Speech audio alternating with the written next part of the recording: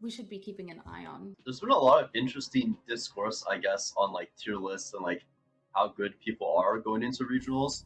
I do think people that I would look out for just in terms of like narrative, I'm not really sure on. Again, I think it's really hard to know exactly the strength of the field because again, like so much stuff has changed and it's just like a very different patch than it's been in the past. I do think this is the type of patch that favors Setsuko a lot, and there was like I know there's a lot of discourse about like whether basically whether Setsuko is a fraud, right? And it's like because his pro circuit results haven't been like up to his standards. Like they've been good for like they've been good for like a normal player, like an average Tier 1 player, but people kind of hold him to a higher.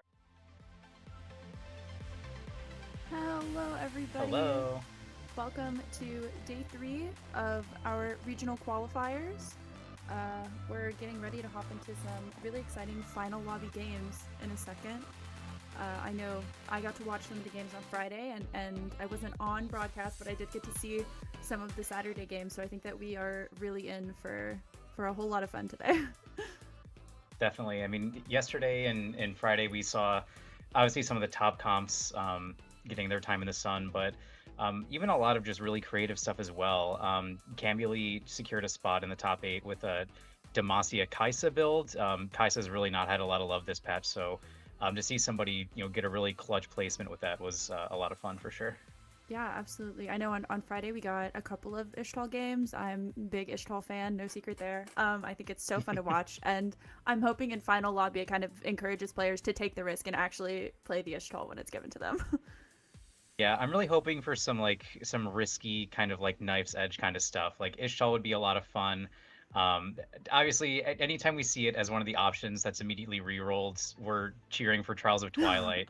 It's a tough one to play, but there might be some chances where a player is like, all right, let me do something a little bit different. Try to find a little unique angle for a game.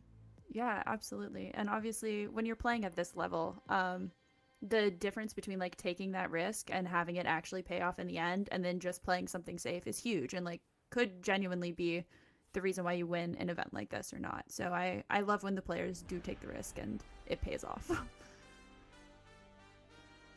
So like we'd been talking about some of the comps that had been popular and like what we had wanted to see. Are there any comps that you're specifically looking out for?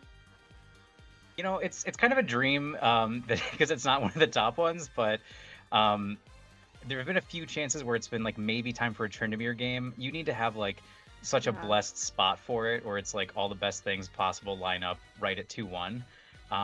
Barring that, would love to see some more Annie gameplay. The Annie Silas-based comps are a ton of fun. A lot of damage coming from all directions. Yeah, absolutely. I think that Silas also has been a lot of fun to watch. That we haven't had. We had seen it more this weekend than we had previously, just because the unlock was so difficult. But making it easier and kind of giving us making it viable. Oh my gosh, I could not get there. Are there any players specifically that you want to kind of keep an eye on here?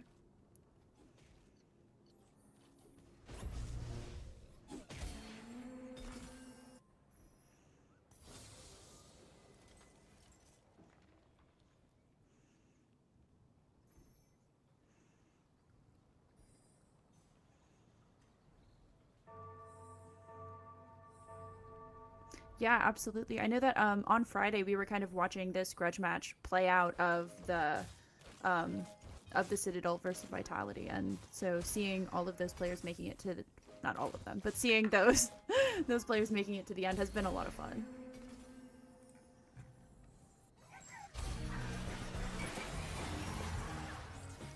Kind of having a lot of time with these players over the past couple of days, and some in week 1, we've had a lot of time to see them make really interesting plays, build really just super capped boards. So we kind of know to some degree what some of their best looks like, and hopefully get to see more of that in the next several games.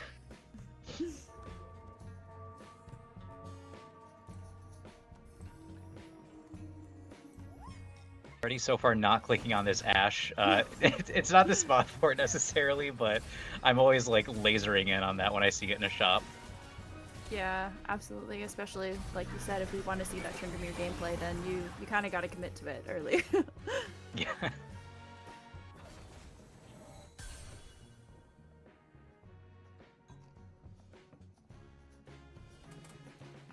I feel like personally I'm bad with augments, and even when I'm playing ranked, even when I'm tryharding, I'm taking things that I think sound fun, which is obviously in a tournament setting not the best. But are there any augments or like types of augment that you feel like have been really strong recently?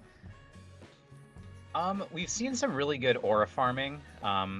Getting a free, Kindred or Shyvana is really clutch. That's been a fun one to watch. I'm kind of just keeping an eye, seeing if we get that. When in doubt, there's been a lot of good econ stuff. And I like what I see with Kaiwing on the side with Infinity Protection. Really cool augment. It definitely, can set you up to lose streak early on, but once you get that Infinity Force, you can have a really strong comp for maybe a Yone, maybe a Warwick. So we'll see what he does with that. Yeah, absolutely. I think that we had seen not so much of a prio on these combat augments previously, and they just hadn't felt as strong.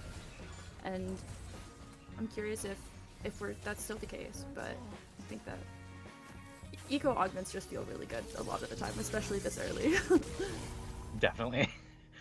And I've definitely played some games recently myself where I just don't get econ augments really offered to me at all in the game, and it's like, all right, well, let me just do my best to sneak out a 7th and get on with my day.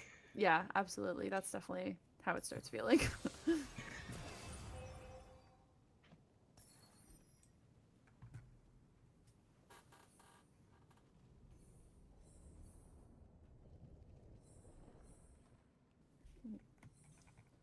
I'm curious about the kind of your thoughts on emblems, because I know that they had overhauled the emblems before and they were super, super strong, and they kind of had to pull those back a little bit. And it seems like it's kind of settled in this place where they're high prio if you're in a position to play them, but they're not this like you have to have an emblem to feel like you're even competing. Exactly, yeah. I think they're in a pretty good place now where if you get a couple of emblems, a couple of good ones especially, and play them in a savvy way, you can cook up something really good. I think Brosif, for example, in this lobby, had some really interesting cooks with some emblems. We see players go into a Rise Encounter and they get 3 for free, and then instantly click on Spreading Roots or Trait Tree.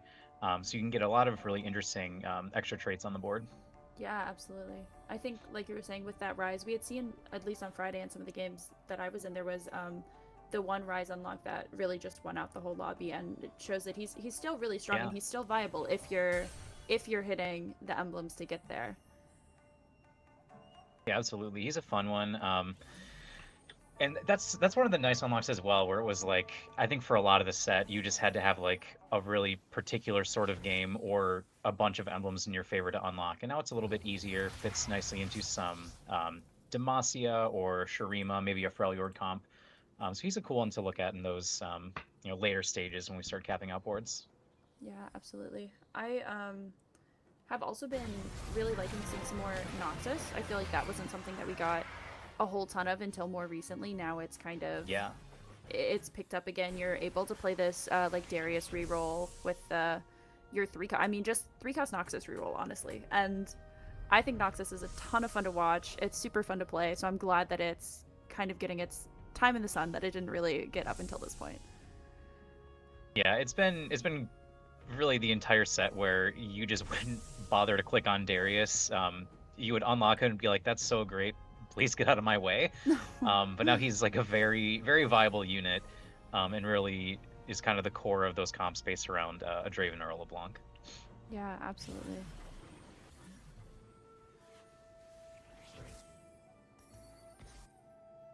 I'm kind of interested in this just like full open fording.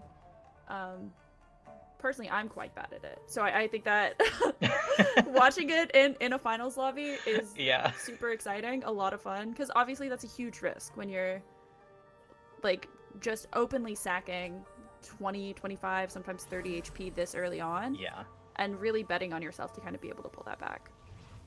Yeah, it's hard to do it well. These are the people that would do it well for sure, but it's very risky, like, just knowing that you're going to lose a big chunk of HP, take really heavy losses. And you have to really trust yourself to get to stage 3 and 4 and to turn it around on a dime. Yeah, absolutely.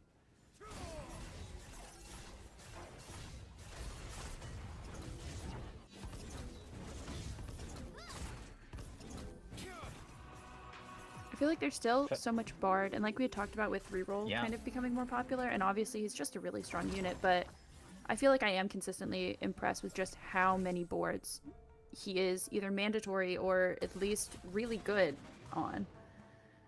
Oh, for sure. Yeah, I mean he sneaks in nicely to a lot of things, and like even though you know, a 2-cost reroll doesn't really happen much anymore, he still fits well with, you know, an Ari or just rerolling him with Milio or in maybe a rare case in Aphelios. But he's fun to have for a while.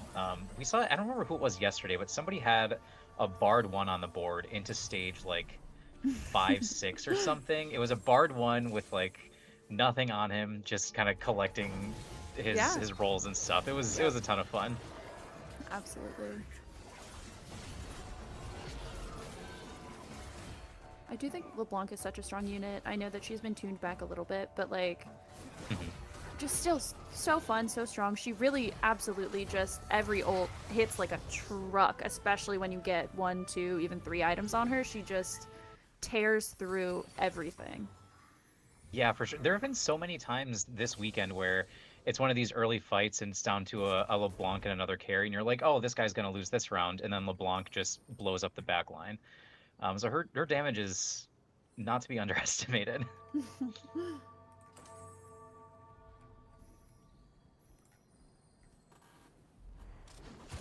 I like this. Kaiwing may be looking for a Jinx angle here. Has a Jinx and Vi on the board. Not amazing anybody yet, but obviously he's not quite level 7, so we're not trying to unlock Warwick just yet. But might have that angle. Warwick and Jinx are a really strong board. Yeah, especially if you have a little luck to get the HP loss. Yeah, for the yeah, Sim, for sure. but also we have the lost HP. We're looking at the Zon angle. Zon's been performing well. Obviously, you get a couple items on your Warwick, and he's really scary. Yeah, absolutely.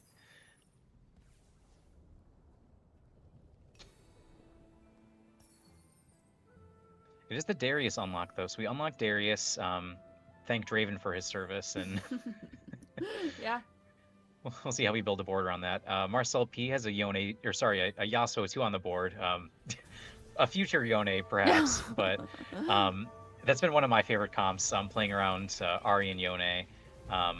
There's a couple, you know, good ways to do it depending on, you know, what your Ionia is, what items you get. So with the Infinity Protection, we're probably leaning towards a Yone as our core carry. Yeah, and we do see that second Yasuo too on the bench, and we have the Bard in, so I think you're absolutely right. We're looking for this 3-star Yasuo to kind of get our Yone in and move some items over to him.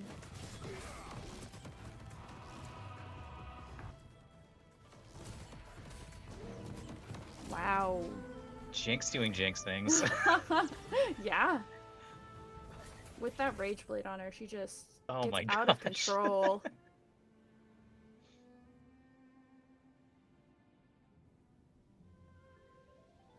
I think we're going into second augment. I'm curious if we start, like, what we're looking for here for a lot of players. This is kind of, you know, like, you're settling into what you think you're going to be playing later in the game, and so these are the augments that you're taking that, like, really feel impactful for your actual board instead of just whatever's best early. Yeah, absolutely. I mean, things like Jewel, I like Jewel Lotus for, you know, if this is also leaning towards an Ari angle. She loves to have it. I mean, of course, Yone would as well, but I love to see things like this. I love, we were talking earlier about emblems, getting the Freljord online. This will be one to keep an eye on as well, how we build around that. Maybe a little Volibear later. We'll see. Yeah, for sure. Like you had mentioned with that Ari, we saw the, like, Ari Kennen reroll, at least on Friday. And, I mean, it was, when you hit it, it really, super stable board. It's really successful into late game even, as long as you're hitting your 3 stars.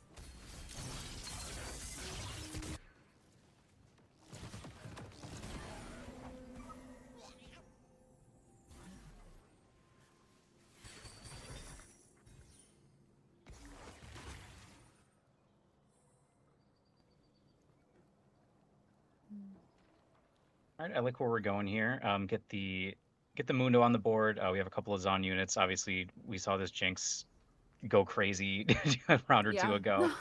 Um, Darius with a humble Crown Guard.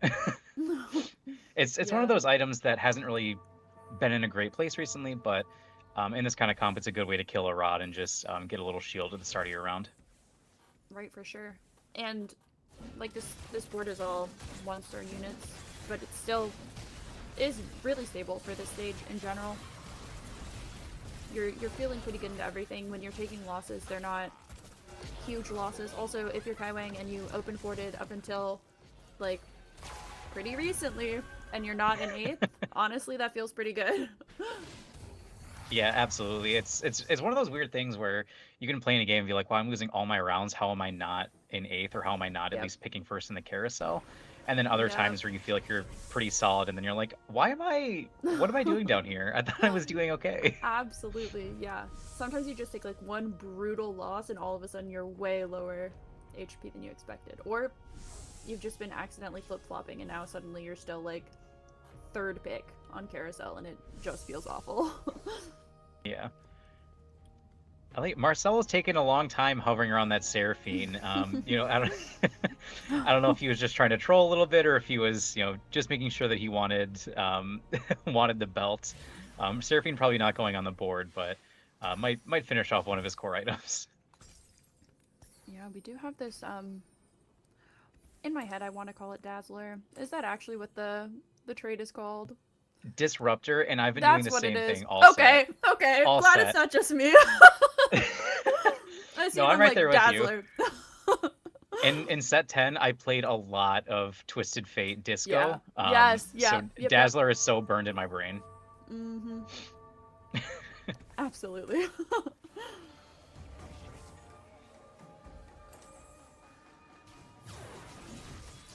I am really liking these Noxus boards. They're so strong. Yeah, definitely. It's cool to watch too. Like, I'm also like just to keep talking about set 10 for the rest of my life. I love playing the country executioner boards, summoning a big horse. Yeah. So that kind of instilled my love of like, if there's a comp where you can go vertical and summon a big monster, Yes. I'm gonna play it and I'm gonna have a great time. Yeah, I think that cultist is. That was a long time Yeah. ago. Very dated, but I think that was like the start of it for me, where I could play this vertical and just get bigger and bigger boy on the board. We do see the Belveth over here though, with she's got a QSS, she's got a BF sword, so she's got half of another item. It doesn't feel as impactful as maybe we would hope, but she's got potential. She's got potential. That's another one of those where like I see it on the board and I kind of hope it stays there. Like it is a really fun comp, but maybe not one of like the top ones right now. So sometimes people put a Belveth on to hold items until they get their real unit, but I hope she sticks around. Yeah, absolutely. I am interested. We got that Lulu in still. I feel like Lulu, we're not seeing a lot of in boards that aren't during like round 1. Yeah, she's like very niche where like she might be an okay item holder for a bit. Otherwise you don't see her a lot. I guess in this case it's like, all right, we have Arcanist and Yordle. Let's get a little more stats on the board. For sure. I am disappointed. She might be one of those in the four. Yordle. Oh, sorry, go ahead. No, I'm just there's sad not a that we whole don't lot of see more Yordle.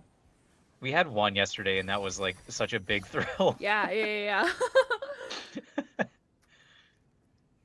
That's like one I'm keeping an eye on. Of when they do the quote for fun patch of changing a bunch of units and getting somebody to get a little bit more playtime. I feel like Lulu's gonna be one of those where suddenly at the end of the patch there's a 1-cost reroll angle for her. Yeah, absolutely. We're gonna bring Yordles back.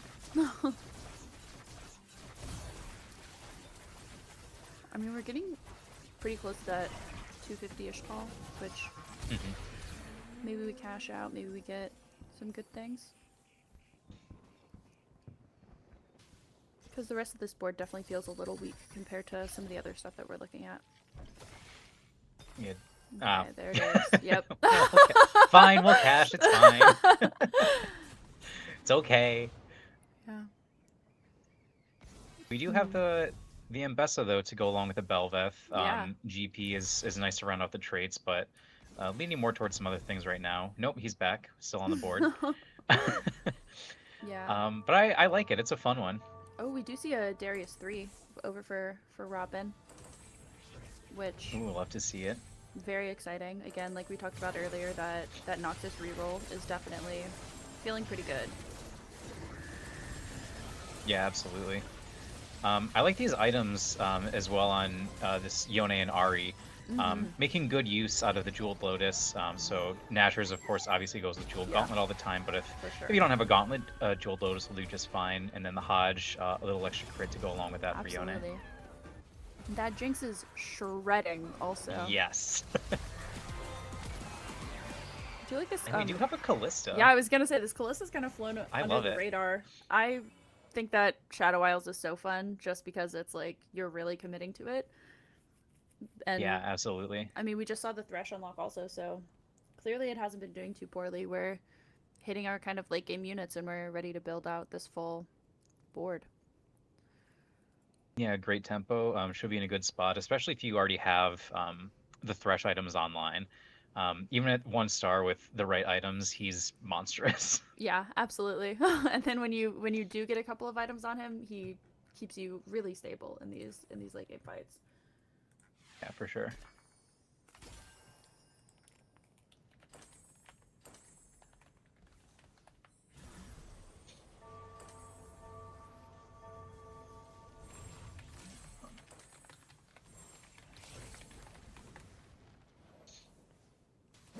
We do see that Darius 3. Unfortunately, still a LeBlanc 1 though.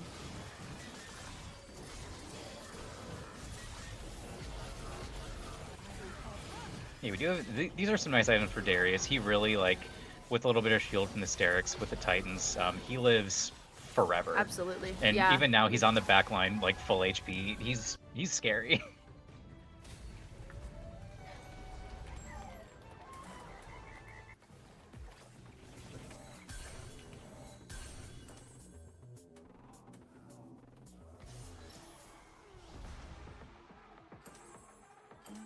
I mean, and the I Shadow do like Isles seeing does the have full, an Azir. Exactly, and I like the full Shadow Isles commit, where I know sometimes you're like kind of pulling back, you're only going 1 or 2 of these Shadow Isles units, but having like the full Shadow Isles board, I love to see.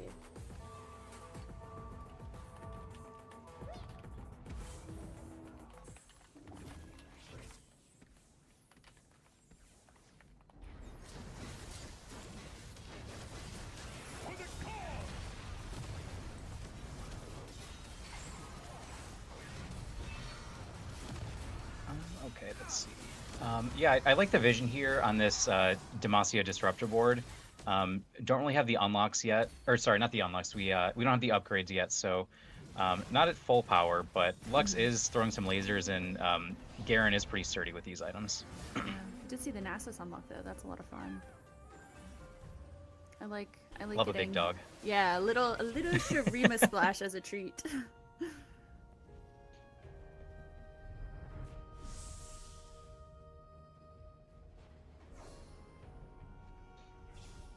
Onto the carousel. It's a beeline to the Zillion. I don't think we saw it quite as much yesterday, but we have had some games this weekend with a lot of Zillion.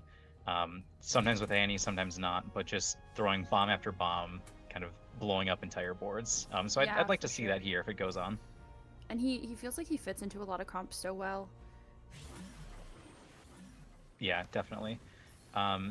Which is kind of nice to see him fit into comps well and to do it in a combat constructive way. It had been a while where he was good to have on your board because he got you bonus experience, but he didn't really provide a whole lot otherwise. Exactly. But now he's a proper unit. Yeah. We are looking at this Ambessa 2 now though, which is pretty nice. Yeah, nice to have the Ambessa. Some good items as well. Not quite on the Belveth upgrade, but she has a QSS, so she's pretty happy. Yeah, for sure. I do think this Lux and Seraphine are just so strong. Yeah, for sure. Oh, and Bessa's dashing out of it though, so it doesn't really matter if she can't land an ult. Oh my goodness.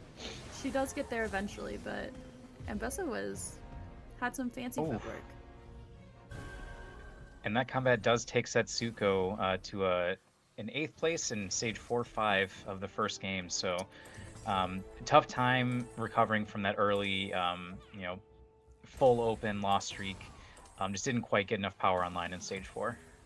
Yeah, absolutely. We are still in game 1, plenty of time to kind of turn it around, but it is definitely a disappointing start. We have this Nasus 2 in. That's pretty fun.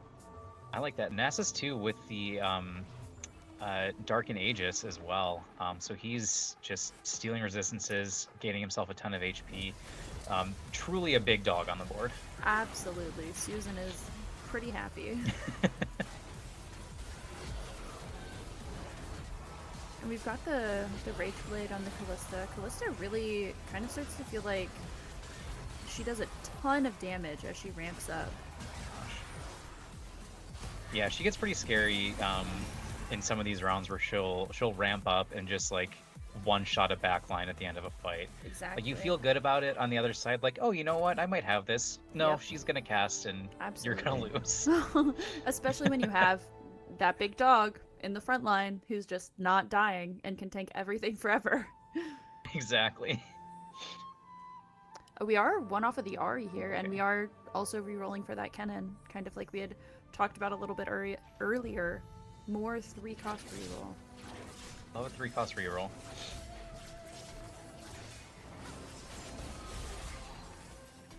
And we've got the Yone too, and he's got good items. Like I feel like if this is your board, you're pretty happy. Yeah, this is a pretty good spot to be in. You'll feel better once you have, your tank fully upgraded in Kennen, Yeah, but absolutely. just having the damage coming out from Ari and Yone does put you in a pretty stable spot at least.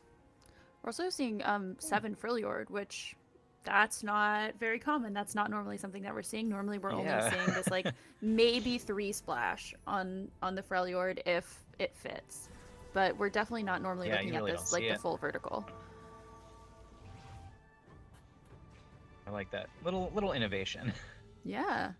I mean, it seems like it's doing all right for now, so... So far, so good. Yeah, we'll have to see how the rest of the game goes, because I am super interested in that. Really good Yone ult also. Just the entire front line. Oh my gosh. That's a lot faster than I thought Nasus would go down there. Yeah, that was kind of crazy. Gosh. Yeah, definitely with the RE3 Yone 2 with those items, you don't mind too much that you don't have the cannon upgraded yet. The damage is there. Oh, and the damage is here too. Yeah, Jinx was going crazy on that. Oh my gosh. We've seen... Oh, sorry, go ahead. No, just that Zon board is so fun to watch. Partially because of how flashy Jinx gets when she ramps up like that, but... I really love like every set has at least one unit, and it's often Jinx, where they dare to ask the question, what if a unit attacked really fast? Yes, absolutely. And she really does. Yep, for sure. I do hear there was that 3 Freljord that we had mentioned a little bit, where like if you're playing that Volibear and like the Lysandra already, maybe just throw something else in, because it's a good buff to have, but again, it's not normal to be playing just the Freljord vertical. Yeah, definitely. You don't see it too much. It'll sneak into 5 Freljord now and then if things kind of align well and you're able to go 9 and get a bear in there. Yeah. Oh, that is the end of the dog. Ready. That's unfortunate. I think that board was fun. It wasn't enough for this lobby, but definitely a fun one. We don't tend to see a whole lot of Nasus or Shurima in general. Yeah, don't see it too much. And I do appreciate like trying to take that angle. It's a unique play, and if you really hit well and kind of get the right augments and items, it can go far. But this is kind of the point of the tournament where things sort of have to be perfect. Right, exactly. And like we were saying, it is in these final lobbies, like you are playing risky, because if I mean, first or eighth comps, you know, like I'm gonna take this risk, and if it Mhm. gets me a first, then it pays off, and if it doesn't, oh well. That's that. Yeah, we are super close to this Kennen upgrade, and the board already, just, I mean, this Yone is putting in the work. Yeah, he really is. Kaiwing getting low as well. Yeah, and I mean, that was kind of what we were looking at earlier, playing from this, like, complete open fort into the Zon, and it's been going well, but then obviously you're hitting some of these comps, like that Ionia comp that's just tearing through everything with Yone. Yeah, definitely. Nice pickup for Cambly to get the Invoker emblem. Does have, I think, 4 Invokers on the board now, but might have an angle to, take out I think he has Lissandra right now. Get rid of that and have something with a little more firepower or a little extra frontline. Yeah, absolutely. I think the Invoker emblem, in general, I love Invoker. I just like things, the little dopamine hit of things casting all the time is a lot of fun. Exactly. But it works really well on some of these frontline units that are, like, getting the defense steroid and stuff on their ult for them to just continuously have it up. Yeah, absolutely. Really goes well on anybody to just cast more, whether it's shielding or healing or whatever. Did also roll and hit the Volibear upgrade there, so his items are a little weird on the TG, but having him upgraded does help a lot. So the Invoker did end up on that Silas, which again, like we had talked about, is a unit that we've seen a lot more this weekend than we had throughout the set in general. I feel like I feel like he's had more appearances this weekend than I've seen in the rest of the set entirely. Oh, absolutely. And we can see that Zillion is doing so much damage, and he's got that funky little execute too, which when you have these comps that have just so much HP and you're kind of stalling out, that execute becomes a very real threat. Yeah, like having a huge super tank feels so good until you're against a Zillion. Then you know that there's a timer and you cannot last past it. Yeah. And it paid off there for Cambly to send Kaiwing to a 6th and to stay alive for at least a 5th. Yeah, absolutely.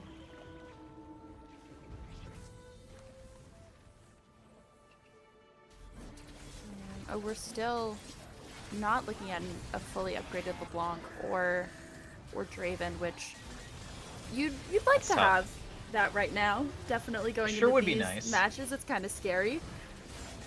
Oh man, the positioning was just a little awkward as well, where Swain with the anti-heal is on the complete opposite side of the board as the carries. Yeah, unfortunately. And then, that knocks out 2 that round too, so we're already into our top 3. Already into top 3, Robin Songs and Cambly both going down there. Leaving us JRC, Brosif, and Marcel P. JRC on a 5-win streak, Marcel on a 3-win streak, so some very strong boards, and some of these streaks may be broken soon.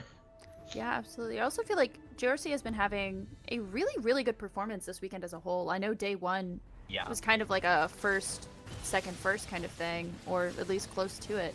And just really, really strong performances in general throughout the weekend. Yeah, definitely. And we've seen, I mean, all of these, definitely all these top 3, but everybody in this lobby has had some really good streaks. I think there was a couple people here that yesterday had 3 or 4 firsts, so really capitalizing and hitting some really nasty boards. Yeah, absolutely. And then especially, there's another Silas. Especially when you're playing at this level.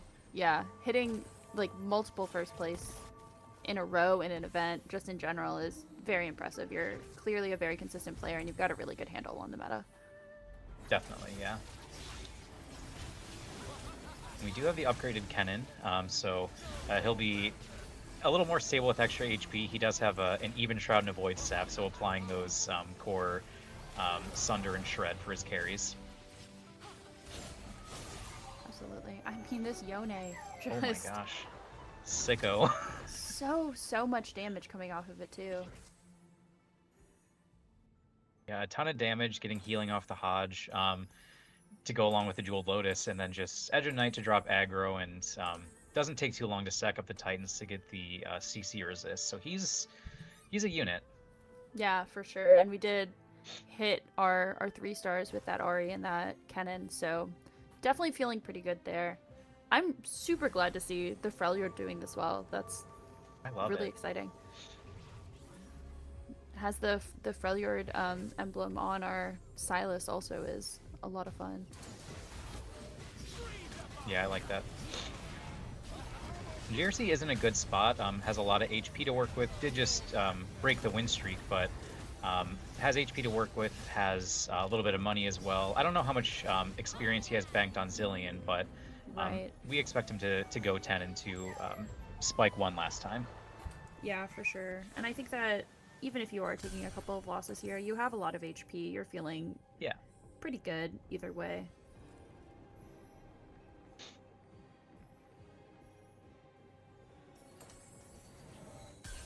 Okay, and there's a Zillion too. Yeah, so we roll for the Zillion 2 instead. I think that seems like a fair move, especially just like we were talking about earlier about Zillion, just throwing bomb after bomb. Could make a big difference in a fight. For sure. And I do think for Marcel P, just this, the Yone positioning is so important. Because, like we saw in some of these fights, he's getting one ult off and he's deleting half of your front line if you're getting, like, a good line on your ult. Or he's dashing directly into the back line, and it's just, like, very, very hard to deal with. Oh, Ari died quickly. Yeah. I think Silas just got close enough to the back where he could deal a lot of damage. Absolutely. And I mean, also the damage output on the Lux and the Seraphine is super high. That's a good combo. Marcel P does fall into a third. Just ran into a really nasty Silas, Seraphine, and Lux there. Yeah, for sure.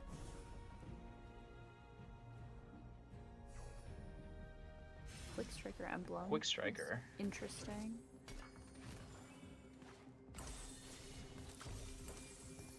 Okay.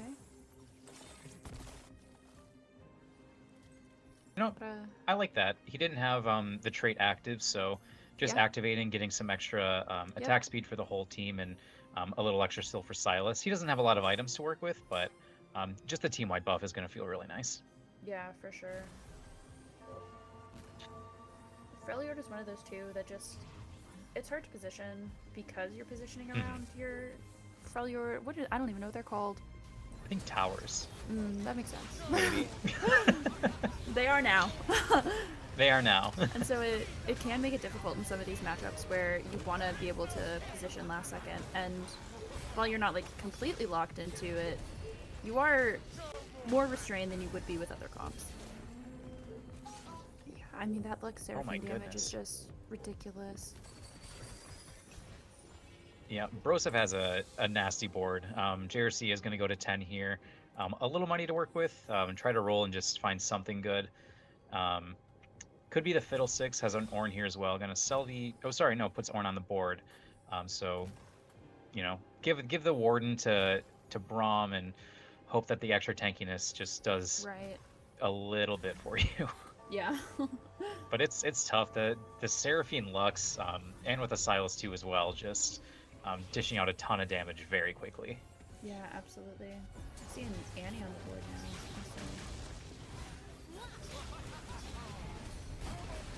Oh, and Broseph also has a humble Fiddlesticks too as well. Yeah. Yep. Oh my goodness. Yeah, this is nasty. Yeah. So much damage. I mean, it is once you get to that point in the game, we're at 6-6, like we're getting ready to go into round 7, you just kind of start hitting those Peepa comps where everybody's just playing their 5 costs. Because, I mean, you have it 2-star, it's better than what you have in, it's going in, even with no synergies. Yeah, Fiddlesticks especially, like, you don't care at all if you have Vanquisher or not. He's gonna fit on your board and do something good for you. Yeah, absolutely. I'd really like to look at kind of what the top comps have been throughout the weekend, and then how they compare to kind of what we were seeing today. Because, like we were saying, there hasn't been any Freljord, and we just saw a top 2 Freljord, or top 3? Yeah, it's a nice little surprise to have Lissandra putting in some work and supported by a Zillion. Was that the one that had the 4 Invoker? Yes. I can't remember. I think so. But yeah, and then of course, maybe a little bit of an unconventional Demacia, where we had the Disruptor emblem on the Lux, and then sneaking in a Seraphine and putting the Demacia emblem on her, and they were just cooking up a ton of damage to add to this vertical Demacia win rate. Yeah.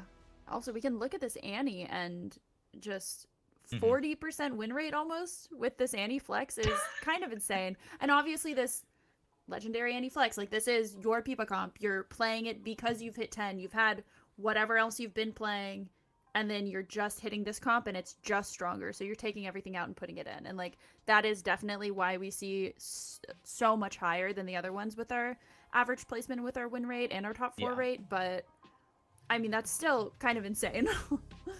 Yeah, she's scary. I mean, you can feel so good about your spot, and then it just turns out you run into an Annie too. She has a Tibbers in front of her that won't die. She's burning your entire backline for all of their HP before your tanks are dead. So it's like, it's one of those where if you haven't hit your board and somebody's hitting Annie, you might just lose streak, and that's that. Yeah, absolutely. I think this the Targon Malzahar is kind of interesting too, because it's got fairly high play rate and just hasn't really been performing as well as you might have hoped for something that has the play rate that it does. I do know that like in solo queue and that kind of thing, this reroll Zoe Malzahar, like it's just a strong comp, but it doesn't feel like it's necessarily performing as well as you would like in the tournament setting. Yeah, it's surprising, and I'm curious to see what happens today if, the players, have seen, I mean, they've definitely seen the stats and the data on it, but I'm curious to see if they still believe in it, or if they go in today without even touching Malzahar again. Yeah, for sure. I know for me, it's like, I know a comp is good, and then if it doesn't work for me, I'm just like, oh, well, it'll work next time. It'll for sure work next time. And I fall into that, and I hope that that's not the case if the comp just doesn't perform compared to everything else that people are playing. Yeah, and it's another one of those where it's like, we've been talking about having like a huge super tank, and there's just something about seeing Leona 3 with all of her tank items just living forever, burning a team. It just feels like it should work. Absolutely, for sure. I know that on Friday we also got to see an Aesol game. That was a lot of fun because Aesol has not really been in the meta for a few patches. He's been on break, but seeing him come back, even that Aesol 2 was super, super impressive. Yeah, that felt like, I don't know, just because we didn't really see it until we got to a board. It was like 4-1 or 4-2, and there was Aurelion Soul 2 fully itemized, a Diana 2, Taric, Leona, like it was like, oh, everybody's here. Yeah. Okay, I'm scared. It was definitely, the comp didn't come together until it came together, and like it was flying under the radar, and then all of a sudden you're like, oh, that's a Diana 2, that's an Aesol, that's a second Aesol in shop. Like it got really scary really fast. Yeah.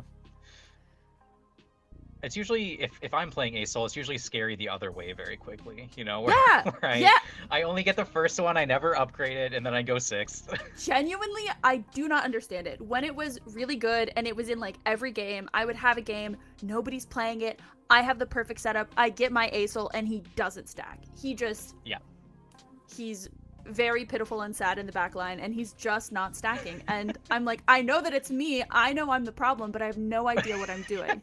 So getting to vicariously see this Aesol, and then this Aesol 2, and then he's like 500 stacks, feels really good. Yeah, I've had that experience with Mel as well, where I'm like, I know this is good, but I can't make it good, so what's wrong here? Exactly. Absolutely. I am kind of surprised that what we were seeing with that Jinx play rate was so low. And like looking at these, even Kaisa, the Ionia Yone, that just really was doing a lot there. The Mel that you mentioned too, these are still showing up, not infrequently. They're still pretty frequent comps, but like the Ahri reroll, I feel like I've seen a couple of those. So knowing that it is the play rate that it is kind of, And a super high placement too. Oh my gosh. Average 2.92 is... gross. 15.4% win rate, like nothing to sneeze at, but it's not like she's winning every time, but it seems like she's probably getting a pretty stable going third. Second or third every time. Yeah. Absolutely, give me more of that for sure. Yeah, because we're looking at this top 4 rate and it's like 75%. That's kind of nuts. Yeah, that definitely makes me like a true believer in like what I've already been doing in my games of like let's just do the 3-cost reroll, like Exactly. put the blue yeah. units in the bag, Yep, and let's for get a sure. move on. Absolutely.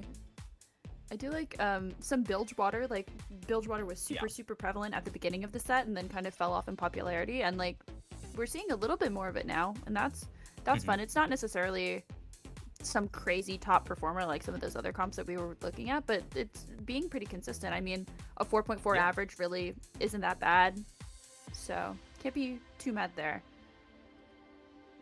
Yeah, for sure. We've seen some good games out of Kaiwing specifically on Bilgewater, and I think it might have been week 1 that there was 2 just really super cap boards. So if we're lucky, we'll get some of those in the next couple of games here.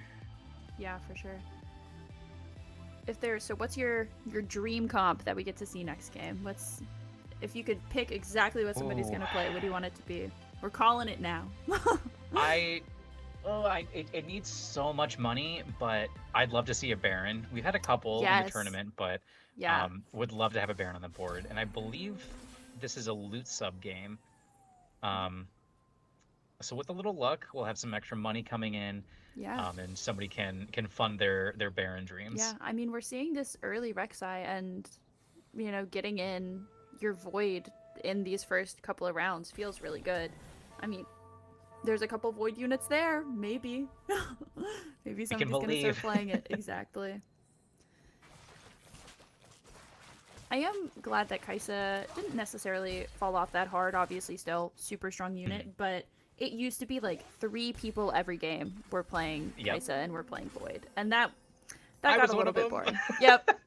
Understandable, because it's good, and you're like consistently top 4, top 5 with the 3 other people in your lobby who are also playing it. That's where I take issue. When it's that many people and it can sustain many people. No. But now she's definitely still good, but isn't necessarily this like you're playing Kai'Sa unless you are gifted something else. Yeah, exactly.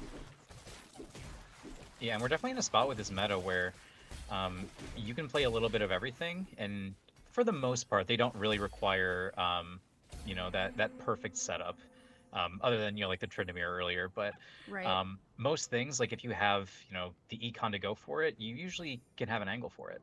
Yeah, for sure, and that's what I like most in TFT is just like when people can play flex, and it's not like you have to play this comp or you're going to lose. Which I think that the balancing has gotten so good with TFT in general. Obviously, you have outliers, you have things that are completely broken, but compared to like back in the previous sets where things were just like completely broken, I feel like we're in a pretty good spot, and it feels really good.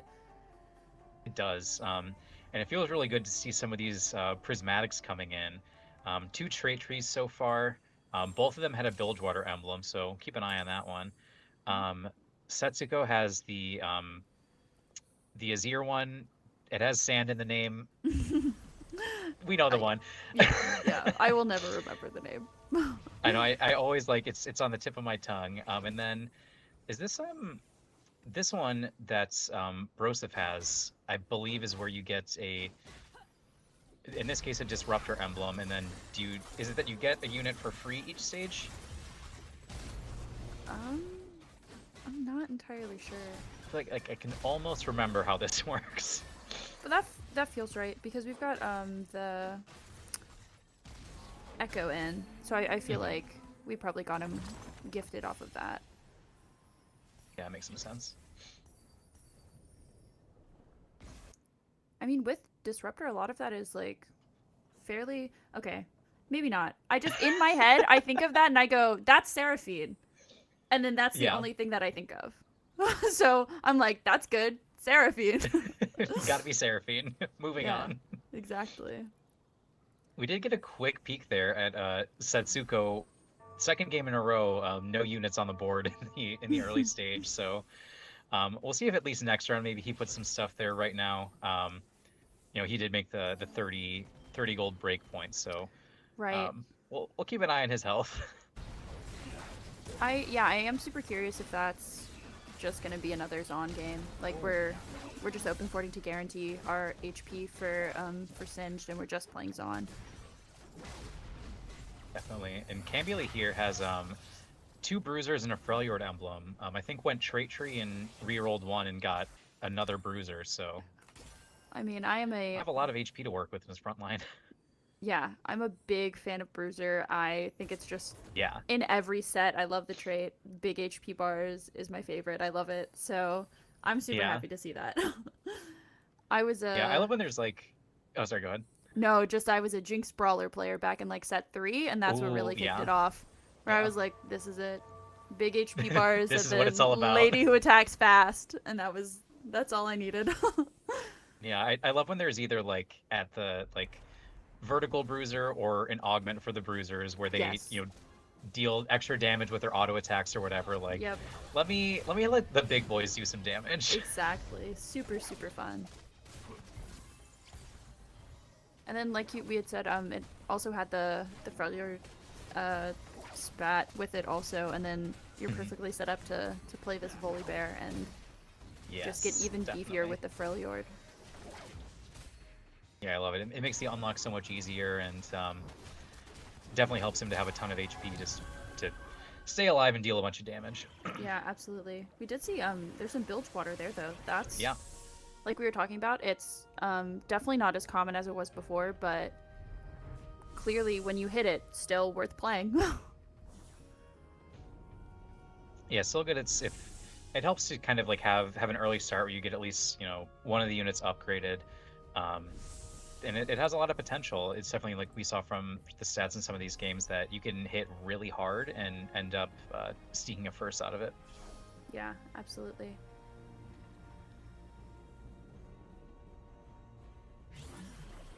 I do see some Ishtal though that I'm interested in. I mean, only 2 Love units, so we're it. not like fully playing Ishtal, but it looks like we're thinking about it.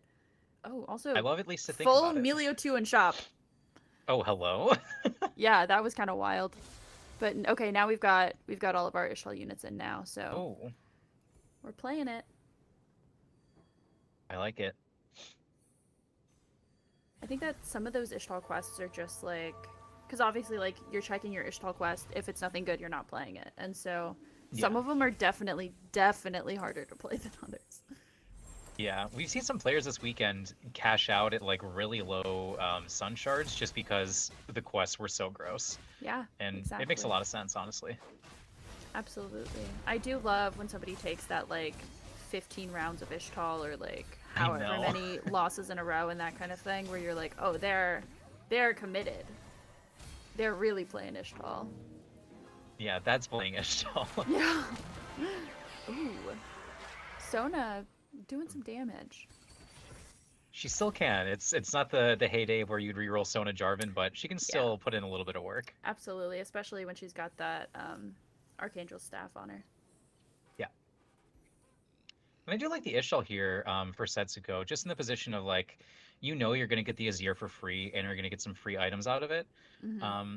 So you do know, like, going into stage 4, you're gonna, you know, unlock some good units, have some power on the board, so you can afford to play a little bit weaker in stage 2 and 3, you know, get some stuff out of the Ishtal quests and the cash outs, and then be in a good position when you start unlocking your big units. Absolutely. And Ishtal has some really, really strong unlocks also with that Brock, with that Nidalee, that you have the room on the board to play. If you are playing this Azir and you do play the Shurima with it, there's only 3, technically 4, like, Shurima champs. I say that because I feel like I've seen Xerath maybe twice ever, so it's definitely one of those, you have the board space, and you can just play a whole bunch of these unlocked champs that you're not being contested for because nobody else is playing them. Yeah, it's definitely one of those things where, like, if you see somebody has this augment, or if they have, you know, like an aura farming Azir, it really puts you off playing it. You're like, all right, well, somebody's going to get one for free, either with really good items early on, or they're going to get a 2-star. Like, I don't want to touch it. So it does kind of give you a little bit of security. Absolutely, and I do think in games like this, and in high elo in general, you're just not contesting. It's so much better to not contest each other, just for both players, and that does give us these opportunities where people are playing kind of these less meta comps sometimes, because it's better for them than it is to try and contest somebody. It's like, I might be coin flipping this, but if I'm contesting somebody, I know that I'm having a harder time. Yeah, exactly. No scout, no pivot. There have been a few times where I've seen that as the first augment choice this weekend, and I'm like, I know you're not gonna click it, but let me Yeah. believe for a minute. Yeah, Let's, yeah. like, let's have a little fun. Fingers crossed. I know it's not true, however. Yeah. I'm interested. Yeah, okay, we're just selling it. yeah. This board, I mean, obviously we've got a ton of money here. We've got the hedge fund. Really just stacking up gold. Yeah, filthy rich.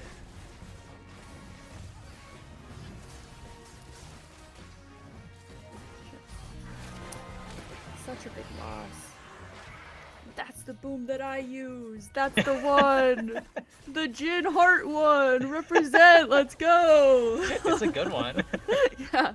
I've got everything matches. I've got like the Oh, it's gotta match. like the purple battlefield. I've got my Jin Heart little boom. That's what they call it now. And then I've got my Yumi Chibi Little Legend, which normally Love it. Void Fury Horn is what I play, but when she came out, the Bewitching one, I was like, well, she matches, so I guess. She fits right in. I gotta do it. Exactly. Okay, so a second prismatic. If I'm Finally, here, some delicious augments. I'm not happy. I really do not like prismatics. I don't like multiple prismatics. It's stressful. It's so stressful, and it's somebody else is gonna hit something way better than me, and I'm gonna be sad. Is generally my thought process with that. It's super fun to watch. I'll give it that. But if I'm playing it, I'm not happy. Yeah, it's one of those where it's like it'll feel so good, and then you run into somebody who got something a little bit better, and you know, lose your win streak, and it's like, just get me out of here. I'm done. Yeah, it's even worse when like I think that I hit something really good, and I'm like, this is it. This is my game. And then there's somebody who hit way harder than me, and man, it's just not fun anymore. But it's all fun to watch when my LP isn't on the line. Exactly. Especially this board, like looking at this, you know, Cambule has the double bruiser emblem. I love watching it. If it was, you know, in my lobby against me, I would be so irritated. Exactly. That's the good part about like co-streaming and being able to watch the games is I can get really invested, but at the end of the day, I wasn't the one who had to play it. We do have this Kaisa though, like we talked about earlier. She's seen a little bit of play, but not nearly as much as she had before. But we are still kind of playing this Kaisa. And I mean, Rift Herald just as a unit, super strong. She gets really beefy really fast with a couple of items. Extremely.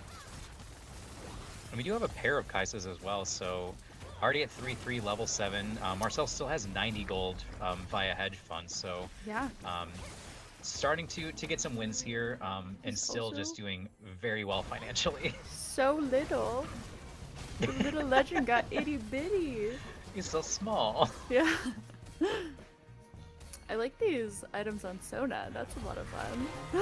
I love got a little gambler's blade. we do a bit of gambler's blading. Okay, okay.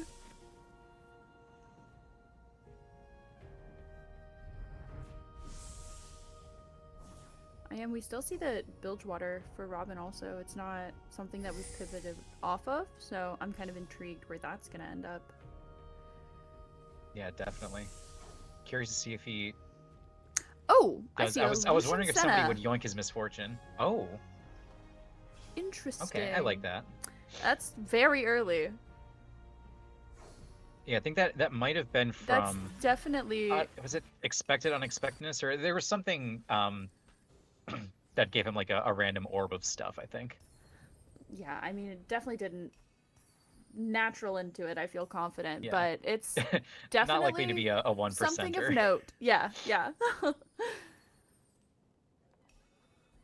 We're looking at this 5's on, and we've lost the HP to unlock the Singe, so we've got him out also. I mean, looking for our Warwick, and then we're feeling pretty good.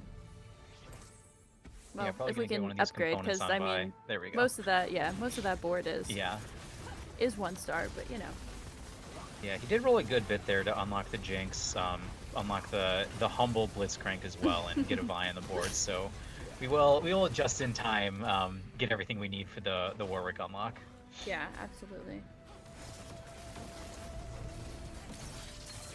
And it looks like even at that mostly 1-star board, still does what it needs to before we kind of hit all of our units and start upgrading. Okay, ooh, there he is. There's a Razir. We've got a Lux also with a Fawn. Oh, it's not called Fawn anymore, is it? Tactician's Crown. Sorry.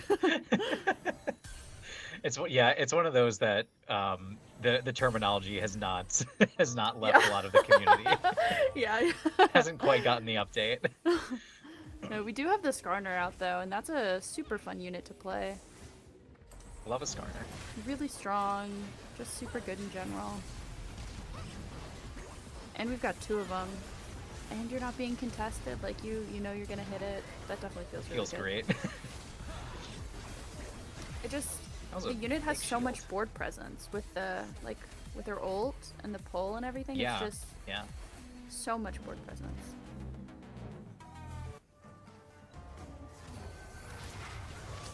Looks Oh like my gosh, Cambuly continues to just stomp boards. That double bruiser is definitely doing its job.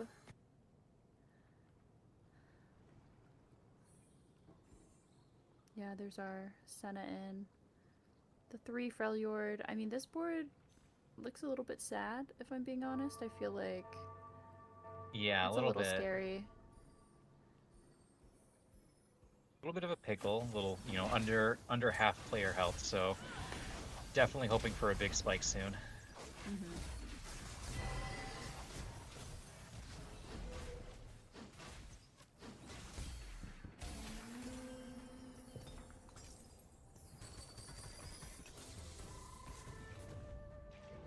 There's our Kaisa again. We've got the bruiser in for Shelly. She's got an item and a half, so she's looking pretty good.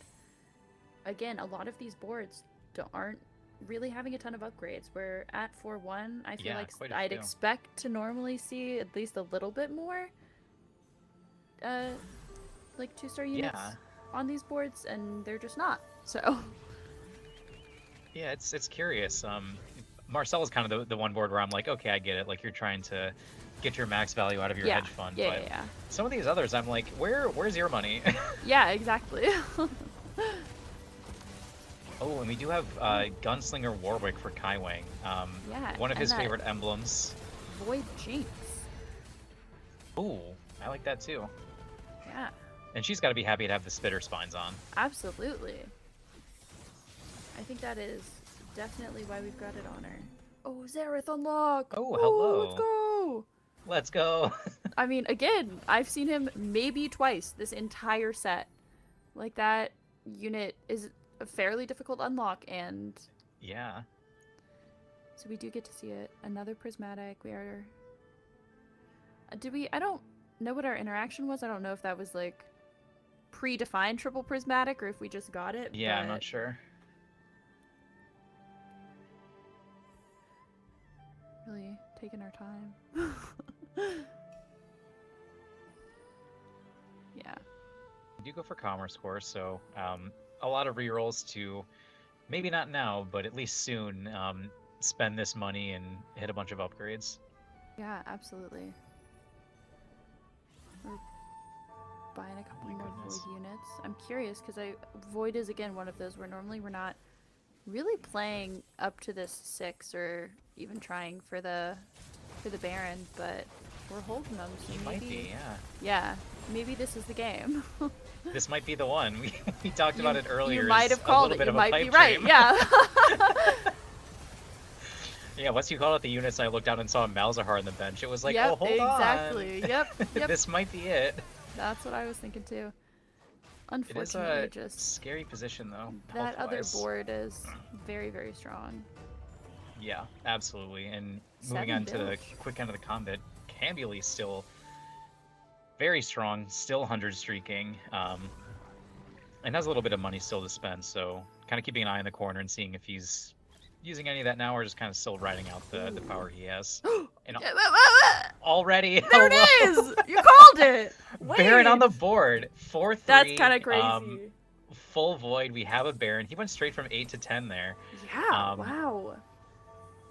And now Oh we're my gonna gosh. see some void gaming. Yeah.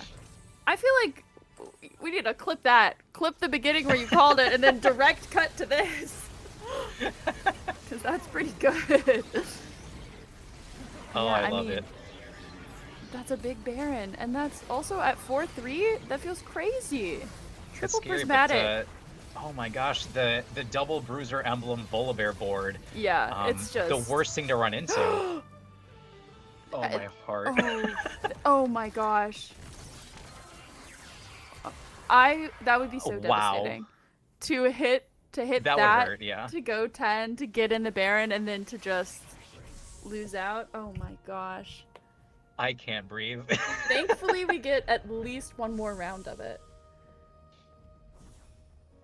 At least one more. Hopefully turn around. Pick up a sword, which surely that's going to be something that Baron likes. Probably going to go for, I think he has an open glove somewhere, so maybe an IE. Yeah, absolutely. Oh my goodness. I am curious if Setsuko we're going to see maybe a little bit more Shurima, or if we are just going to stick with our Azir Zareth.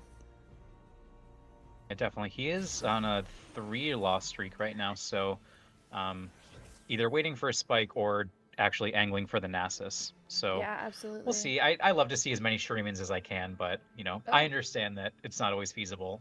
We rolled past a Kaisa too, though. Oh wow. He was. Yeah, I mean like it's it. just Baron 2 better. Absolutely, fair enough. 100%. I think that was a really savvy play, just knowing how Yeah. little money he had and being like, you know what, let's just ignore the Kaisa and focus on what matters. So yeah, fully know that itemized your Baron win too. condition. Yeah, for sure. Ooh, okay. Here we go. This is kind of the two boards that we've really been looking at. We have this fully itemized Zareth as well, but I mean this Baron is He's big. a monster. Oh wow. Zareth gets the cast off, but it's not going to be enough. Yeah. That is a closer round than I That's- think you're looking goodness. for. But a lot closer, yeah. it's a win and not an 8th, and that's all you can ask for. Yeah, I mean, that was pretty much like the best and worst case scenario for each of them. Like, Yeah. Marcel needed to hit Setsuko right then if he was going to hit him at all, and Setsuko needed to avoid Marcel. Yeah. Very unfortunate. I was really excited to kind of see where Setsuko's board ended up, because we did not get to see any more unlocked champs or any more Shurima, which is a little disappointing, but all good. There are some, yeah, like 7 Bilgewater here as well. We have a 4 unlock here with Tom Kench, Fizz, Graves, and MF. So finally somebody playing for, you know, the the theme of the set. Exactly. There we go. I do, and Still this have is our a fully Void itemized Jinx. MF also. Yeah. Yeah, she's hitting hard. TF is no slouch. It's not about him, but he's holding his own. Yeah, absolutely. So you're not the star, but Yeah. Not the star, Oh, but Jinx you with the still got 3 gunblade. items. Yeah. Wow. Oh, wow. And she Wow. pulls it out. And that's why we play the 4 unlocks. Yeah. I mean, this Bilgewater down to 5 immediately. I mean, it's definitely for shop, which I think is something to note about when people are playing Bilgewater. Is just like kind of toggling down to this 5 to kind of get exactly what you want in your shop. yeah. And making sure that you're getting your upgrades that you want, instead of just, because I know like in later shops it's just not necessarily the stat bonuses and that kind of thing that you're looking for. And so making sure that you take it out before you go and re-roll those is, I mean, very big brain to me, but is just standard gameplay for Bilgewater. It's definitely one of those things where, like, I know it, and then I'll play Bilgewater and do it wrong every time. Yeah, absolutely. Oh. Disruptor Annie. Ooh. Wow. 4 tiers. 2-star. Yeah. Oh my gosh. She's casting. And that's a 2-star Annie also. That's pretty spooky. Yeah, I'd be very afraid. of course, with a 2-star Annie comes a 2-star Tibbers. Yeah, So he's going to absolutely. be living forever. Yeah, with those 3 items as well. I think that we're unfortunately having some technical issues with our gameplay, but we can hope, we can imagine how that would go, Yeah. because I know that if I am on the other side of that Annie board and I see that Tibbers and I see that Annie, I'm not enjoying it. I will also admit, Yeah. it took me an embarrassingly long time to figure out that it was Annie ability that was like the little flame around the board. Yeah. I was like, what is this? It's also very Wizard 101 coded. Like, that is a spell in Wizard Oh, it 101. is. Yeah. And so I saw that and I went, Where am I? Yeah, and I was like, is that an augment? And like I had to look through all of it, and then it was Annie, and I went, oh, okay, fair enough. Yeah. Totally, for sure. And definitely, like, right now in this patch, like, the upgraded Annie Tippers is one of the things where, and we're already right back to it, burning down Yeah. the board. You do run into it in your games and kind of just put your head in your hands, because you know it's going to Yeah. end up like this, where Tibbers is alive, and your whole backline has burned to death. Yep. And like we had been talking about when we were looking at kind of that win rate on this like legendary Annie board, because that is what we're playing for. Yeah, I mean, you can see we're putting in our 5 costs when we hit them and that kind of thing. It's just, it's so strong. And if you can get to that point and you can hit those units, it's a lot. Yeah, absolutely. Quick item rearrange on the Tibbers and the Braum. Switch sides to get away from this Singe for as long as you can. Yeah. You are, of course, staring down the face of a fully itemized Jinx 3-star. We've been seeing a lot of this. Quicksilver Jinx, which I love. Just make sure she's not getting stunned by something ridiculous, that she can continue to ramp up and start doing what she's doing right now. Yeah, I mean, it's definitely not enough. However, but she was putting in the work. Yeah, doing her best, attacking fast. But at the end of the day, the other side is an Annie 2 with 4 tiers, casting a lot. Yeah, for sure. We did take out our TK just permanently. It looks like we are just gonna only be playing that 5 Interesting. bilge. I think that, I mean, we're at 3 Warden, which is kind of interesting. It looked like we were getting close to, we had some Brahms on the bench as well. I'm curious about that, but yeah, looking to kind of farm a couple of items off of our Ornn maybe. I mean, this board is really, really scary now. Like, as when the Baron came out and then managing to roll and hit that 2-star Baron, already terrifying. Yeah. But everything else that we just saw, this Foley Bear 2, these other really big bruiser units as well, terrifying. Extremely. This is a case of a Jinx fully ramped up, attacking as fast as possible. Lux is dishing out lasers, but it's looking like it's not going to be quite enough to counteract just all this damage that Jinx is putting across the whole board. That front line in that Zon comp is just so strong.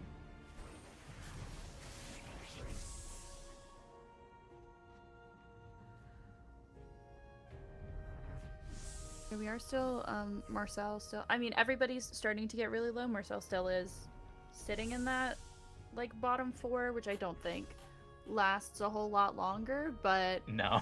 it was definitely really scary. Low HP, managed to hit, barely keep yourself from going 8th, and, I mean, now that you've hit, it's kind of opened up a lot. Yeah, absolutely. It was really dicey when he first hit the Baron. It didn't quite have full items and didn't have the upgrade, and lost the first combat with it. Yeah. I was scared, I'll admit it. But it did stabilize. Yes, absolutely. I think that, I mean, you're really scared because you're gonna hit that Annie board, and I think that that's the board that you're like really afraid of. Everything else, I think that there's a way that you deal with it. I mean, Baron does a lot. Even some of them are close. Like that Jinx is pretty scary, and it would be close, but I think that it's definitely winnable. But that Annie board is, I don't even know. There's another Silas though. More Silas. Silas not to be forgotten here. Absolutely. Weird items, but you know, that happens. It's okay. Yeah. And I mean, this Warwick he's going to town. Yeah, he really is. Oh, wow. Oh my goodness. Oh my gosh. Oh, Jinx gameplay, my goodness. Yeah. Every fight looks winnable, and of course that one was won, but it's just so scary with the Jinx just firing at the speed of light. For sure. Because, like, when she is ramped like that, I feel like each of her autos does less than I expect it to, so then I start to get scared, but she pulls it out in the end. It gets there. Yeah, exactly. We have put the Gambler's Blade over on our Zillion, which is kind of fun.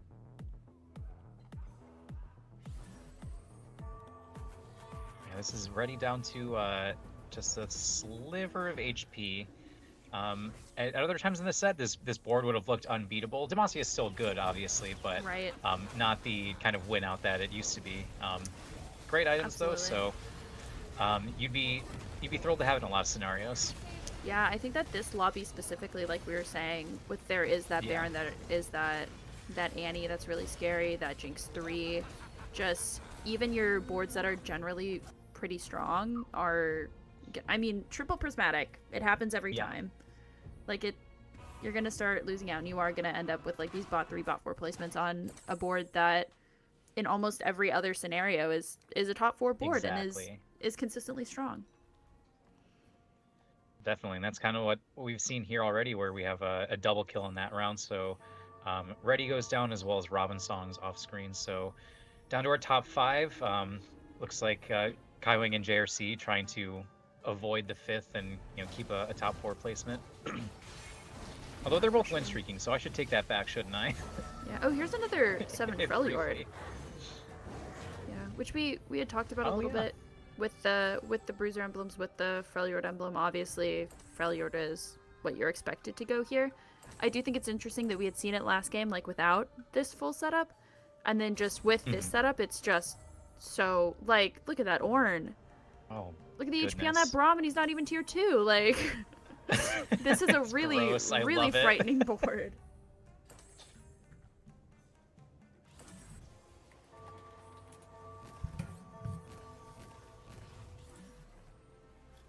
See what our matchups are if we get any more kills here on the board. Yeah. This one probably not, unless it's a stomp from Cambuli, but I don't think so.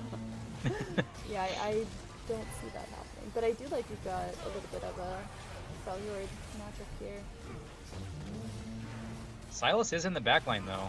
Yeah, oh my god. Lysandra already down. He's Braum is onto Annie. That's not the direction I thought it would go. But yeah, Cambuli's board is nasty. Oh my gosh. Oh wow. Definitely a lot more damage than I expected. And the JRC and Kaiwing out on that also. That's crazy. That was almost a triple kill in 6-2. Yeah. Oh my gosh. Unfortunately, that does mean that we kind of lose our Baron that we had been watching. Yeah. That you had predicted. Or Marcel was the Baron, I think. Oh, was it? Okay. I think so. I think JRC had another void angle, but there he is. That's right, because here he is. Thank goodness. I was scared. I didn't want to lose. I had to be worried for a second. This is the classic Senna with 2 red buffs. Probably just an unfortunate reforge. We've absolutely all been there. Right. But she's happy to have the attack speed anyway. Yeah, for sure. The HP on her Baron is just crazy. Yeah, lore accurate Baron. With the BT, like, oh my gosh, what do you even do? Goodness. And we do have Broseph go down as well, so it's down to Cambuli with this double bruiser emblem, Freljord board versus Marcel P with the classic, just monstrous Baron. Yeah. And we do have that unit whose name I've immediately forgotten and completely has been wiped from my brain, and I will never remember it, but he was there too. He was in there. Whoever he is. Yeah. I do think that these were kind of the 2 boards that from the beginning we were looking at. We were looking at the Baron in hopes that it would be this Baron angle, but more expecting to just kind of see that Kaisa, but also this, like, the double bruiser spat. I mean, It's there was gross, no I way love it. that you, there was no way that you like bought 4 with this unless something goes horribly awry. Yeah. Baron is still standing, still dishing out damage. He's low though. He is low. Oh, Okay. Lissandra in a dream. Oh my gosh. Oh, but it's Oh, Lucian. oh, That's oh, crazy. okay. It's the attack speed from the double red buff. It's that exactly. It's the extra attack speed, a little damage amp, just enough when it's just down to Lucian and a couple of tanks. Yeah. And I mean, looking at that, oh, that's the unlocks we're looking for though, right? We've got a Baron unlock, there's a Shelly unlock, there's a Volibear unlock, and there's the Skarner unlock on that board. So Love we've it. been looking for it before, and we finally see it now, if they ever cut back to it. But it's there. It's in there. Exactly. I mean, not having this Volibear too kind of feels bad, but both of these boards are just like super, super strong. And you've got this like naked Volibear and your naked little... Yeah. Oh Just- no! Oh no! Fiddlesticks! Oh my gosh! Okay. It did it again where it wouldn't, Got I there. couldn't think of it. Like, you've got these 2-star 5 costs. Fiddlesticks, just happy to be here. Yeah, exactly. I mean, just strong units in general, and if you have no items, you're still gonna play him. This Baron is really, really in the thick of things too, and he's got a lot of HP. Yeah. I mean, Yeah. that's kind of about what we were expecting. Exactly. I do think, I mean, just really good game in general, playing for that Yeah. Baron, like being so low HP. Because first off, he was down in like our bot 2 players for a little while, just playing the Void, and then Yeah. kind of having the gold, committing to going 10, hitting that Baron, and then also, like we were talking about on the roll down, having the forethought to not upgrade your Kaisa because you know that you need the gold to hit this Baron because Baron is your win condition. Like, Kaisa 2 isn't changing. The situation you're in, super impressive. Clearly a player who knows Yeah. unit, power spikes, everything super, super well. Yeah, you really need just a ton of money to go for Baron, and he knew really just down to the final 1 gold how much money he needed to get to level 10 to hit what he needed to and stay Yeah. alive to win out. Absolutely. And looking at this like 62% top 4 rate, that's really good. Like that's a consistent player. Super That's solid. somebody is playing really well. I mean, the basically 4.0 average placement as well, really solid. And I feel like we've seen him in, I mean, obviously not just this week, but even in all the events prior, has been a consistent player. And so making it to this top 8 lobby isn't very surprising. He's super consistent, always puts up a good performance. And so I'm glad that we got to see the win, especially on such a fun comp. Yeah, absolutely. Really cool comp. Was just stomping boards at the end, and you like to see a strong performance from somebody who does have, and this is nothing against him at all, just no crown qualifications yet. You'd like to see him put up a good performance and maybe get that spot. Of course, it's. Oh my Yeah, goodness! absolutely. Hello. Oh my god. 17 subs gifted here, so we are Yes, just thrilled so to have that. Thank you, Catherine. we are monetized now. Wow! Woo! And so thank you so Big much, day for Catherine, Gal. for supporting Gal. We love you very much and all of the time that you dedicate to us. We are very appreciative. Thank you. Even Oh more my exciting gosh. than a Baron. Connor too. Thank you. Oh, Yeah. and more. Welcome to the That's hype train, why- everyone. I send. What a I time to send be people alive. Stream. Yeah. I send people stream and make them watch. Thank you.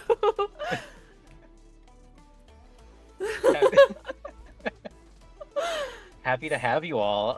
Happy to have a hype train. And happy to have people sticking around for some more good games here. I don't know if we have the scores or standings to see how this, what the progress is on the checkmate. We're obviously not in in check or not yet, but Brosev's getting close though. For Yeah, example, there are some he players could that are- actually. Are getting close for sure. Yeah, so just to kind of remind everybody, or maybe some of you are hearing for the first time, today in the final, we have a checkmate format where Once you reach 20 points, you have put the lobby in check. And when the lobby is in check for you, a first place wins you the tournament. That being said, anybody else can then get check afterwards. So if you go second and somebody else gets to 20 points, they then have a chance to get there first and to win it for themselves. So really could be anyone's game at any point. Obviously, if you're lower right now, you have some ground to make up before you are in range of winning. But to be 14 points looks really good for Broseph. He could be the first one in check potentially, but will not have it, as a done deal. Yeah, we do have Broseph and Marcel P, who both have the ability to be in check after our next game. So that could be, I mean, again, like we talked about, Marcel with the win, that 8 points feels really good, putting you in this position to kind of, I mean, be primed for check. Yeah, absolutely.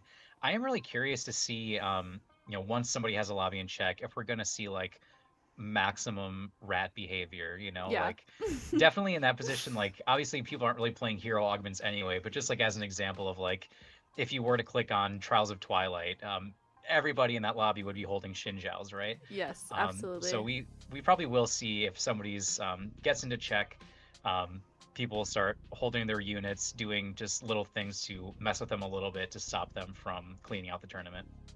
Yeah, I do know that in previous events we've seen when players are in check, the whole lobby is kind of like, by the way, pay attention, they're in check, be careful. And I think that's a lot of fun, kind of getting the whole lobby to not play against somebody, but like Yeah. everybody's looking at these players and you're making sure that you know what's going on, you're making sure that you're watching them, because I mean, again, for these players that are at 14 points, all they need is what, a third?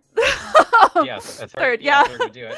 A third or better, and they're in check, and then, I mean, potentially you're only playing 2 more games today, and it's over. Yeah, definitely. So it's going to be exciting. Hopefully in game 3 we can kind of get into that position of having somebody threatening the lobby. You got to imagine, I think, if you put the lobby in check, that you immediately mute all of your pings in the next game. Like, yeah. People are going to be visiting your board, clicking on everything Yeah. they see. Like, don't let this guy have a Sejuani 2 if we can stop it. Like, it's going to be, it's a whole Absolutely. game within a game. Yeah, and I do think that obviously being at the, not that I want games to be done, not that I only want No. 2 more games today. However, it is always a lot of fun when, like, as soon as it's eligible, basically players are in check. It definitely makes for some really, really exciting final games. Yeah, 100%. In a perfect world, we'll get some people putting the lobby in check, and then people at the bottom start winning games and start to kind of keep it alive. So, perfect worlds, we get a really high stakes kind of situation. So we'll keep an eye on it and hope for some shakeups here. Yeah, and like we've talked a little bit about before, once players start to get in check, I think that you see a lot higher variance play from basically everybody. Is like, I need to make sure that they're not going first. So I'm going to play something that has like this super high cap potential. And like maybe that's Ishtal, maybe that's, again, like taking these emblems and kind of playing for that kind of thing. But you also see that from the players that are in check who do want to get this first place, and they're playing things that have super high cap potential because they want to win. And so it just kind of turns into a brawl, especially if you're hitting like the full prismatic lobby that we saw last time, that kind of thing. It gets out of hand. It gets really crazy. Yeah, definitely. I mean, there's points all throughout the tournament, and even today in these early games where, you could be in a position where you say, like, I don't know if I have a really great angle for anything, so let me play something that's pretty stable, see if I can get, a good little bit of points here. But you can't really do that when you have, the whole lobby against you. Yeah, absolutely. I do think that we're going to take a really quick little break before we kind of get into this game 3, but I'm hoping that we see at least one person get into check next game. I think that would be a lot of fun. Fingers crossed.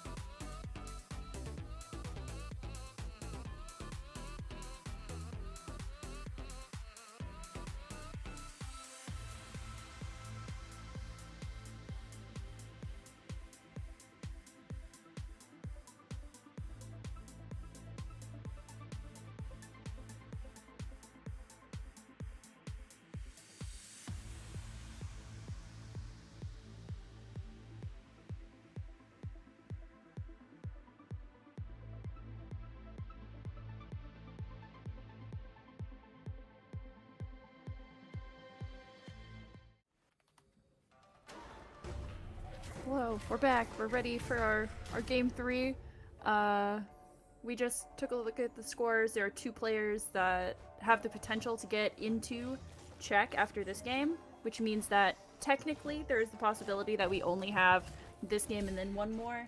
We could have a winner very soon, but I don't know that I think that that's necessarily what's going to happen. Yeah, I wouldn't think so. I think the game within a game is going to show itself when somebody's got the lobby in check. We'll definitely see some true rat gaming, trying to block everything that they're trying to do. If they're loose streaking early, you sell your board. You don't care. If Yeah. you can mess them up, if you can mess them up at all, you do. Absolutely. I'm looking at it. I know it's nothing to be excited about yet, but there is an Ashe on the bench. Could it be That could be Tryndamere? We don't know. Yeah. I mean, you called the Baron. That's Maybe true. it is. You just got to commit to it. You just got to say that's what's happening, and that's what they'll play. Just gotta believe. Exactly. I do think because Tryndamere was super strong, and the early days of the set, he was like very dominant, and has had quite a fall from grace. Definitely. It's one of those things where like you can see a really good Tryndamere game now and then, but it is sort of like if you don't have like an artifact really early on, you do move on pretty much as soon as you can. Yeah, absolutely. I feel like this early Scion, maybe we look to play some of that LeBlanc, like we talked about, really strong unit. Also have the Briar on bench, which would give us that 3 Noxus that we're looking for. That's also Emilio on that board, so Ishtal question mark? Please. Could be really nice. Would love to have it. Exactly. So we do have a silver augment for our first one, which, you know, pretty standard, not gonna pull out anything too crazy there. Yeah, this gotta feel pretty good, I think, for some of these players of like, if you're kind of reeling from that prismatic game at all, just get a humble silver augment, no funny business, just play some standard TFT and get some points on the board. For sure, definitely. I do like this, obviously, the Piltover and the Continuum Cog with the Oriana in, super classic. I mean, 2 Invoker, Continuum Clog, oh my gosh, Cog, feels really great. Oh, it's 3 Invoker because you got the Milio too, so even better.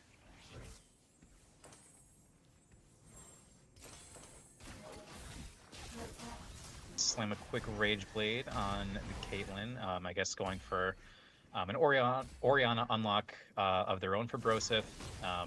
So might see some similar boards here getting into later stages of the game, but it's obviously still early. There's a lot of ways you can go from an Oriana. She's just really good to hold some AP items, so can tide over a lot of types of boards in the early stages of the game. Absolutely. I'm a really big Oriana fan. Super big advocate. I think the unit is just really good. They made the unlock easier. She's super fun. I think that even the 2-piece Piltover is just really good, especially for a 2-piece, like, super strong unit. There's our I like this. Little branching out Noxus. Good items on LeBlanc. This will be a fun one to watch. We've been kind of talking as much as we can about the LeBlanc and Darius combo. Really fun board. LeBlanc just starts blasting damage from her ability, so really good to have a JG start. Hopefully get a Nashers soon and start really getting her online. For sure. Like if this is my board, I'm really happy. I mean, you have the Noxus emblem, you've got even Briar on bench for when you hit another Noxus unit, you've got the LeBlanc, you've got good items on the LeBlanc. Well, you've got a good item and half of another good item. Like, you're definitely feeling pretty secure. She's not winning, doesn't matter, you still feel good. Yeah, you know your spot's going to be pretty good pretty soon. Yeah, exactly. Yeah, then you get your Invoker in.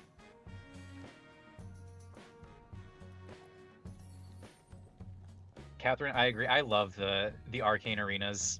These are so much fun. The music is like unsettlingly peaceful almost, where you're like just vibing like, oh right, I'm like, you know, the tournament's on the line. My LP is on the line in, you know, my case, but it just feels nice to be here and have the music for a minute.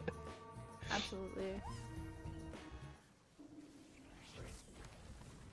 We see Setsuko with 0 gold banked, which is kind of interesting. I mean, not unheard of, obviously, but yeah.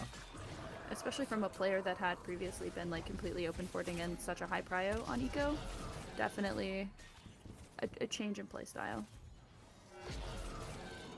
Yeah, for sure. And potentially I like it. I guess he's win streaking, so something good about the spot. I can't see the board obviously, Yeah. but I think potentially a good idea for the first 2 games to not go quite so well with the early open fort and say like, let me pivot completely, do a totally different style, and play for some tempo early on. Yeah, and we can see that was the 3 invoker plus the 2 piltover, and he's up to level 5, like just kind of pushing that tempo that he's already got. We can also see with Kai Wang, we've got the Yorick unlock already, so I like that. the potential to kind of go Shadow Isles, which we had seen that Shadow Isles comp earlier. I don't think it was like necessarily anything that was too exciting. Definitely kind of what we expected from Shadow Isles. It was nice to see it, but it didn't give up like this crazy performance that maybe would make you rethink if you weren't planning to play it beforehand. Right. We did see Kai Wing with it was a Void Staff and a Morellonomicon, so slamming some of Thresh's favorite items right away. So we're probably gonna see him just keep up the tempo, level like a sicko, and get to those unlocks as fast as possible. Right, for sure.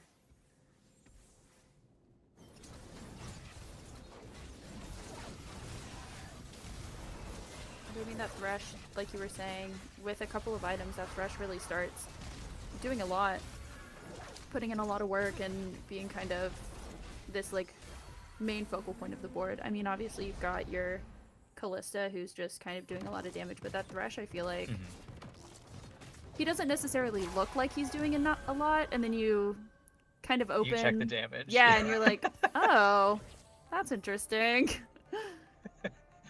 Yeah, it's like the first half of the fight, you're like, I wish I didn't even buy him. Yeah, And then you start to see him like chaining people in from the corners, pulling everybody into the middle of the board. And it's like, oh, you know what? He actually did triple the damage of anybody else. Yep. Sorry for doubting. Absolutely. We do have some. Oh, hello, Bilgewater. 4 Bilgewater, yeah. That's pretty nice. I mean, we had seen at least the Bilgewater opening and playing this like even up to 7 Bilge, and then kind of pivoting more into your like 5-cost central comp and like dropping down your Bilge to 5. Yeah. Seems like it's been doing pretty well for the people who've been playing it. Yeah, it's definitely one of those boards that you mentioned earlier that it kind of has fallen a little bit out of favor, or it's at least not as omnipresent as it used to be, but it still caps really high, so it's worth picking up early and kind of leaning in towards that. Yeah, absolutely. I think, and we're seeing some Freljord too. Again, it's like that 3-piece Freljord that we see rather frequently. We have those last 2 games had the 7 Freljord, which I don't know if I'm watching the wrong games, but like I'm not seeing a whole lot of that, and so that was kind of interesting, especially in back-to-back games, especially in these like this final lobby.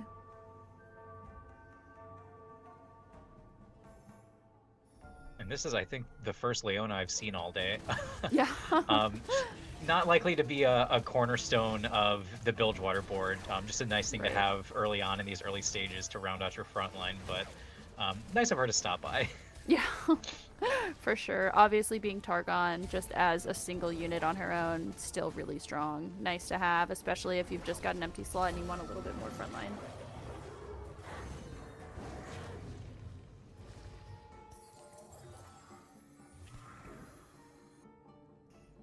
Ooh. A Draven.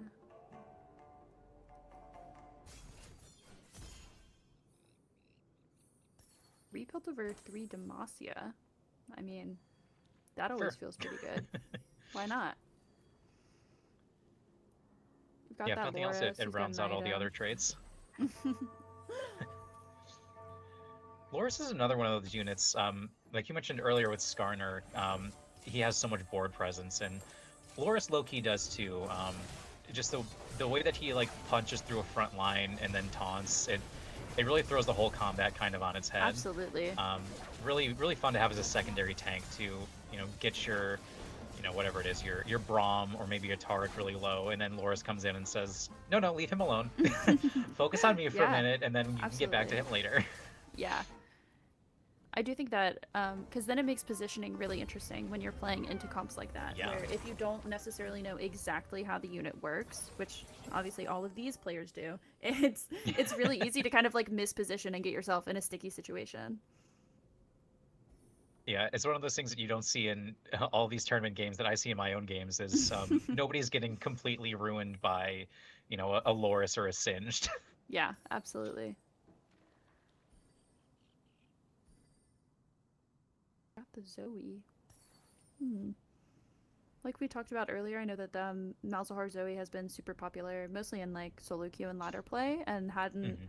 really had a performance that was super enticing to play it any further in tournament play. So I am curious to see some of that. I think that would be a lot of fun. Yeah, definitely could be fun. Get some 3-cost reroll in the game. I've seen a ton of it today, which I'm fine with. I'm a big 3-cost reroll believer, but we've seen a lot more of those like really scary, fast 9 kind of super high cap boards. Yeah, absolutely. I think that with our like triple prismatic lobby, the 3-cost reroll. I mean, we had the Jinx, but there wasn't a whole lot else that felt super great with it. The rest was kind of middling, and I think that obviously having triple prismatic is just the cap potential is so much higher, so you get really rewarded if you can make Yeah. it to that late game and you can hit that Baron, you can hit those Oh, 5 costs. Oh. and it might be happening. Yeah, I mean, that I looks like kind of it. promising. Yeah, we have some very nice items that either Zoe or Malzahar would love. Adaptive on the Leona, and we do have a Pan on the bench as well. Exactly, yeah, Um, absolutely. keep an eye on that. Could be a very nice tank trait for Leona maybe, or something like an Invoker if you want to sneak that in to get some extra casting in. Yeah, for sure.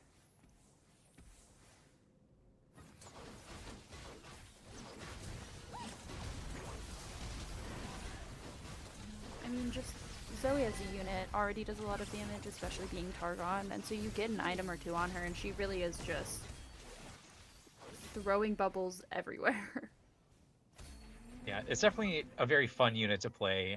More fun like right now when she's also a good unit, but just having the constant bubbles just bouncing into the front line and then into the back line as well is it's a lot of fun. Absolutely. Oh, we saw the Gwen for half a second on Yeah. our Shadow Isles board, so we are definitely still playing it, definitely still collecting souls. And it's not doing too bad. I mean, one loss streak, it looks like we've probably been kind of flip-flopping, which never ideal, but still really healthy, still getting souls either way, so For sure, and definitely keep an eye on Kyming's level as well to see how quickly we go for that Thresh. Has 40 gold in the bank. I don't know XP wise where we are, but obviously with now a full set of Thresh items, you want to get to Right. him as soon as you can. yeah, absolutely. We did see still some LeBlanc. There was a tier 2 LeBlanc with a tier 2 Ari, and I'm intrigued on that one, what we're looking for. There was a Kubuko Mhm. on the board as well, so maybe leaning somewhat into that Invoker. Yeah. Yeah, and this is a bit of a dream setup, at least as far as tank items go for Leona. Yeah. Gargoyle Stone played Adaptive Helm. She has a ton of resistances. Buys a lot of time for Zoe to once again throw a whole bunch of bubbles. Absolutely. And I mean, with the tilt over shield as well, just really a lot of time, and that's exactly what she wants. I am hoping we get the Malzahar on the board soon, though. Yeah, it would definitely help to get your kind of, one of your stars on the board. It's Oh, this she is got gonna be a close one, but she Leona, got the again, final bubble just off. stays so alive forever. Yeah, Does final bubble makes a difference. genuinely. I think they lose that if she didn't get the final cast, but she does, and so we don't Yeah. even have to worry what might have happened. It was almost a scary round for JRC because it was Loris doing Loris things where he was pushing the backline in. Like by the end, Leona was in, Yeah. the third row of of JRC's board where it cleared a lot of space for Caitlyn on the other side to throw a bunch of headshots into the Zoe. It Absolutely. almost turned the tide, but not quite.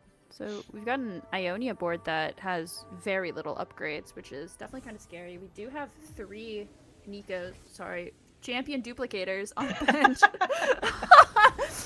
we have Real. 3 of them on bench, which is definitely a lot.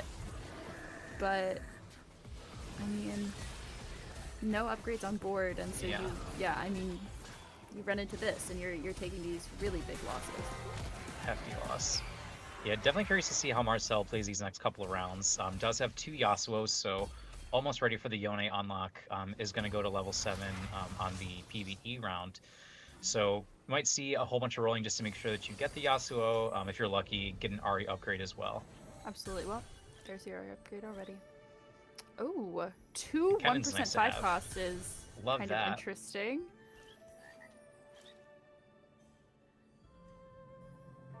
Oh my goodness, this is I mean I've been in this position where you're just desperately trying to find your last Yasuo. Yeah.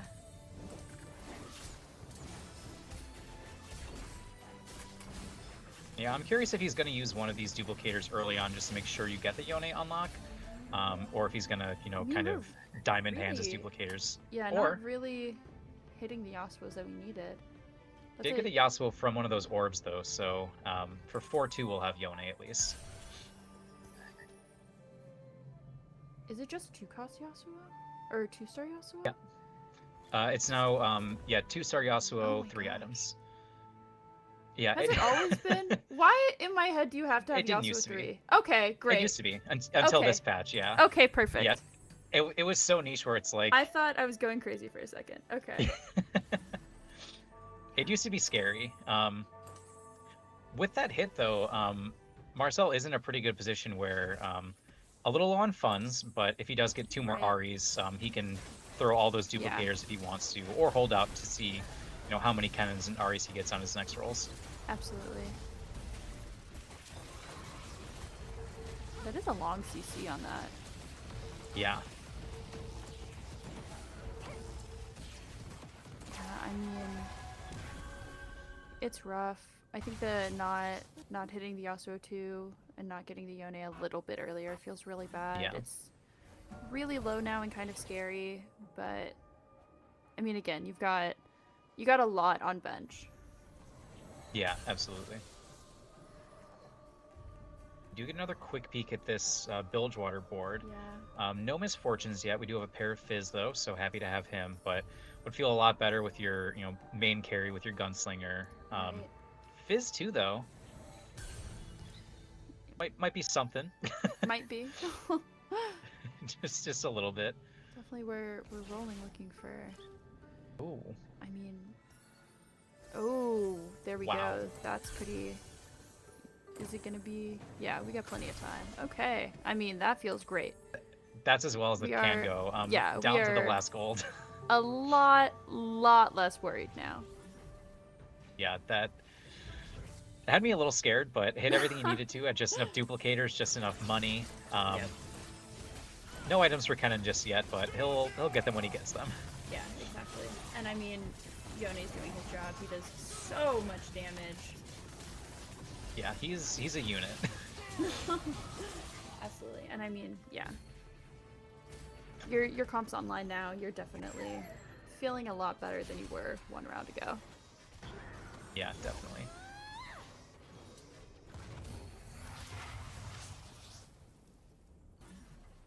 Gambling in a decent spot. I was just talking about how he doesn't have the misfortune yet, and now he does. But in that last round, Fizz 2 on the board, good items and other upgrades. So still in a Right. solid place to keep his win streak going, and now he does have his main carry and is going to be in an even better position. Yeah, absolutely. And sitting on a fair amount of what are they, silver serpents? I just want to call them doubloons. I But- know. So It's so real. yeah, did go opt for picking up the second MF to kind of ensure that we're gonna hit that MF too, but we do have Thresh on the board with 3 items. Our Callista with 2, still just the 1-star on both of those units though, but I mean they're putting in the work nonetheless. for sure. Oh, it's close. Wow. The last Misfortune cast and just Fizz 1 living with hardly any HP. I can see, Kaiwing almost online with the Shadow Isles board. Great items on Thresh that he really prioritized from the beginning of the game, slamming items on Viego, but just not quite there on board strength yet. Yeah, absolutely. It does look like we ended up getting that Malzahar and our Zoe, so we've got all of the components for this reroll. This hoping that it performs a little bit better than I feel like we've seen previously. Yeah, the stats are so surprising to me. We've seen today and yesterday kind of the updated numbers of Malzahar Zoe getting played a lot and just not capping out. Yeah, absolutely.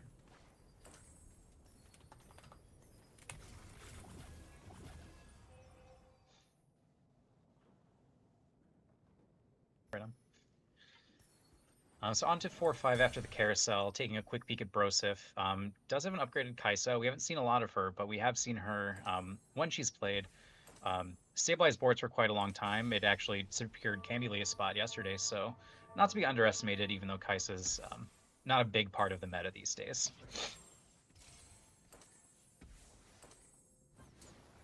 I'm all set to go. Another one of these boards that you see the vision for. We've seen a few boards already in this stage where you have a lot of the core units, they have good items, just no upgrades yet, so a very one-star board. Absolutely. But it'll get there. Yeah. he has some HP to work with, so doesn't feel too scared, and this is a close round as well, so even though the Malzahar Zoe is going to clutch the round, not as damaging a loss as it could be. Yeah, for sure. And I mean, that Zoe is really... Again, her damage output is just so high. I'm so surprised that we don't have that Callista too. Yeah. I feel like we're yeah, at a little poor luck. Yeah, we've definitely been sitting on her for a little bit. Oh, wow. Well, right on. It's another it's another one of those cases where I see the vision. I would have played it the other way and lost. But Kaiwing rolled past an Ornn there. yeah. Instead picked up a second Loris, looking for an upgrade instead of an extra unit. And then ended up having a situation where he could sell the Loris and end up getting the Callista upgrade. Right. And I mean, it's definitely a little scary kind of selling down and not even running a full board of units, honestly. Especially when you're kind of at this lower HP, but it's looking like it just doesn't even matter. Yeah, and that might have been a huge difference in that fight as well. With a 3-unit win, it doesn't seem as close as it maybe could be, but the damage difference on Callista there was pretty huge. Yeah. We've got our Seraphine in now. I like this board a lot. Oh. Yeah. Okay. You know what? Fair enough. Well. You got the Mel. Mel wants items. I can't be mad. Yeah. I'm just a LeBlanc fan. I understand. This is another board though where like there aren't a lot of upgrades. Everything is pretty just tier 1. We've got a couple of items, but there's really not all that much. And Rise. No, that's Rise what unlock. It was. Oh, and Reddy started this round with 90 gold and is now rolling a ton, so we'll have a chance for some upgrades here. I mean, absolutely, with the Rise and that Mel. And both of these, like, at 5-1, that's pretty early. Mel definitely is going to have time to maybe get us an item or two. Yeah, and if nothing else, he has plenty of HP to work with. We've got that Annie 2 in. We've got the second Rise in shop. Yeah, absolutely. Solid roll down. You'd have loved to hit the Mel or the Rise, but honestly, just having the pair being at level 9, a lot of health to work with, you're still in a very good spot. For sure.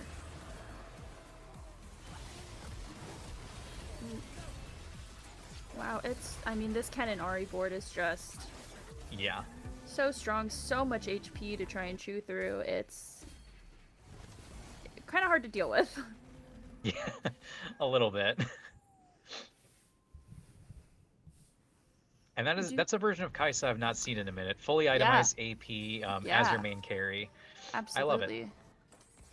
Definitely a lot of fun. Like we talked about, Kaisa has definitely fallen off from where she used to be in terms of popularity, but again, generally you see at least one person running it in a lobby because it's still a good unit.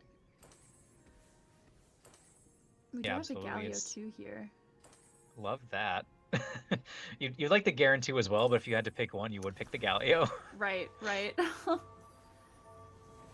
okay. Oh, we'll take a Taric though. Fair enough, yeah. Lux has got double Giant Slayer, which definitely interesting. Not necessarily bad by any means, but generally not your first Yeah, for choice sure. in terms of Lux items. Gotta Yeah, make not do with what quite. you have. Like I might have liked some other stuff, but I guess I'll accept that I'm just gonna melt tanks a little bit. Exactly. And I mean, that board just ripped through everything.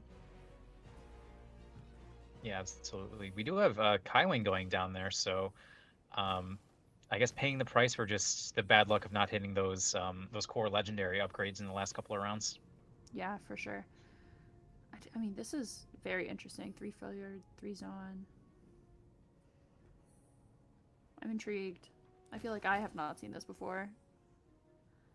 Yeah, I think we don't see this version as much. I have played it a little bit, and it does feel really solid with the Jinx behind the Sejuani. We tend to see like more Zon based boards, but Yeah, also no- super solid. Yeah. I mean, the Sedge 3 is definitely really strong. Yeah.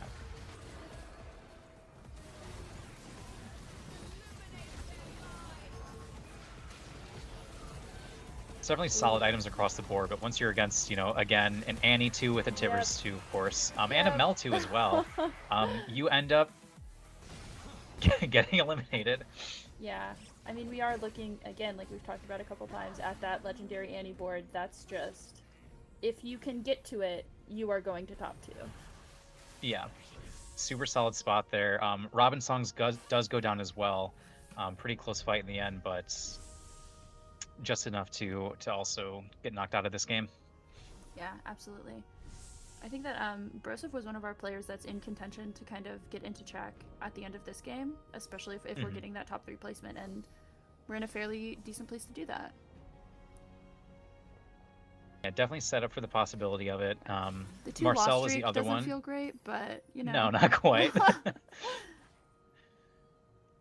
Not quite the best, but still some potential. Yeah. Marcel, meanwhile, the other person who could put the lobby in check, currently on a 7-win streak, Yeah. with 41 gold. I've just Absolutely. realized I don't think I've done a whole lot of caster cursing today, so if Kinda- if his streak does break, that is my bad. Jack can make fun of me as much as they like. Exactly. I mean, yeah. 7 win streak, especially like at 5-5, is definitely nothing to ignore.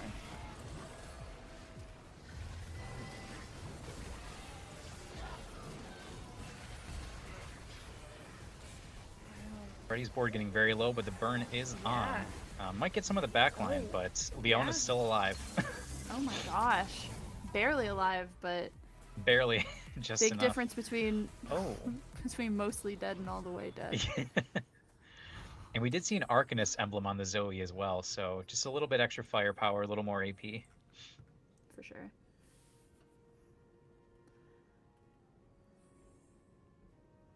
We haven't seen anybody go for it, but they're having a couple situations like this where you have an extra 4 cost on your bench, and there's a part of me that's getting really hopeful, like you might go for a 3-star. Yeah. They haven't, but Right. it's one of those things that's just nice to dream about.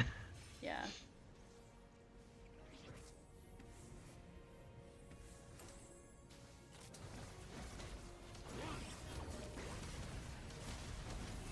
I mean, just with that Arcanist onto Zoe, being a Targon unit, giving her any kind of trait definitely makes her feel really, really strong. Yeah, absolutely. Just so much extra damage coming through. Yeah. The difference in this fight just Ooh. might be the Malzahar, though. Oh, she's gonna ult again. Oh, almost. That- Almost a good That loss. honestly, that last one could have done it, maybe. Yeah. I mean, she at least kills one for sure if she gets it off. Yeah.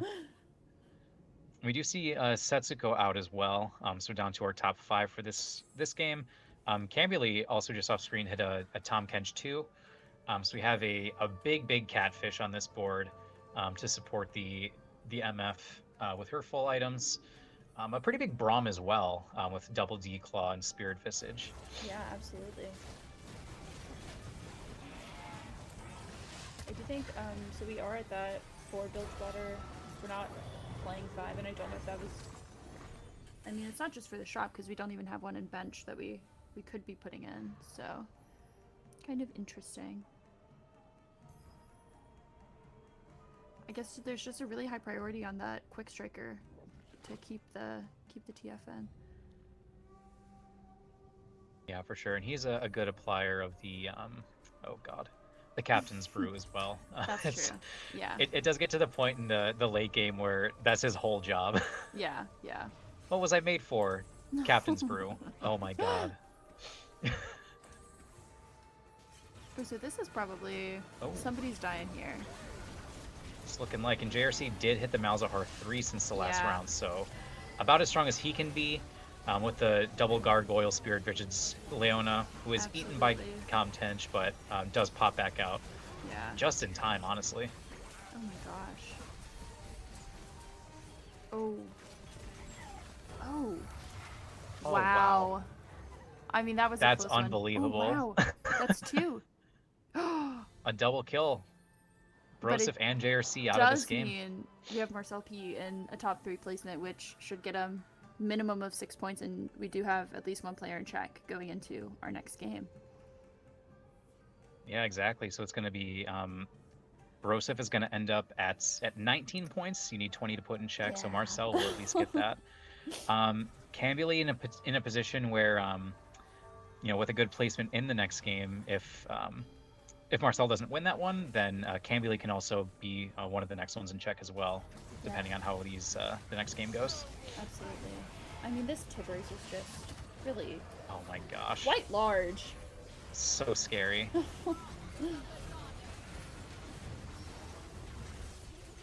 my gosh. He's getting shredded, though.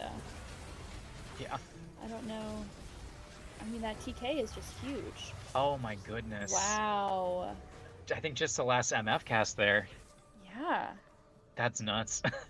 So we do have a very, very close top 3. Very close. And Cambuly had a really savvy item switch at the end there. Seeing the matchup was very AP heavy, switching all of his D-claws onto the Tom Kench. Make sure his kind of Absolutely. high priority unit has the best tank items for the matchup. There's another Silas. He's not... Oh, he is on the board. He has made it to the board. I mean, this is that... Just... Quite a few unlocks on this board as Ooh. well. We've got the Mel, we've got the Rise, we've got the Silas. We've got, the other one up in the front. What's his name? Renekton. Oh my gosh. And Mel has printed a Radiant Yes. Sunfire as well. So Yeah, nice little power spike there to go with your super cap board already. absolutely. That being said, though, so much damage coming out of this Ari and Yone. It is, yeah. It's getting really hard. If somebody can't immediately get onto that Ari, it starts to get kind of scary. Marcel P does end up 3rd, but that's all that he needs to get into check. So I, honestly, can't be mad about it. Yeah, does not mind too much. Yeah. Looking at the other top 2, Reddy was coming into this game with 4 points. Had 2 7s in the first 2 games, so Yeah. a second or a first here doesn't get him quite into check range, but got to feel really good to position yourself For for sure. some good games after. Absolutely. That is a big And TK. Cambuly as well in striking distance.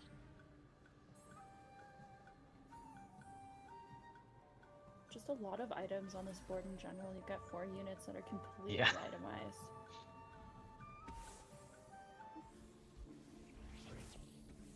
This is looking like our final fight. We do have a Silas 2 now. No items. He's just happy to be here.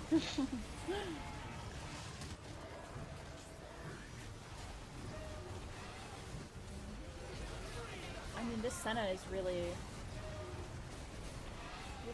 Yeah, putting it's a out strong lot Senna. with that. With those Oh, three just items. so much from the burn. Yeah, wow. It's honestly a commanding final you fight. go. It looked close at the end, but Yeah. a really strong performance from Ready there. Absolutely. And like you had mentioned, kind of not the best performance in the first two games, so having that first place definitely feels good, even just from like kind of the mental momentum standpoint of it. Yeah, I do for think sure. that we're going to hop into a quick break before we get into our last couple of games because, I mean, with one player in check, it genuinely could just be one more game. We don't really know. That is also it for me, and I think that I am hopping off of broadcast. So thank you, everybody, for spending all of your time with us. We had a lot of fun. We hope that you enjoyed all of the games, and stick around. We'll see you in a bit.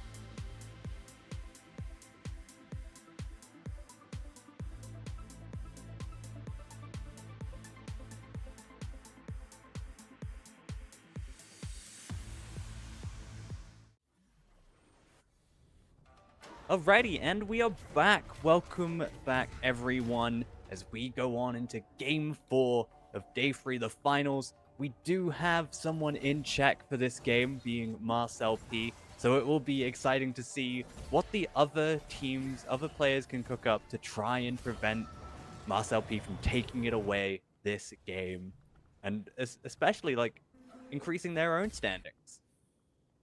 Yeah, absolutely. It's good to be here. It's good to be back and to see what these final games are going to look like. I'm seeing we got some interesting players on the board here that we've had a chance to see for a couple games already, and I'm excited to see what Czech is going to bring for us. For sure. All eyes are on Marcel P, our sole Czech player right now. Exactly 20 points, so exactly the amount needed to be in Czech. So, like I mentioned, all eyes are going to be on them today. Absolutely. We will see. I believe I missed it. I am curious to see what the encounter is. It is a prismatic finale. Oh, wonderful! So we are guaranteed a prismatic this game. It is going to be our last augment. So it's going to be crazy to see the build up to that. Yeah. And I'm absolutely. super duper excited. And we'll see. Fingers crossed. Maybe we'll get some prismatics earlier on as well. Who knows? Sure, but looking at some of these boards that we have, Campuli already has a Leona Malzahar on the board. Yeah. As well as Setsuko having double Draven, with JLC having a Sejuani. So a lot of people are already way ahead of where others are, especially that Campuli. Yeah.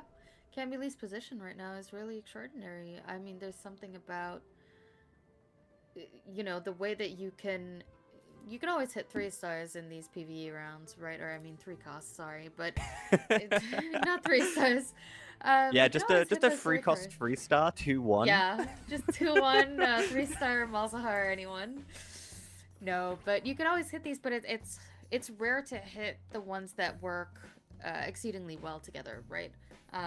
It's being able to hit like the Leona and the Malzahar together, or hitting the Malzahar and the Zoe together, that now you see, oh my goodness, it is round 1 and I have direction, you know? Yeah. It's definitely nice to be given that immediate direction, like you mentioned. Like with Reddy having a Void Longshot emblem from their spreading roots here. So immediately going to have 2 Longshot, 2 Void. They've got that sort of opener to go for that Void Longshot board with the Kaiser in the end.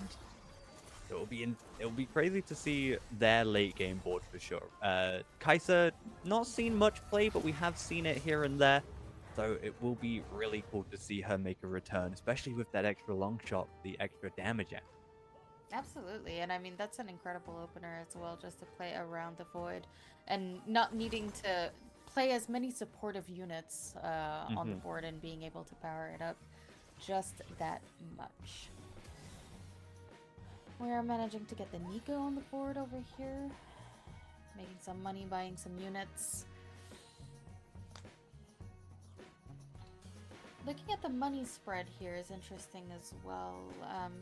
Some players choosing absolutely no matter what to stay above that 10 gold threshold at the time, and others choosing to fill their bench entirely. Looking here at Kai Wing, I mean, we already have a 2-star Yasuo, which is incredible. Yeah, some of these players are going to be wanting to spend gold to keep their win streak, but maybe some of the others that we have, take Marcel P, Setsuko already, wanting to maintain that loss streak, so not wanting to spend the gold they have and just build up the economy as much as possible. Yeah. We did see very quickly someone with an Ishtal spat, which is interesting. I mean, they don't have any Ishtal units on the board, and I'm probably of the opinion that they will choose to reforge this later on. But it could have been something. I'm always chasing the potential for the 7 Ishtal boards when I see somebody with a spat, you know? The potential 7 Ishtal with Big Rock and a Spatula. We do love Big Rock. It is just very risky to go for with so much on the line on the final day, and especially in these last few games going forward into Checkmate. Yeah, absolutely. Looking over here, I mean, Broseph also has a really nice starting board. We have Stars Are Born here, guaranteeing a little bit of extra beefiness on this board and a little bit of free money. Though the Yasuo's putting work, but it just isn't enough. Yeah, for it this. just doesn't seem to be enough. Isn't able to hold out against the 2-star Aphelios that is already there. Definitely making use of that Stars Are Born. But going into the first carousel here, a lot of interesting units. I'm seeing the Milio, seeing the Jinx in particular. It doesn't look like many are going for Zorn, but it is a Jinx with a sword. it is a Jinx with a Amelia sword. with a rod. It's quite attractive, at least for a carousel pick. Otherwise, looking a little bit at the spread of augments here on the overlay, we do see Kaiwen with, I believe, is a birthday present. Oh. Which is certainly going to be interesting. The different units that he will get later on in the game. Well, it will definitely be a birthday surprise for him and for us to see what they get from those. And I'm excited to see what they can pull off with it.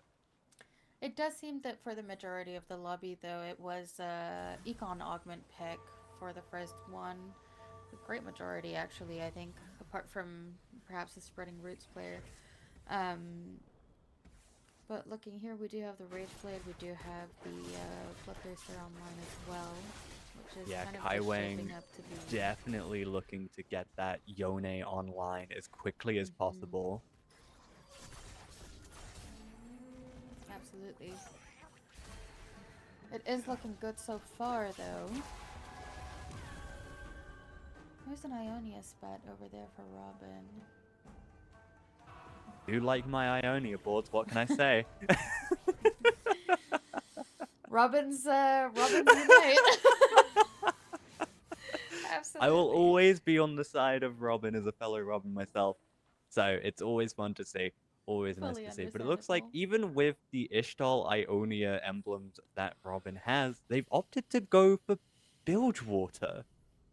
It is quite interesting. I mean, these are boards that meld fairly well once you do have a singular spat, in the sense that it shares the bruisers, it shares the quick strikers, and it shares the slayers as well, right? So it's kind of a bit of a... It's got mirroring traits to the to the classes, I should say, or the origins. So I feel like with having, you know, either a Bilge spat or an Ionia spat, you can kind of play these units together and give yourself a little bit of an extra edge quite easily.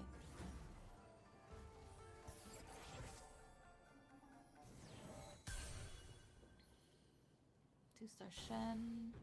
I mean, having Setsuko with a 2-star Draven actually going into level 5. Oh my goodness, Setsuko. Okay, I see you. Looking for that Daria. Where's LP's on the lost streak here for the time being? Got the Malzahar running, we've got an Ari, but we don't have much in terms of front line for the time being. And I dare say this kind of combination of item components, while it's not all bad, it's probably not the selection that gives you the most amount of direction or desire to slam full items. I mean, looking at them, it's definitely looking like a decent Belveth setup. I'm seeing the Crit Glove and the Cloak for that Quicksilver. Not so much got the bow to make your... you don't even need the Titans because I've got the Quick Striker, but you could make an Edge of Night or something like that, so it could be a Belveth angle. It could be, absolutely. It's definitely a little bit more flexible in terms of potential. With Jarvan okay, 3. Broseph, with the Jarvan 3 already, gonna be buffing the Bard, especially with that cast. One extra meat, that is a ton of extra damage in the long run. Yeah, absolutely. With the Aphelios online as well, with the Rage Blade. I mean, this looks like a wonderful spot to be this early on. It's definitely gonna keep you healthy through stage 3. And Broseph doesn't matter what position they get, they are going to be in check after this game, no matter what. But it is making sure they can prevent Marcel P from getting checkmate. But Yeah. going into our second augment round here, we're getting silvers, so we're getting a rainbow this time around. We do Gonna love be rainbows getting around one of here. each. I don't know. I don't know if that's what they're actually called when you get one of everything, but I like saying it anyway. I like it. I'm here for it. You know, thinking back to Marcel P's spot right now, I guess this is kind of the disadvantage of being the first one in check, is that, and being the only one specifically, in the sense that literally every other person in the lobby is trying to get in your way. In Yes, every for possibility. sure. Everyone is going to be looking at Marcel P and just doing everything they can to prevent them from getting the first places they need, making sure they can also get enough standing, enough points to raise their own standing and get into check themselves into those later games. So it does come to a point where too many people contesting will hurt everyone else as well. Yep. Absolutely. Hurt and help. In the sense that if Marcel P is playing a bunch of 3 costs and everyone else is contesting their units and buying them as well, if you're playing Jinx reroll while Marcel P is playing Muzzlehar reroll, you're quite happy. You're gonna find your units. Hmm.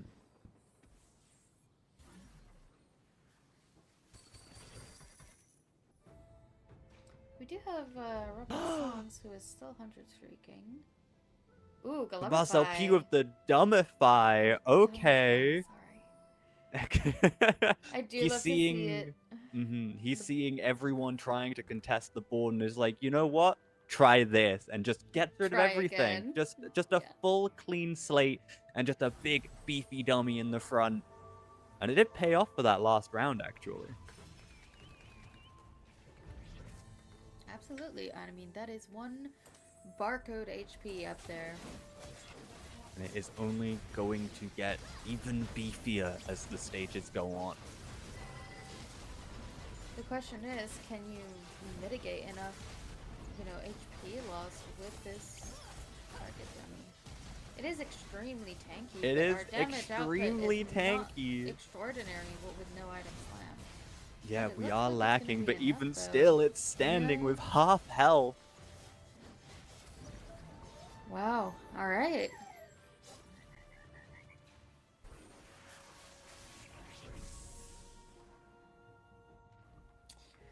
Taking a look at the updated overlay here with everybody's boards, we are seeing JRC, who is actively running the Ishtal over there.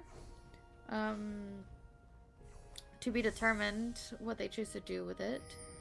Brosef on the Aphelios Bard kind of board. And Cambuli is looking towards the Zon, I believe. Because of the emblem, but also those items kind of speak towards eventually playing an actual Zon board, if you will.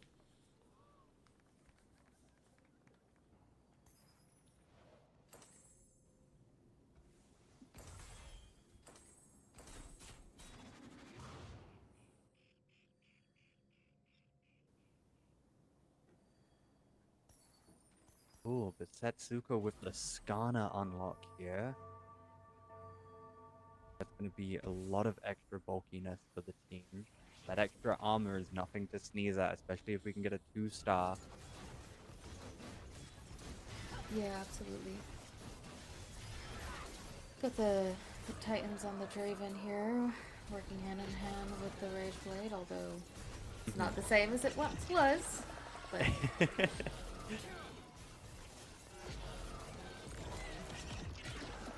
It seems to be doing enough, especially getting the Adoration stacks cashed in, that bit of extra gold.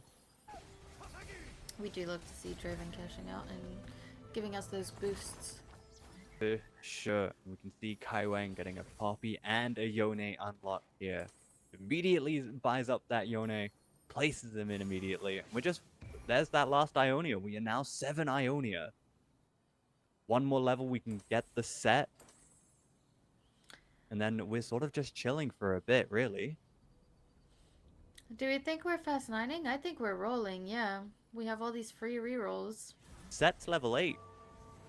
Yeah, but the set isn't all that important, right? If we have the Uh, Yone online, I think this is going to turn into an Ari cannon reroll with the Yone. Possibly. Since we just got the Wukong to replace the Jin there. Mm-hmm.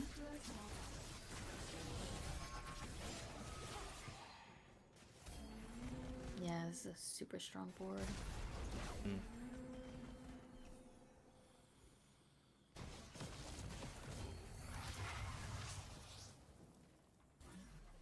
You can see we're catching the last of all the other fights there.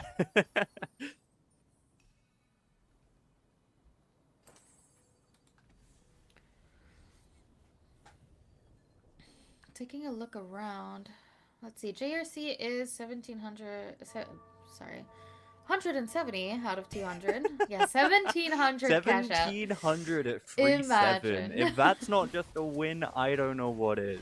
I'm pretty sure the reference table for Ishtal cash out does not go past, 1,300 or something.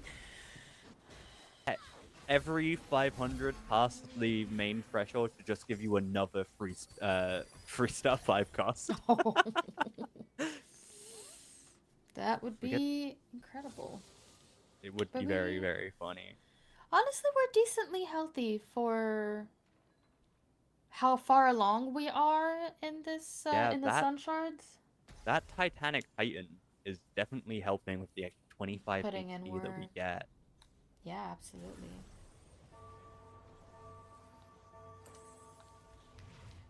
We don't get to know what their quest was. I would love to see what it actually is, because one of them was for Yeah. Nico to survive a long time, but Nico has no items, so it doesn't look like we're going for that one.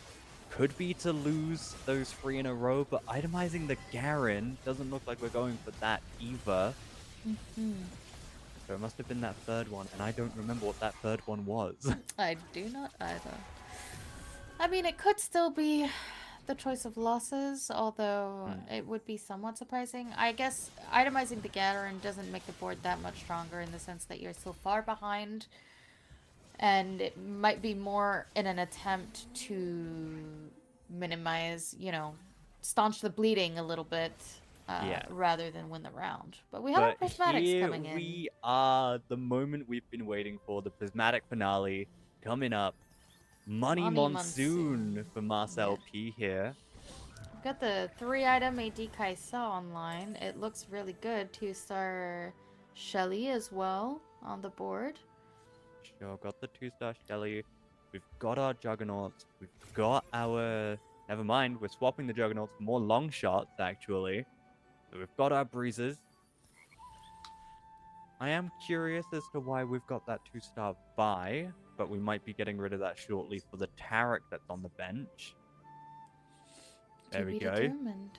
Yep, there it goes.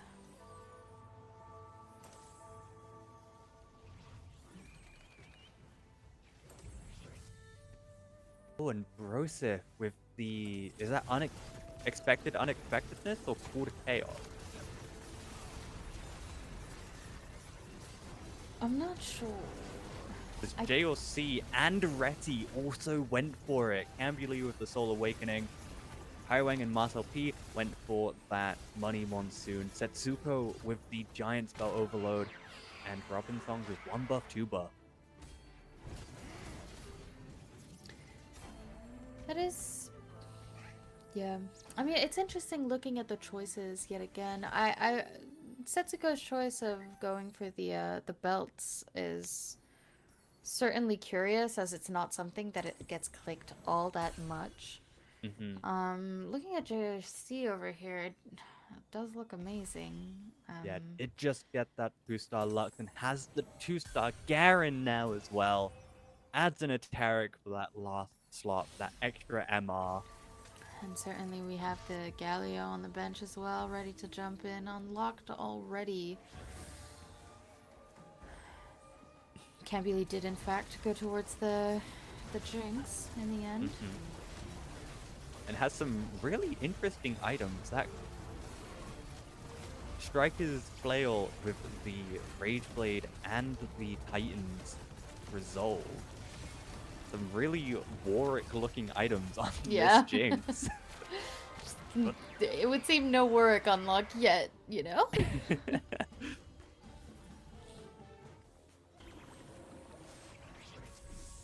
Here we are, 4-4 carousel.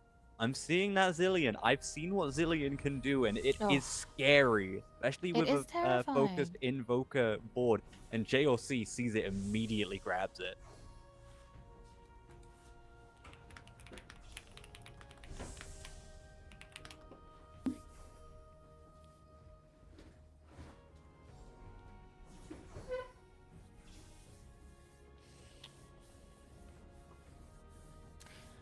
Let's see what happens here. I think, looking at the state of the lobby currently, as much as Marcel P's spot isn't bad necessarily, last we seen. Oh well, the 2-star Kaisa does come Well, out. it did just get a lot better, that is for sure. Yeah, making sure the dummy is up higher as well.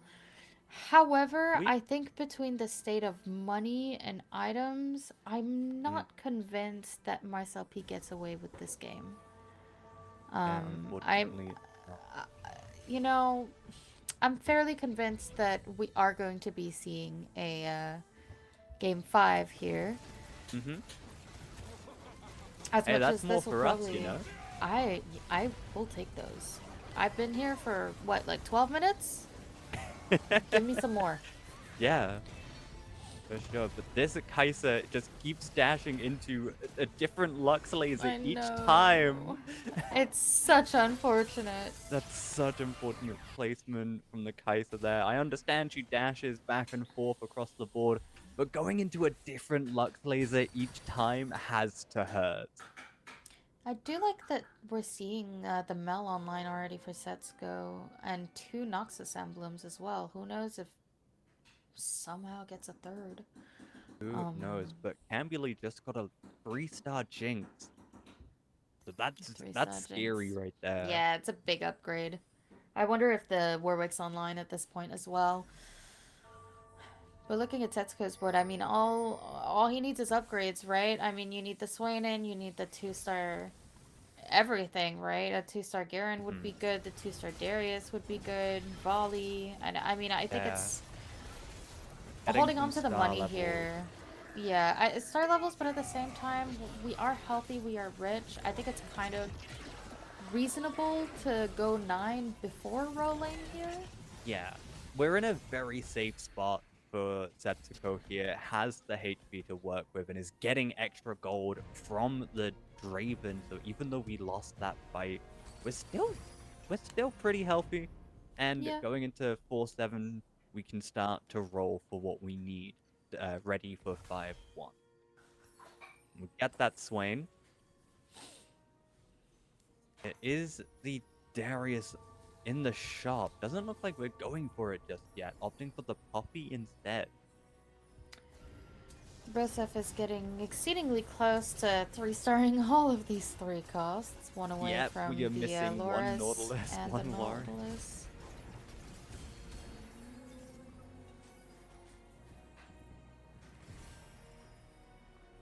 And we're sitting on quite a bit of gold too. It's not like we're gonna struggle hitting these units. We're level 7. We're the right level to hit all these units. We have a ton of gold. And we're the healthiest person in the lobby. If this And isn't a good it spot, I don't know what begins. is. There is the Lauren. Yeah. Keep going. We're buying the free stars, There we the free go. costs that we find, and there is that Nautilus. So that is 2 extra meeps for Bard now. No items, so it No won't items, be yeah. as significant in damage, but that's still damage nonetheless. I am curious if it wouldn't be worth at this point, what with having the Loris, to pop that Thieves' Gloves off and hand it over to the Bard until we do get some decent items for him. Maybe. It doesn't seem to be mattering though. This Aphelios is just putting in the work against this team. As he dies, never mind. Oh, but the Bard cast The Bard is targeting the right unit. This fight would have been over much, much earlier if the Bard had any items. And I think that is likely what Broseph is looking for next here. Oh, and Marcel P is out at 5-1. Yep. I mean, We knew it was gonna happen. I was not Yeah. expecting it to be this early as we see Setsuko go to level 9 and Cambuli gets that 2-star warrant. Is definitely gonna be looking scary. That's a prismatic Noxus! Setsuko with the 10 Noxus! oh, we did get it. Right, we managed to get it because of Galio, and putting the spat on Galio on level 9 lets you have 10 units in the game. I love it when players do this. Goodness. Well, Let's go Setsuko. I think Setsuko's gonna be walking 10 away with this Noxus. one. The countdown begins. That 10-second timer. We are now at 5. 2.5. And there we death. go. Oh yeah. Setsuko's gotta be feeling good right about now. Setsuko is feeling great right now. And Broseph must be thinking that the only way that Setsuko doesn't win is if he manages to put his HP to good use and somehow beat 10 Noxus. I'm pretty sure the only thing that beats 10 Noxus is a 3-star 5 cost. And even then, depends which one. I've seen some 3-star 4 costs beat it. It's all Really? about if you can take down that Articon Articon. before he's able to nuke everything. Yeah. So something gotta see like if a you're fast 3-star Callista can do it. I have seen a 3-star Callista do it. Maybe Yeah. if we can get this Yone I would think be insane to do. an AD carry would work. I don't think a 3-star tank 4 cost would be able to do much of anything. That It is needs to be extremely someone unlucky who for can Reddy, by the just way. delete. The Yone ran straight into his back Yeah. line. Just instant.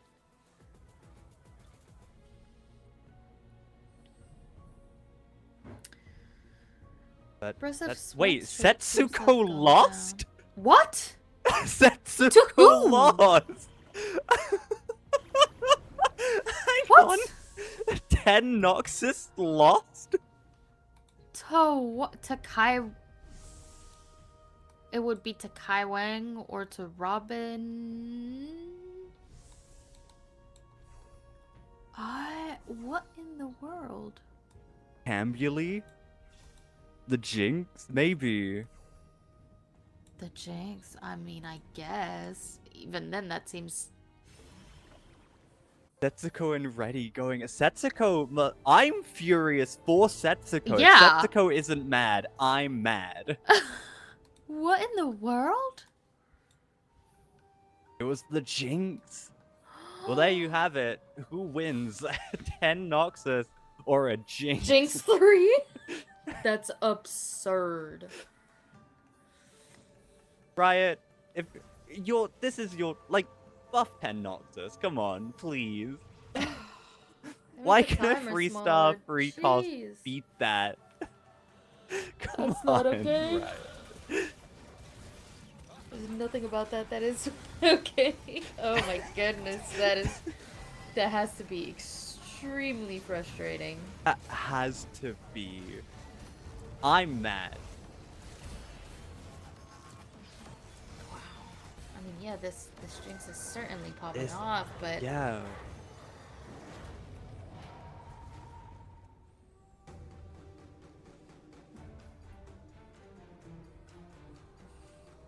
you know, in Cambuli's position with this win streak and being so close to check in the first place, and seeing as though there is a decent likelihood that Cambuli walks away with this game in his pocket, he must be real upset that he didn't place any higher in any of the previous games. It's gonna be hard to go first Yeah. twice in a row.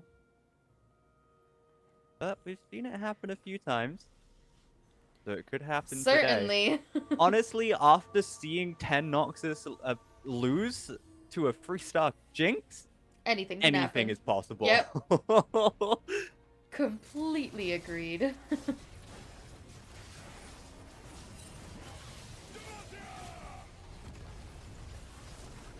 Yeah, this Ione Blade is putting himself Although I will say a JG on a Yone is not something I've seen insanely often. Yeah, it's not something you see often, but he is a hybrid fighter, so he is able to make Yeah. use of it nonetheless. That Absolutely. AP is definitely not wasted on him.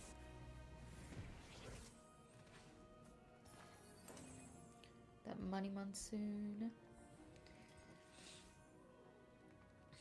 Looking at JRC's board, I mean, this board looks fine, right? This is a good standard board. Got the good items on the Lux. You've got your upgrades. You're maybe missing a Galio upgrade. Zillion, perhaps. But I feel like this doesn't survive a tournament game with a prismatic augment in it. Yeah, looking at some of these other boards that we've seen, especially something like Cambules or Robin Song, who have just been so incredibly powerful and dominant in this round. Ooh, we're sitting on a lot of Speaking pairs of here. Robin Songs, yeah, that Carrick pair. We do get the center pair though. Looking for the Shyvana. There's the Shyvana in the shop. We do sell a Nico. Yeah. Got her down to That's 1 to totally make sure worth we it. get it in, and we still have that 7 Ionia with the emblem. This is a very good looking board, and I think the 2-star Senna upgrade is going to make a huge difference here. With the purple buffs as well, for Yeah. sure. But will it? It looks like it's doing enough, but that Garen does go down, and the Yone is able to get to that back line. The positioning They from missed this the cast Yone. as well. Yeah, Yeah, the Sion's positioning has been really good all along so far. has just been able to target the right unit, just nuke the back line, just destroy the damage, make sure the rest of his board can survive. Kambili does have the Warwick online at this point. We removed some of the items from Jinx, which I'm finding interesting. But ooh, this is a 2-star Zera from Broseph. With another one in the shop that we here. roll over. We're just 1 away from that Azir as well. Taking the items off of the Bard makes sense. Probably going to Yeah. put him onto the Azir.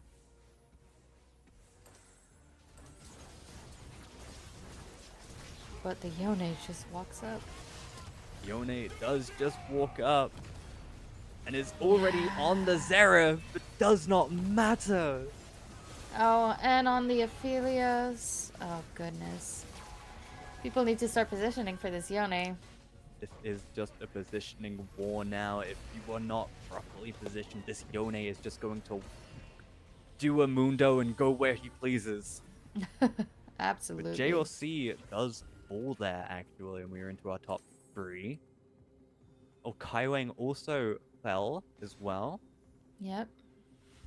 We are going to be down to Broseph, Robin Songs, and Kambili, who all seem to have delicious boards, to be honest, looking through here. I mean, it's going to be beware of the Yone, and at this point, you know who you're fighting every fight. So if you're not paying attention, that's on you. Robin's board kind of crazy. Yeah, I agree. Oh, thank you. You're playing so good, Robin! Oh my Right? god! I'm so multi-talented, being able to cast and play the game at the same time. Yeah. Truly, the Wi-Fi cat girl can do it all. The Yone got stuck on the Singed for so long, but the damage output that he's able to do just does not matter. And Broseph goes down with a 3rd position here, which isn't bad. Honestly, it didn't matter where Broseph placed as long as he was above Marcel P. He was going into check. That is quite right. But I am curious to see, regardless, what is going to happen here. I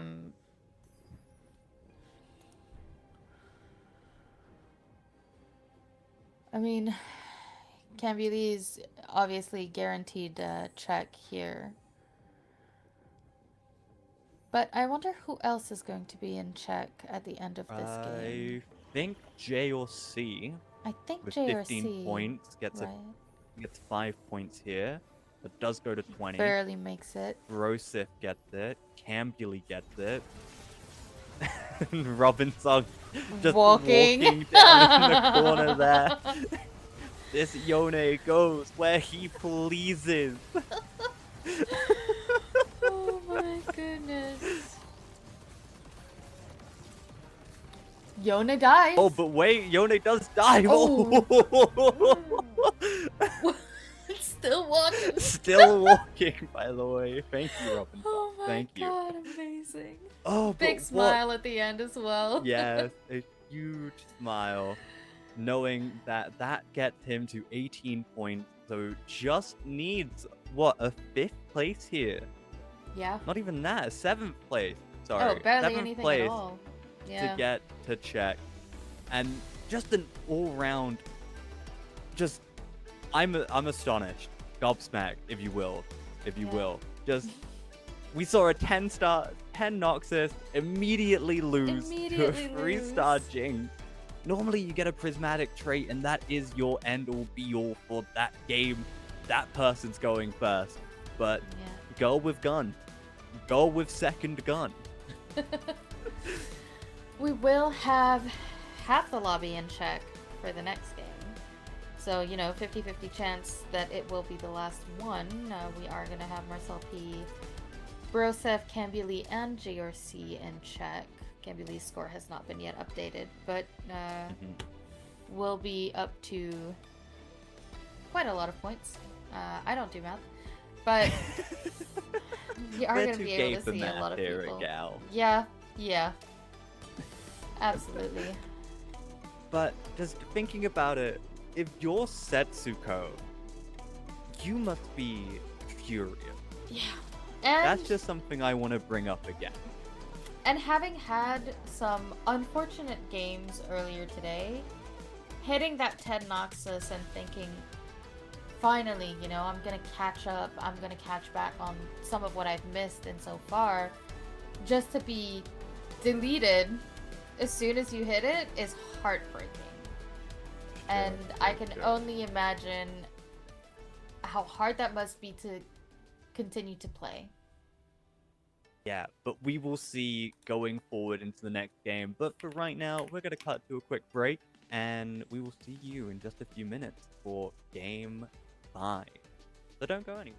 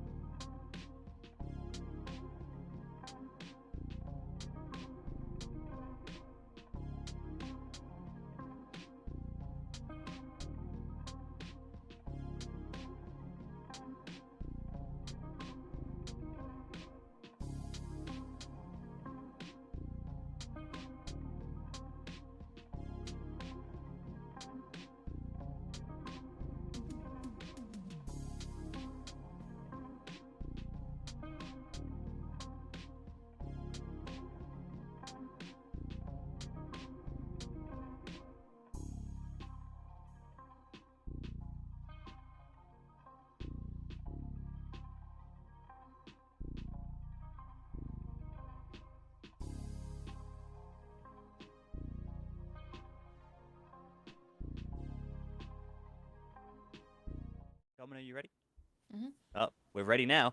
Hello and welcome back from that short break with us, your casters, Robin and Domino. Yeah. Like we mentioned just before, insane game, but we get to have a quick look at the standings before. Oh, hello, other casters. This is Inception right here. Hi, Hey, it's Klee. hi, Klee. I'm But so happy we to do see get other people's faces, you know? But we do get to see 4 players in chat here, being Yeah. Broseph, Cambuli, Marcel P, and JOC, with Robin songs right on right on their ears. Definitely gonna be nipping at their little ankles, trying to get into check himself. But What? Setsuko down in 8. It's just, That's, yeah. it's That's unfortunate. There's extremely not much you unfortunate. can do. It's just a bad TFT day for Setsuko. I mean, what do you And think happens here? Do you think that, you know, either Robin Song's ready, Kai Wang, or Setsuko manages to take a first here and take it away from the 4 other players? What are your... I would like to see it. I want the 4 that aren't currently in check to to rise up as the underdog and just do what they can to just prevent these top 4 players right now. I tend to agree. Work together, you sport, and you can do it. But Setsuko, Good luck. honestly, good luck. It's all we can really say. You've You got never this. You know. had such an unfortunate game last game, but I believe in you. We believe Yeah, in you. it's doable. And I mean, I do believe that it was 2 tournaments ago that, you know, the check day was the last game. Every single player was in check. And now that was riveting, right? You want to be there for those games. You want to be there to Yeah. to see every single player play their best, and it just doesn't get better than that, right? So I'm absolutely here for them to give us an extra game, and we can have as many players in check as possible. You know what? I hope Setsuko takes 2 firsts in a row here, because Setsuko with a first does not make it into check, needs 2. So, Honestly, at this point, Setsuko just do deserves it. yeah, honestly, I do love an underdog story, so let's just get... You know what? Let's get Setsuko 3 wins in a row and just win the whole Yeah, thing. let's go and for it. just Go for it, Setsuko. upheaval, you know? Yeah, just a full-on just takeover from Setsuko, especially after that last game. I feel so bad for them. But, like, it's got an average placement of 4 on the dot. Like, that's where Yeah. you want to be, really. It really is, and it just speaks to the fact that today is just... The games so far have been unfortunate events. They are not the standard. I mean, and a 17.9% win rate is also really good. So, It has just been let's make it happen. bad game after bad game today here at the finals for Setsuko. So, hopefully, we can bring it back. I believe a 4.26 tournament AVP for average placement. That's still not bad. It's But obviously, those last few games have definitely hindered those stats with those 2 8s into Absolutely. 2 6. It's rough. It's super rough. Very rough. Yeah. It's going to be interesting to see for sure. I'm sure that we'll be able to get into game soon enough. But in the meantime, I do want to talk a little bit about how everybody's been playing so far. We've, you know, over the course of the tourney so far, I've seen so many people click, you know, Demify, Galemify. A lot of people are playing for, like, fresh starts, you know, during the mid-game, playing for these very expensive, you know, we were talking about it with Twonky, like, Piba comps. And I That's think a new one. That's an old one, actually. An old one, then, sorry. Yeah. And you'll have to explain that one to me. I'm Piba still comp is relatively the new. this was many sets ago, the comp of, you know, legendary 5 costs everywhere. Oh, soup. Yes. Legendary It's the soup. 5-cost soup. It's good soup. It's had many names, you know, the Piba comp, the Bill Gates comp, the legendary soup. It's Legendary infinite. soup. Yeah. I understand it now. Yeah, it all makes sense. I mean, we're But- seeing this and the reroll, and I feel like we're in a good place, and we can really be able to see anything at this point in the set. Sure, but someone I do want to highlight from that last game, especially, has been Robin Song. Someone who we have had our eyes on a lot over the last few Yes. days. Has just been an all-round insane player.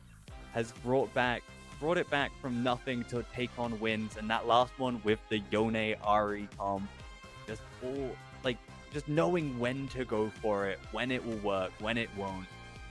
And just a Absolutely. 3.98 average placement, a 15.9% win rate. 4 qualifiers, looking to make it a 5th here.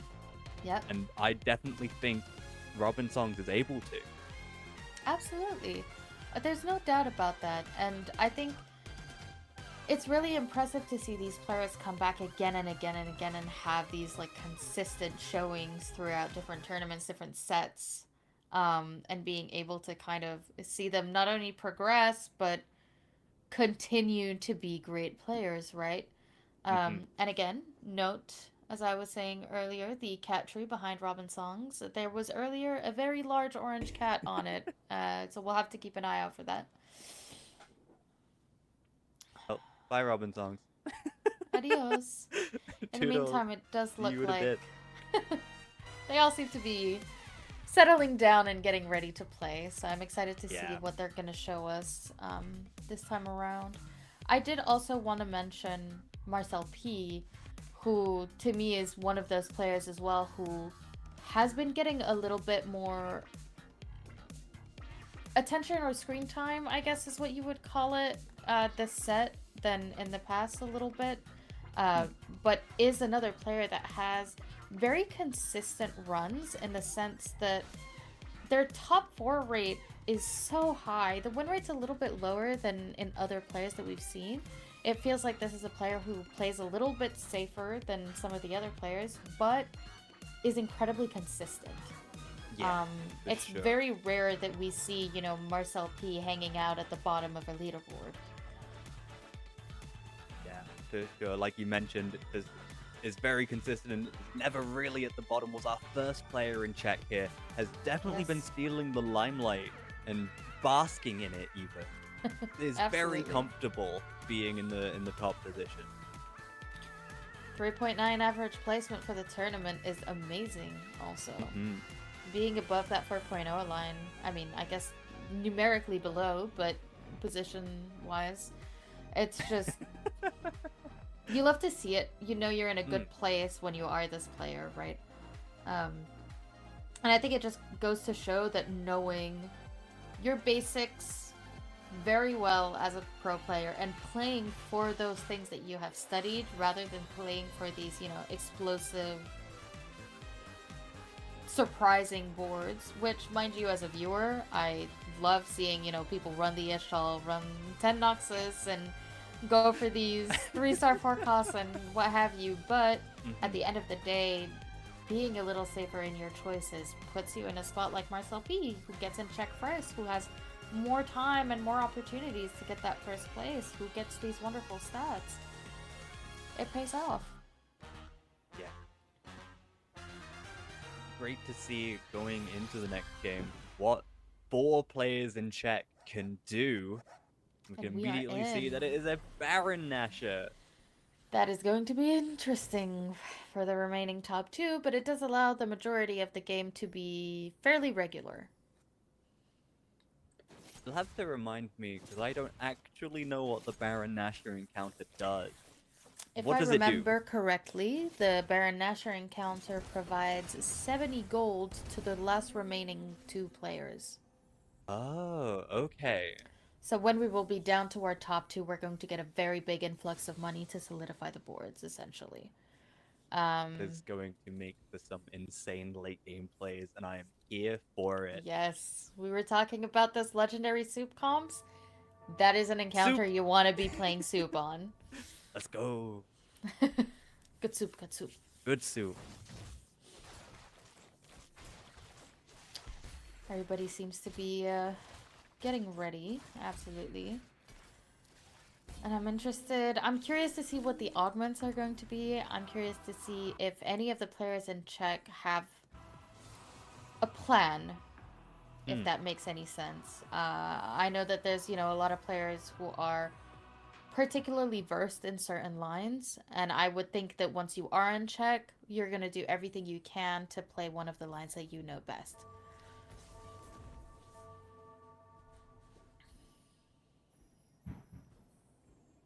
Do have a Milio on the board here for Broseph. That's interesting. Yeah, that is a very early Milio, especially with the Scion already there. Could look to make that LeBlanc immediately goes for it. So we are going to get that 2 Bruiser, 2 Invoker opener immediately from Broseph. Cooking Sorry. Pod's interesting here as well. Although Cooking Pot is preparation interesting. could be an interesting Mm, reroll Ishtal angle. the speedy double kill as well. This is Volvin interesting, Overcome. Not certainly. looking to go for Void, so it doesn't look like we're going to be getting it. And early learning.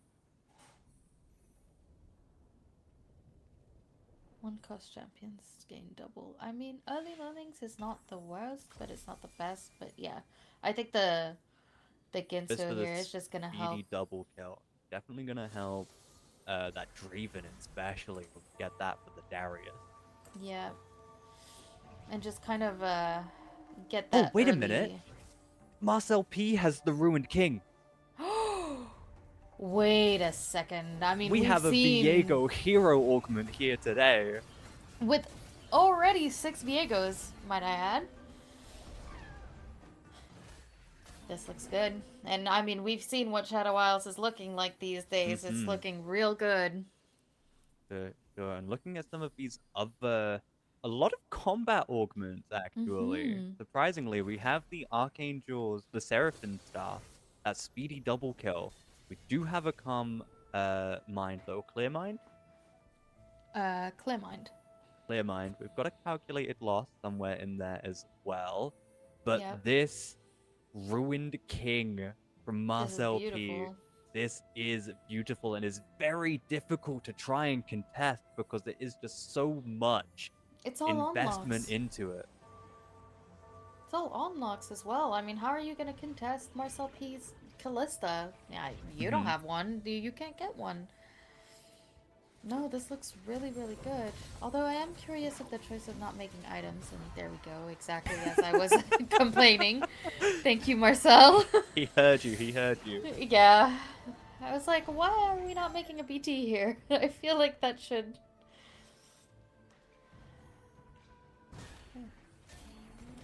And I think it's a good thing that we have so many Viego copies already, because running after a 3-star 1 cost is never fun. Being able to hit it early on to just guarantee stage 2 to stage 3 and not fall too far behind on levels is going to help. Sure. We've got the Quick Striker already on board with that Twisted Fate. So this Viego already doing quite a significant amount of damage, especially when he gets his upgrade to his cast. Never mind. Never mind. I like this though. I think this is going to be very helpful for myself. Yeah, we're guaranteed to get that free stuff Viego, so having that bard in the back Essentially, yeah. going to help a lot. But we do still have that TF. I see you. Oh yeah, we need to keep that in the pocket.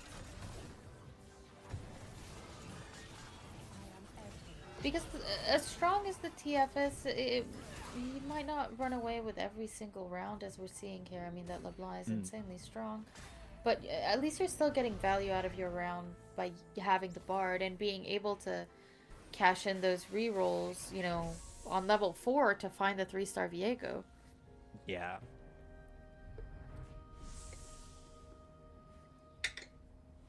Anything else interesting going on? Well, We are looking at seeing some of 2 these LeBlancs. unlocks. Yeah, there's the... Yeah.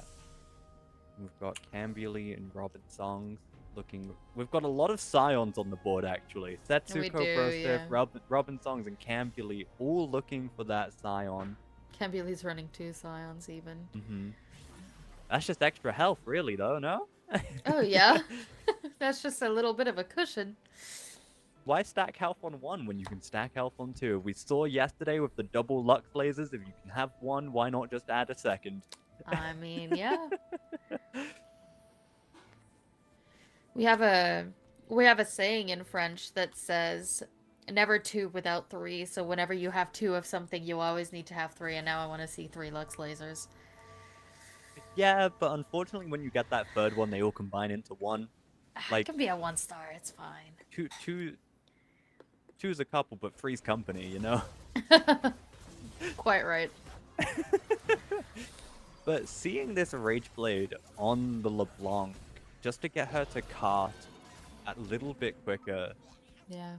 it's working for sure. Absolutely. Oh, we do get Oh. the guard breaker onto the, What is? or what's it called in TFT? I don't believe it's a guard breaker. Striker's Flail? Striker's flail. Thank you. I could be very wrong here. I never build it. No, that is correct. I struggle with the Mhm. name changes with the items between League and TFT sometimes. Yeah. The amount of time I call Eternal Pact Empyrean Promise, because that's Yeah. what it is in Arena. That does track. Or even getting mixed up with the old TFT items, like the Edge of Night. I always call it a Guardian Angel by accident because it used to make a GA. Oh, I see. I've never played a set where GA was in it, so I have no idea. It's been a hot minute. I'm realizing now how long I've been playing this game. Between that and the Piba comp, we're doing Now- great. I must ask, what is this tiny little treasure chest that I'm seeing on the right side? So, this is an augment that provides you with essentially a loot-filled chest that you unlock after spending 20 gold on rerolls, and you gain a new chest every stage. So, Okay. if you are clicking this, I believe it's called Treasure Hunt or something of the sort. Mhm. The only way you're playing this is by a very reroll heavy board. However, at the very least, you don't miss out on a chest if you haven't finished the chest from the previous interval. They Gotcha. stack and they wait for you. Okay. Yeah. You can get units from them, money, items, all that jazz.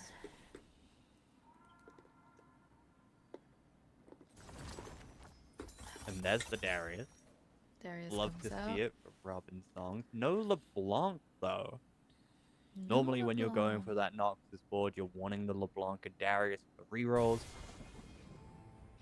It doesn't look like, but there's our 3-star Viego for Marcel P, adding in the Ash over the TF. I would love to see how long it is before we get to see that upgraded car, though. Yeah, it'll be a while. So I do believe it is past the Callista unlock, so we do have a little ways to go. But this is at least going to be a very strong unit to take us it's there. Doing damage for Yep. sure. And Tai Wang takes a loss here. Oh, there's 2 chests now. Exactly, because understand. now we have stage 3. Oh, I do believe that with the recent changes, prismatics. Oh, prismatic. Anything spicy? Anything dicey? We get 2. Is that indecision? That is indecision. Is it? Or is it Destiny? I feel like if it were Destiny, we'd. Oh, yeah. The second one does not Oh, yeah. appear. It is Destiny. I mean, Yeah. True Lotus, not terrible. Cambly with the wand overflow, though. That's interesting. That's really good for this AP heavy comp that they've got going on. Like, that Yeah. LeBlanc is going to be loving it, as is this Bard. But Setsuko gets a prismatic ticket. Marcel P goes for that money monsoon. JLC with one that I do not remember the name. Ready with Tiniest Titan, Kai Wang with the World Tree Augment, and Robin Thompson with another one that I can't quite make out. Maybe that's a Call to Let me Chaos. see. No, I believe that's Radiant Relics. So a Radiant Oh. item on the board. Yes. Yeah, and we just saw it. It was a Radiant Starax on a Scion, I believe. Got you. Thank you ever so much.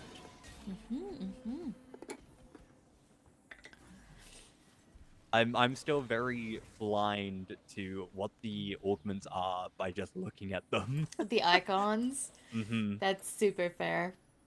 I'm one of those people who like never read descriptions, and I just go, yeah, cool, and that is how I end up recognizing them by icons. Got you. But this Jeweled Lotus that we have, especially onto the Milio with the JG, it's going to be a lot of extra damage. And a lot Absolutely. of I extra mean, crit. the JG loses a little bit of value, but at the same time, the Milio's pretty much guaranteed to crit, so who cares?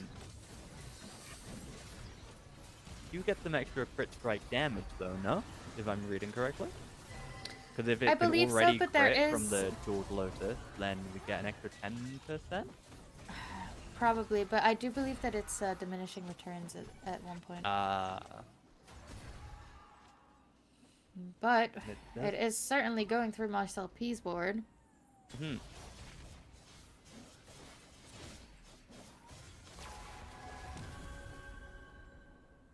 Here we go, Robin Songs taking the win from JLC as well. And we just got 5 gifted subs from an anonymous gifter. So thank you ever so much. I see you. Ooh, wonderful. Hell yeah. Now, looking at this carousel, what are you thinking people are wanting? I'm seeing the Tarek that no one has gone for. There's the Seraphine. The Seraphine will go. The Tarek eventually also goes. I think probably more so because of the money. But if you look at everyone's boards right now, it does seem to be very majorly AP oriented. It's certainly an AP lobby. Obviously, there's the 2 or 3 AD players, but a great majority of it seems to be AP. Insane upgrades for Robin Songs here. Getting the Scion and Draven 2, adding the Swain instead of that Briar. That's Boko and Yumi. Koboko and Yumi, sorry.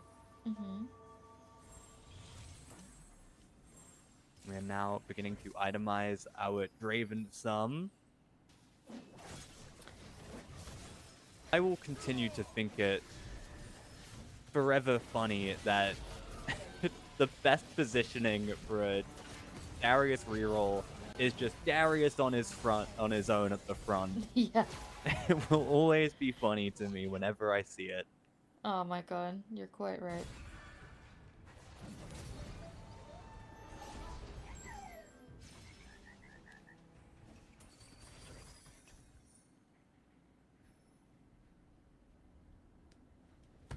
We're seeing some more upgrades on the side there. JOC getting that 2-star Cho'Gath, and Robinson's finding a 2-star Darius, but Kai Wang with the Kai'Sa unlock and a very scary looking Vayne, even though she's And only a a Sono in 1-star. an interesting cosplay.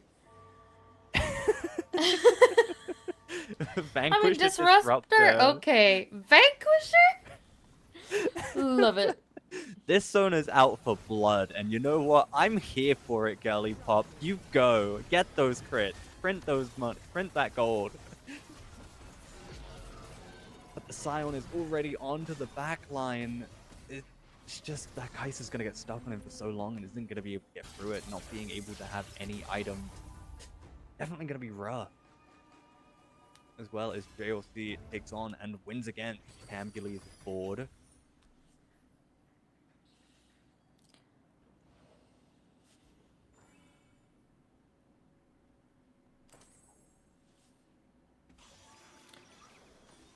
Looking here, we Oh. are going to be looking at the last augment. I'm hoping it'll be another prismatic as well. Although... First, they're opting to have the 2 Yordles over the 4 Invoker here. I find that curious, but Well, it was immediately for sells it, the so maybe Skarner just for the unlock. Skarner unlock, It wasn't yeah. about the Yordle, it was just about having a unit with a tank item on it.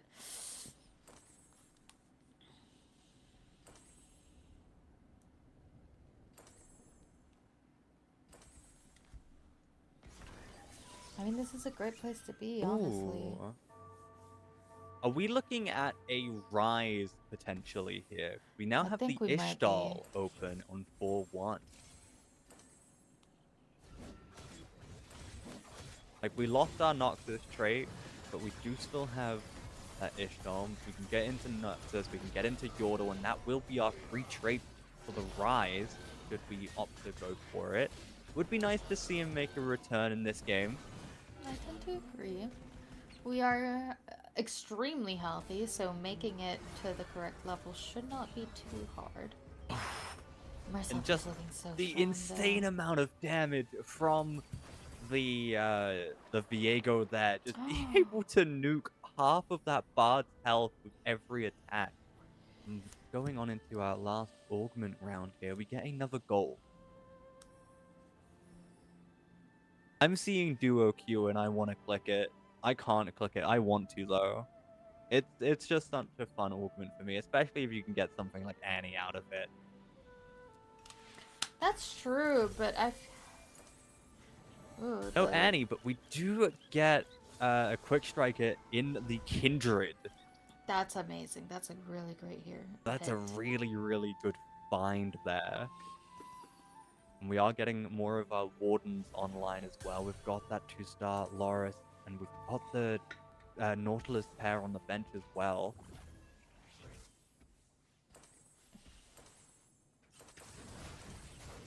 And honestly, and Mars LP has been really lucky on items as well. We have to say that because For sure. every single item on the board is one bis item for one of the carry units, right? I mean, Viego's down. it's not enough right now, but Mhm. when we get far enough and we're still banking, we still got a couple of free rerolls in the bank. At this point, myself, he's probably playing for, I'm going to keep a little bit of my money, and I'm just going to go, for the Thresh as fast as I possibly can. What is interesting, though, is the 4-3 Mel being put online here. We know that we have this Wander Overflow as well, so this is potentially going to be a Mel that hurts a lot.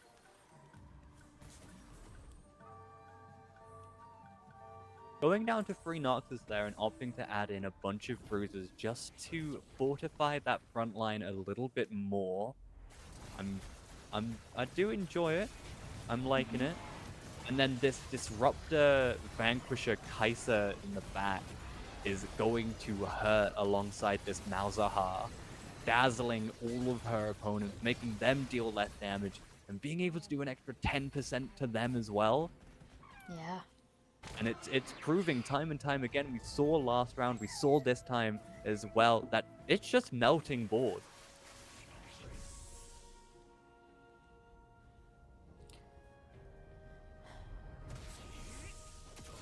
I will say, as of right now, Setsuko is in the lead. Don't jinx it. I didn't want to say anything because I didn't want to curse them. But yes, Setsuko is having such a dominant game right now. It's terrifying because the rest of the top 4 are all players in check. So this is probably going to come down to the Baron Nashor encounter. It's probably going to come down to who has a board that can be boosted enough by that 70 gold. Oh, but Cambuli's bench is looking full, a lot of pairs across it, but just not re-rolling to try and find them. And we can see Robinson goes for a heavy re-roll. Marcel P also looking for what they can find. Broseph going to level 8. And Marcel P gets that 2-star Callista. 2-star Seraphine as well. And a Seraphine as well. Reddy seems to be well on the way to playing that 3-star Ionia board that we've seen do so well this weekend. Though a little bit low on Ari copies. At least we have the cannon online. Mhm. Yeah, but right now it is not going to be enough, especially with that lack of damage coming from the Ari for right now.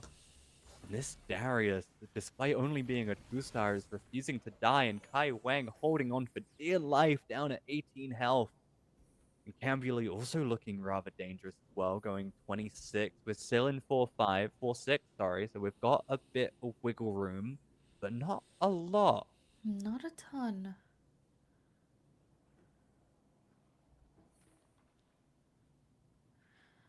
I mean, I am curious to see that Robin Songs isn't choosing to reroll, essentially. Oh, Where- JLC right at the end gets a 2-star Rift Herald. Was it in time, though? Obviously, it came up, but was it in time to be placed on the board?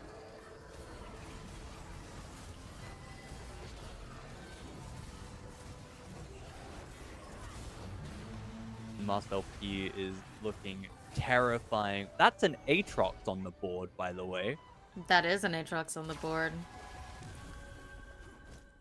And with Jinx Setsuko going on a second loss I'm there. sorry. I cast her curse all the time. I do this constantly.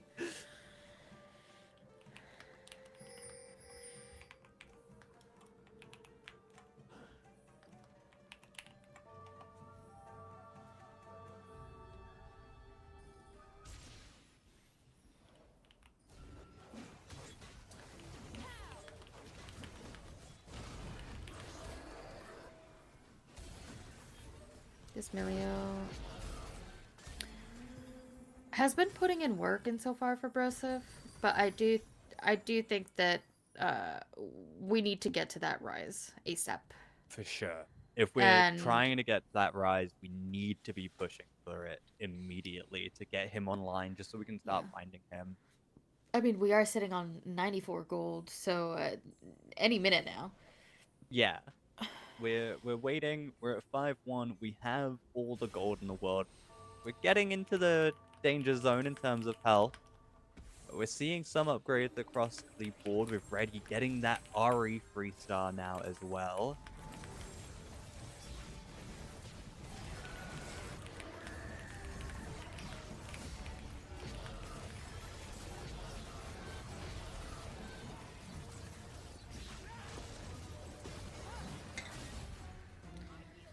Belveth is putting in a ton of work, Yeah, though. that Belveth with the Quicksilver definitely kept her safe from that Silver Mid. Dawn from Cambuli is going to take a pretty big hit.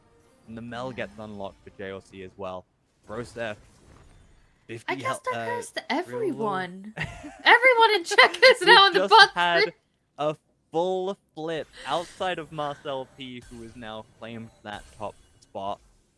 Oh, can oh, see Broseph. We're Broseph not playing doing for an Rise. We're playing overhaul. for Silas. Silas playing for the Annie, this is Arcanist. good soup if This I've is ever good seen it. soup.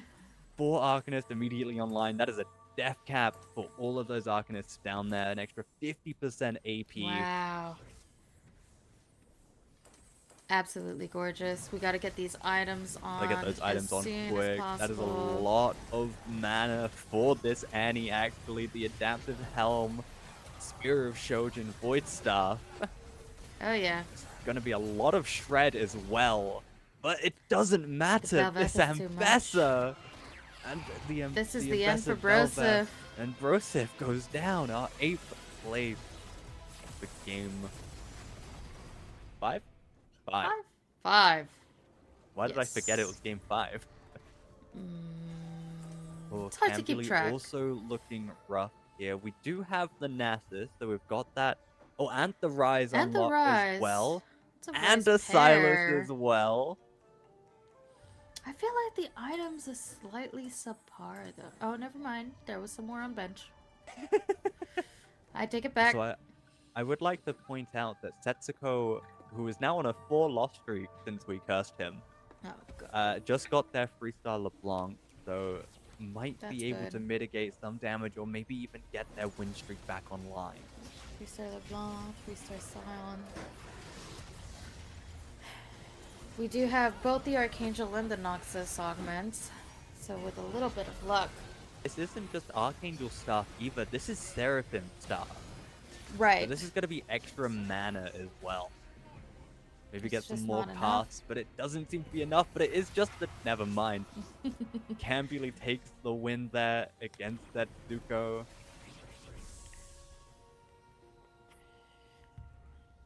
Is Setsuko gonna play 10 Noxus again? I see another spot.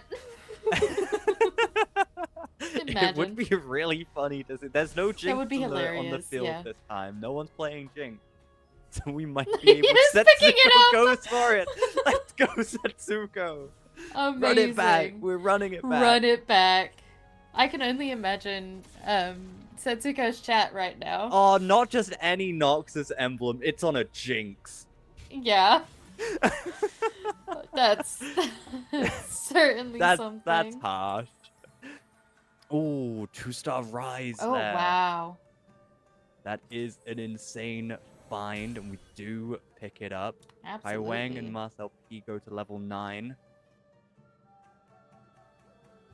And Cambuli, as we just saw, got that 2-star Rise. Doesn't look like there's going to be many other upgrades right now. JLC is re-rolling a little bit, though.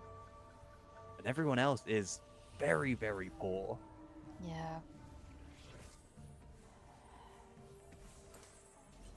Ooh, we do see the Sonyas come out on the Viego here, which is super interesting. We do have the upgraded cost as well. So this is going to be a pretty strong unit, and with, you know, supposedly some safety, but my safety actually just gets run through. Yeah. He did just immediately die. Oh my goodness. Wow, and the entire other board is alive. It's a terrible loss. Robinson's also... Reddy is out as well, by the way. Ooh. We are So getting Reddy closer. Definitely steadily. hurting. Oh, Setsuko with the 3-star Draven. Still on an insane loss streak, but maybe this can help. Maybe this is it. Maybe that's the needed upgrade. Maybe Marcel P with a 2-star Ornn, though. Ornn has become a much better unit. One player in check is out. We've still got 3 more. It is perfectly balanced. 3 in check, 3 out. It all comes down to what these players can do going into stage 6. JLC looks to be taking it away a little bit with that 4 win streak and still 42 gold in the bank. Yeah. Oh, this Rise is putting in some incredible work for Cambuli.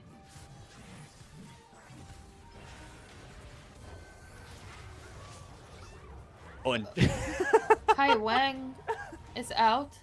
Kai Wang JRC is survives out. on a JLC, sliver. the loss going down to negligible damage. Oof. Can't believe I cursed JLC there. Oh no. Your turn, your turn. It's my turn.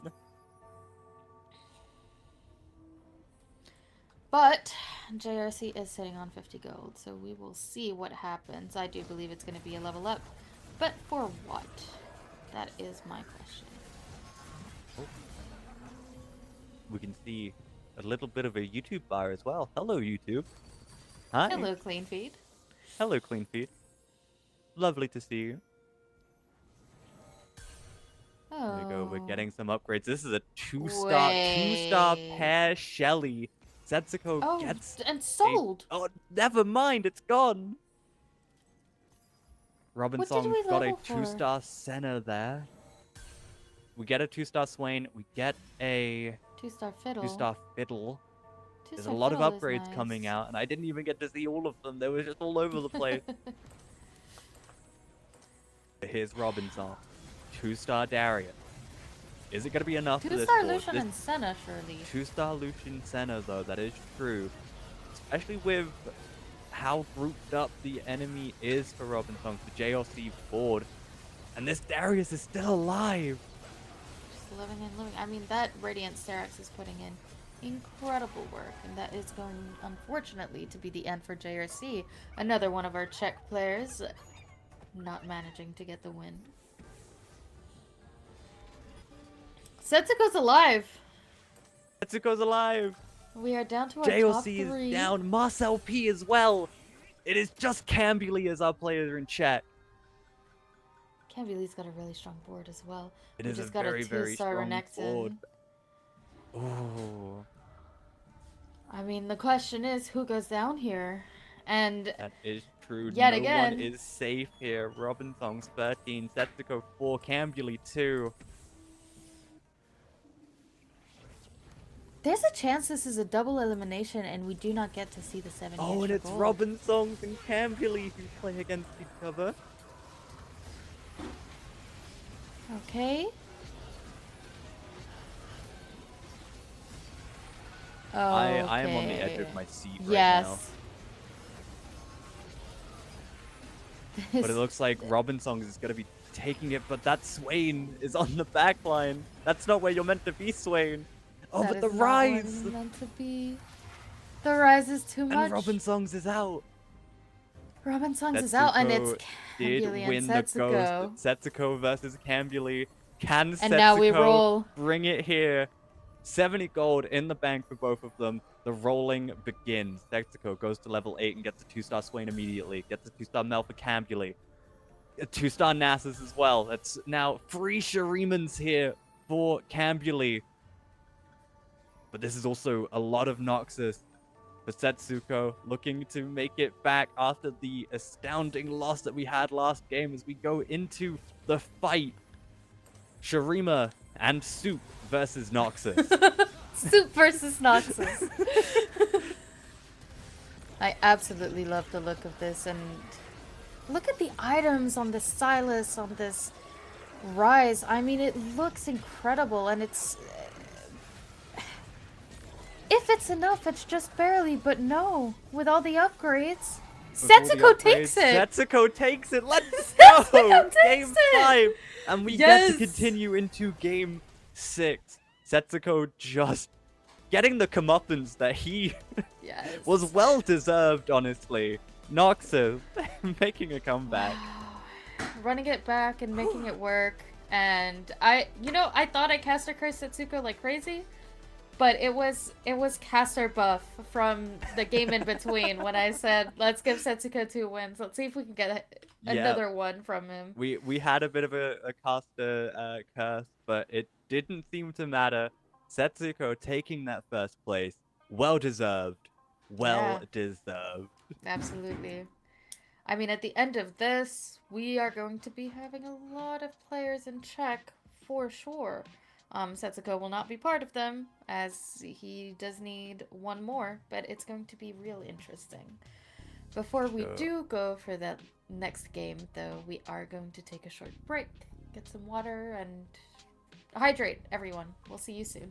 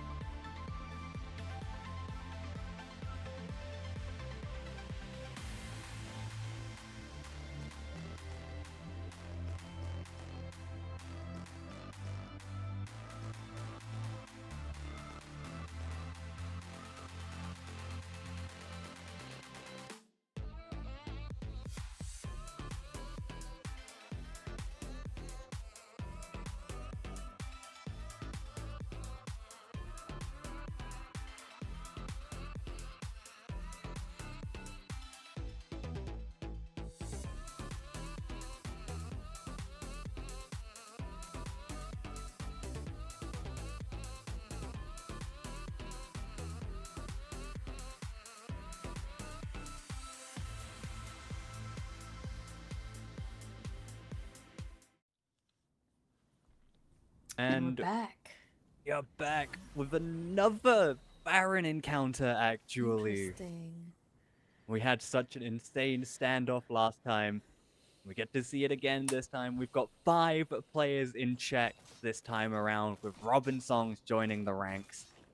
We still have a few who aren't quite there, with all of them being at 16 points, actually. So Oh, yep.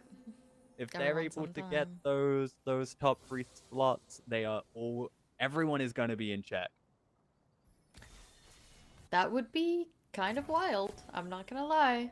If the 3 bottom players take the top 3, we will have one last game with every single person in the lobby in check, and that's just super spicy. Would be insane to see. So we will have to keep an eye on Kai Wang, Setsuko, and Reki trying to get into check with everyone. Absolutely. Taking a look at everybody's openers here, and so far we do have Broseph, who managed to get his hands on a Jinx, and Kai Wang on a Draven. So we do see those 3 costs come out immediately, which are both pretty important 3 costs. Very, very important 3 costs, especially if you're going for that Dawn or Noctis route. Needed for Warwick, who is a very pivotal unit this patch around, as well as Yes. Darius, who has shown time and time again why he is a top contender for a frontline unit.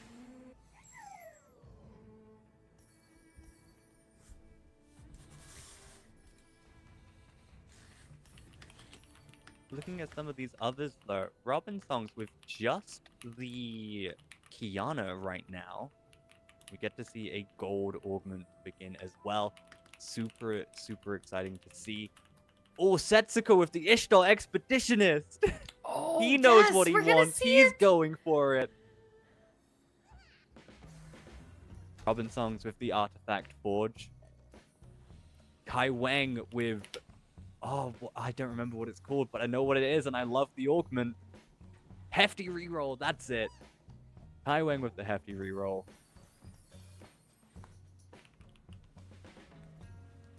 Oh, I'm excited to see the Istral Expeditionist.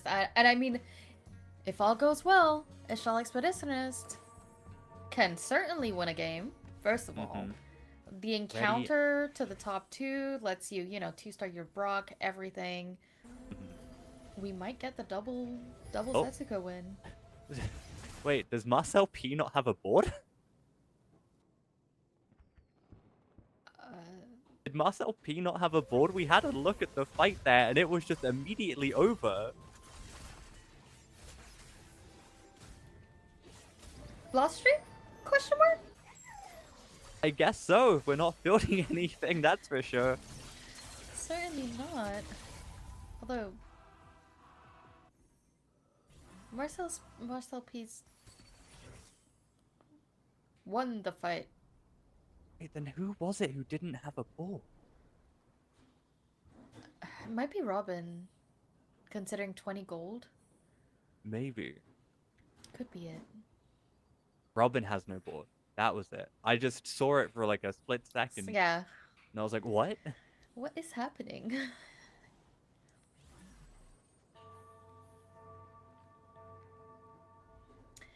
Ooh, Broseph does have Aura Farming Annie, which is by Ooh. far the best unit you can get with Aura Farming. Because you don't get 1, you get 2 2-star 5 costs, right? You get the Tibbers as well. You get the so that's Tibbers. just... That definitely looks good for Broseph. Very, very scary going on into 4-2. Like you mentioned that 2-star Annie and Tibbers. That's also immediate Arcanist open. Yep. We get to see everyone getting to level 4 here. Selling with Caitlyn to get that JG back. So a Draven. Yeah, get some better units on the board. We also do get to see who they have unlocked right now. A lot of people have unlocked that LeBlanc, Cambuli, Marcel P, and Setsuko. Absolutely. And ready with a Bilgewater Invoker emblem. If that's not a match made in heaven, I don't know what is for this Sona and Graves. That's absolutely gorgeous, and I feel like that's definitely promising for the mid game, but I do kind of feel like potentially one of those two is going to be reforged, depending on which direction you choose to go. Other than that, though, I'd like to talk about this Ishtal Expeditionist. We have all our Ishtal units. We have LeBlanc, who is helping us out. We're at 104 HP, so we're not losing very hard. 1 win streak. I'm assuming it's a little bit win-loss currently. 0 gold is interesting, but I think Setsuko is just hoping very hard to gain an HP advantage on the lobby and just take some of the quests that do not require you to lose or to throw too hard. It's a shame that we don't get to know what the quests are, because that's always interesting to keep an eye on. But we'll see. There's a lot of things that can happen. Yeah.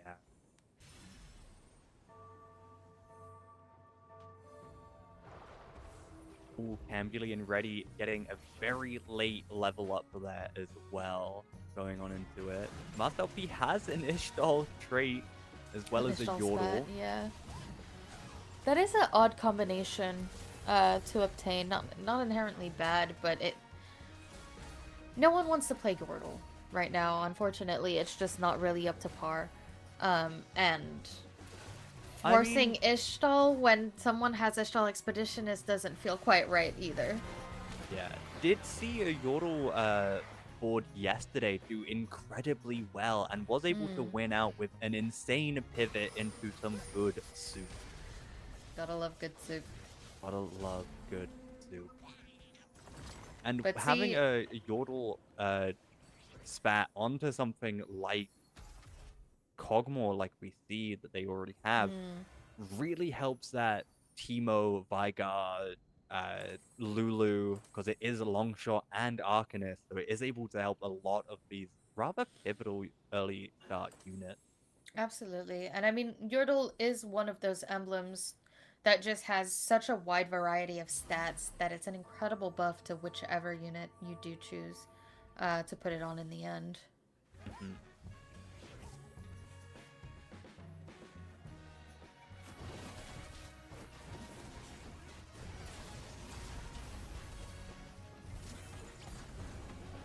Looking over here, though.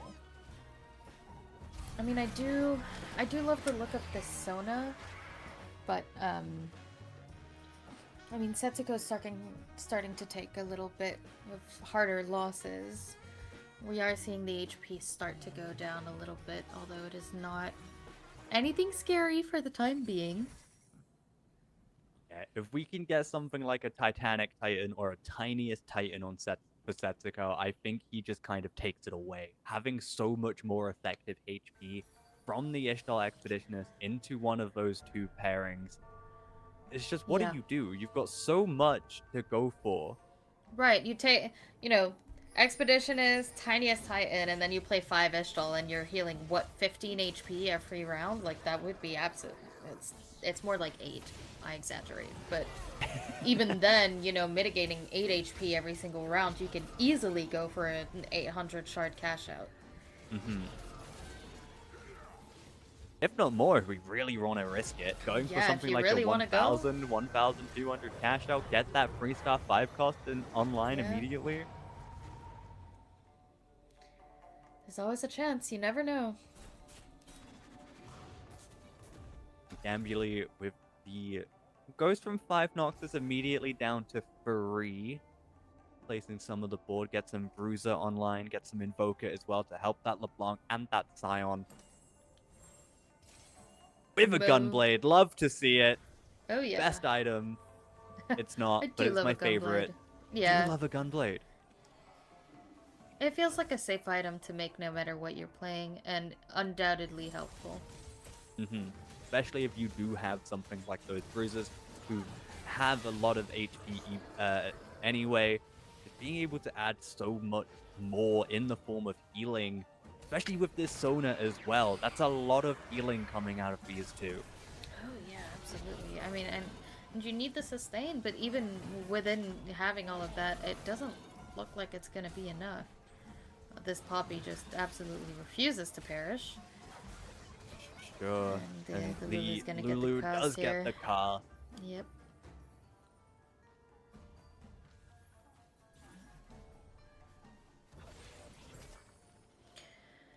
We do get a gold here, though. involvement. Forward thinking. Do we think we click this here for Cambuli? For Cambuli?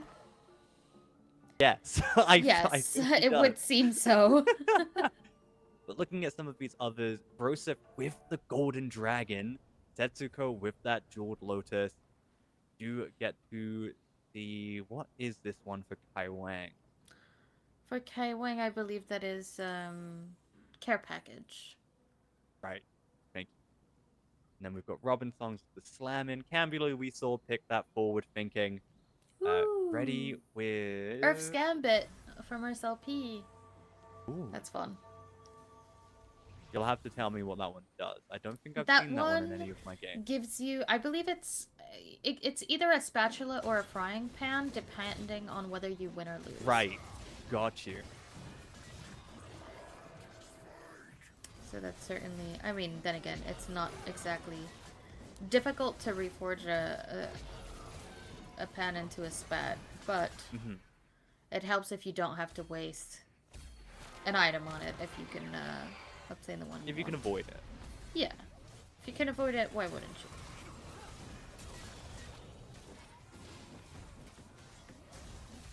Oh, but this Darius with the golden mail being able to keep himself alive for just so incredibly long. On That's such so low much HP as gold. well. The constant healing that he's able to do definitely helps there, and we can see that Marcel P gets a spatula here. Mm-hmm.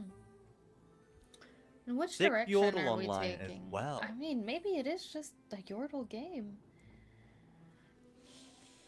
Wait, is that not another Yordle emblem right there with the Negatron cloak? Yeah, it is. Yeah, you're quite Do right. we make another one? We reforge, we get a Noxus We one, and we reforge go for the Noxus. sword. Reforging Noxus makes sense.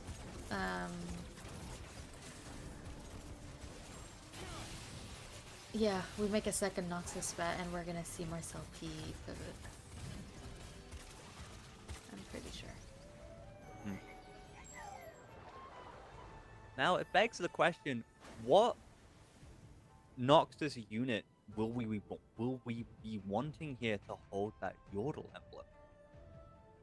In my mind, I'm thinking Swain. Juggernaut, Arcanist, really, really good for that Poppy, really, really good for that Lulu, or that Vigar if you are able to get it. But what do you think? And what about you? I from chat? think we're gonna move away from the Yordles entirely. We're just gonna be playing a Noxus board, and the only Yordle we're gonna play is a Poppy, and then with the emblem on Swain, for example. I find it highly unlikely that Marcel P actually chooses to play Yordles with two Noxus emblems. Yeah. Don't you only need 2 Noxus emblems for that prismatic? I believe so, yeah. But you need We to go do 10. already have it online and then needing to go for level 10. But we can see that Robin Song picked up a frying pan from that carousel and has the Flicker Blade's Rage Blade on this Jinx. Oh, that's If gonna be that's not scary, destructive. I don't know what is. That is certainly terrifying, is what that is. The Zorn and the Piltover active as well. This is just arcane, is it not? Yep, arcane board. Cannot disagree with you there. All we're missing is like a Singe, the Ambessa Mel, and then we've just got like all of the arcane characters. That are in the set. Yep. Oh, and an Echo, I suppose, but Well, But you can already Surely. see just how quickly this Jinx is able to attack. It's unreal. 33 stacks onto that Flicker Blade. That is an extra, what? 6% per 5. That's a lot. That's a lot. 6% per 5? That's like a Stacks? 30% increase? How many stacks? 33 stacks. So we would count up to 30. So it'd be 6 by 5. Yeah, 30% Yeah, ADAP. 30% ADAP. That's a humongous. That's a lot of damage with that Death Blade as well. Oof. But we can see we've got the Warwick online now, that Frying Pan being used just for the item. This Darius, we've got the Darius pair. The minute we get that 2-star Darius, this thing is just going to become an absolute unit.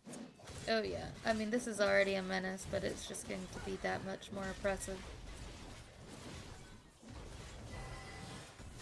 You can see it. There's the 35 stacks. There's 2 gold printed already, in fact. And it's still looking incredibly healthy. Yeah. It's The just, it's third not gold. dying. That's just... Yeah, no, that is... No, that's 4, sorry. 4 gold printed right now. Getting rich. There's another one. And we're still incredibly... Well, we're not healthy anymore, but we're still fine, and we survived to the very end. That Darius alive. is 1-star Darius and refuses to die. Yeah. Marcel P is starting to click on these Noxus units here, seeing the Scion and then Draven on bench, Darius on the board for the defender. I mean, yeah, I guess it's just gonna be a question of once you hit the Noxus upgrades, then sell the Yordles and just move on, you know?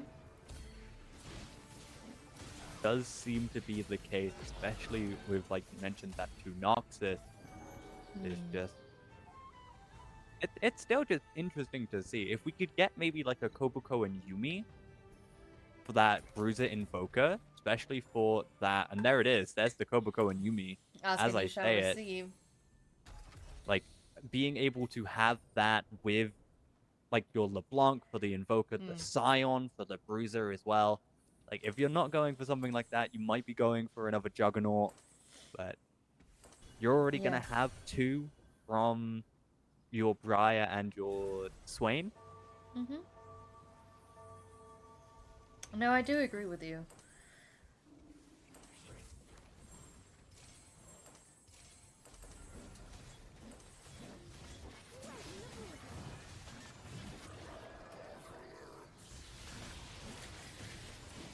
Kai Wang's situation looks interesting as well. I mean, this is just Noxus again. I mean, at this point, we're gonna have what? That's a 3-way, 4-way Noxus contest in this. Something like that, because obviously we saw Kai Wang is currently running vertical Noxus. We've got our Yordle player who looks to be wanting to pivot into it as well, as we go on into our 3rd and final gold augment here. Cambuli getting that forward thinking payoff as well, 150 gold, and is just blitzing to get to level 8. And that's incredible because Cambuli didn't even lose that hard without being able to buy any board upgrades, really. It's a lot of money. And Robin Songs picks up an unsealed from Steel as well, getting a Darken item online. Indiscriminate Killer for Reddy, the lesser champion duplicators from Marcel P. What looks to be Warlord's Honor from Cambuli, maybe?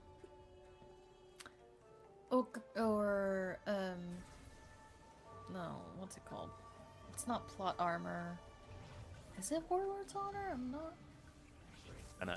I don't believe so. But we do get to see the Arcane Victory from Brother, the exclusive customization from Setsuko, being able to just get a guaranteed good item.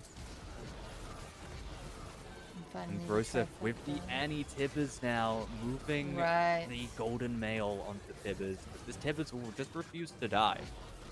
But the Annie is actively dying. Access. Yep.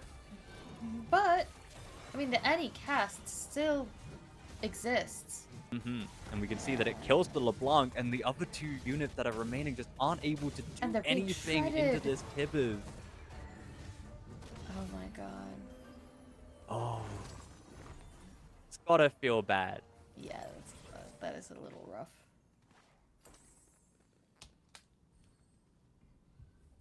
Now, this is interesting. This is a 6 void board. We are just missing that Malzahar for that 7 if we want to go for that Baron Nashor at level 10. 26 gold, very healthy. It's 4-3. It's possible to go for the Baron, It's to be very honest. possible. We're definitely not hurting. We swap around with a Briar or a Tarek, seeing what we want. We opt for the Briar just for the Juggernaut buff. And the Slayer. And the as well. Slayer, you're right. Yeah, Briar is such a good unit to play just in the Void board, just for the sake of having And that this- extra. Kaiser as well. Double Rageblade, Gunblade. Knives out for sure here. Oh yeah, But but it I is don't only think. a I mean, look at that. one- Look at the Jinx. The Jinx is Darkened just going bow, insane. flicker Darkened- blades. Oh my goodness. It's ridiculous. That's Wait. another stat on an Embesser. That is. If Marcel P gets the spell, okay. Kaiwang immediately yoinks it. Yeah.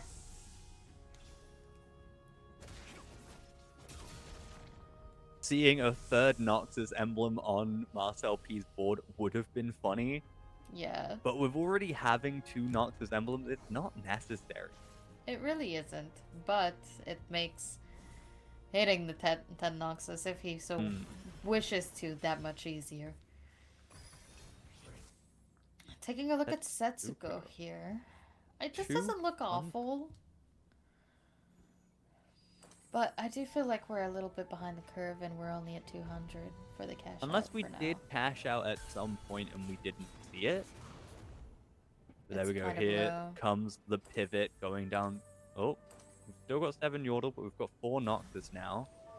We're just missing 1 for that upgrade. Killing the Ambessa here. Big sacrifice for the Mal.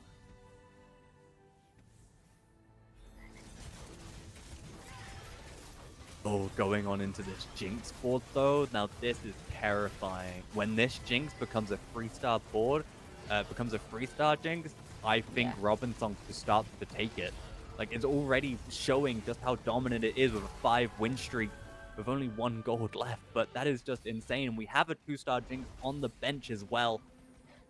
And Broseph as well with this Tibbers Annie pair. This Annie Tibbers for Broseph looks too good. Oh! There's the Brock. We went from 200 to 600 real quick. Was just apparently needed that 1 round to get that 400 extra shards. Now Now the do question is- we haven't cashed out here. We're going We to don't level cash 8. out. We've now got 5 Ishtal on board as well. Healing a little bit extra. And the Thieves' Gloves goes onto our big rock. Big rock time. And I am very interested to see how far Setsuko takes this. I do believe that he will choose to cash out at 650. At the end of the day, it is a tournament, and it is a cash out that doesn't quite guarantee the win, but very close to.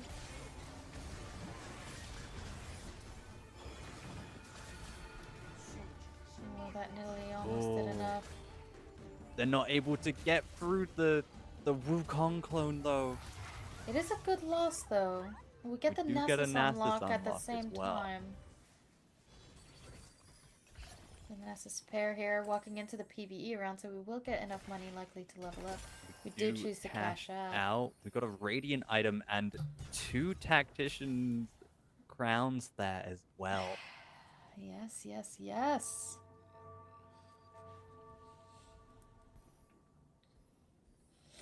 I mean, To the have question that is... Nasus pair. Yeah, the question is, are we able to have enough money to level and hit a couple of upgrades? I mean, Skarna 2 would be good, Nasus 2 would be good.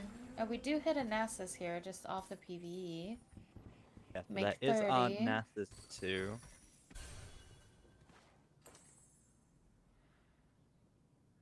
Ambuli getting a 2-star Wukong, and Marcel P going to level 9. JOC as well. Kai Wang with a 2-star LeBlanc. There's Robin Song's 3-star Jinx. Oh dear. And there's the Prismatic Noxus from Marcel P. Okay, there's a lot going on here. There is a lot going on here, but will we see it happen again where this Noxus 10 loses to a Jinx 3-star? We won't get to see it just yet as we get to see Noxus versus Noxus.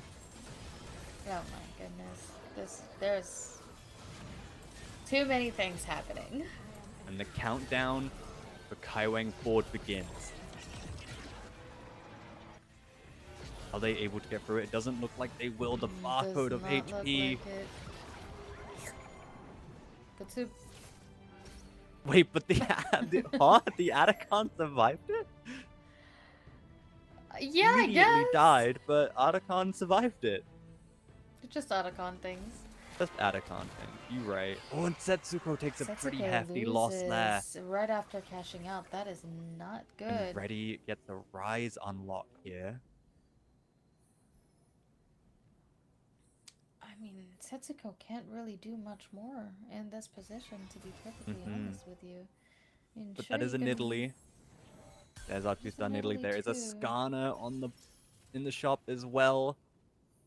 Getting the Seraphine online is good, and get the extra little blast shield. I don't think it's gonna be enough though.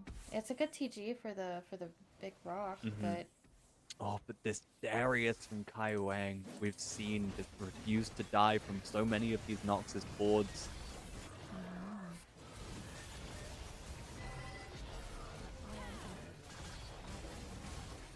This Nasus is just as beefy, if not beefier than this Darius. As we see it immediately fall down. The Nasus still continues to move. Kai Wang takes the loss. Seems to be big surviving loss. though. yeah.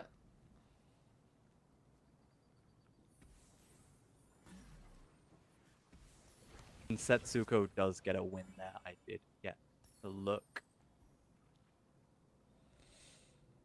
Oh, Kai but Wang's Kai Wang so is close so to these incredibly upgrades. close. Needs one more Darius, one more LeBlanc.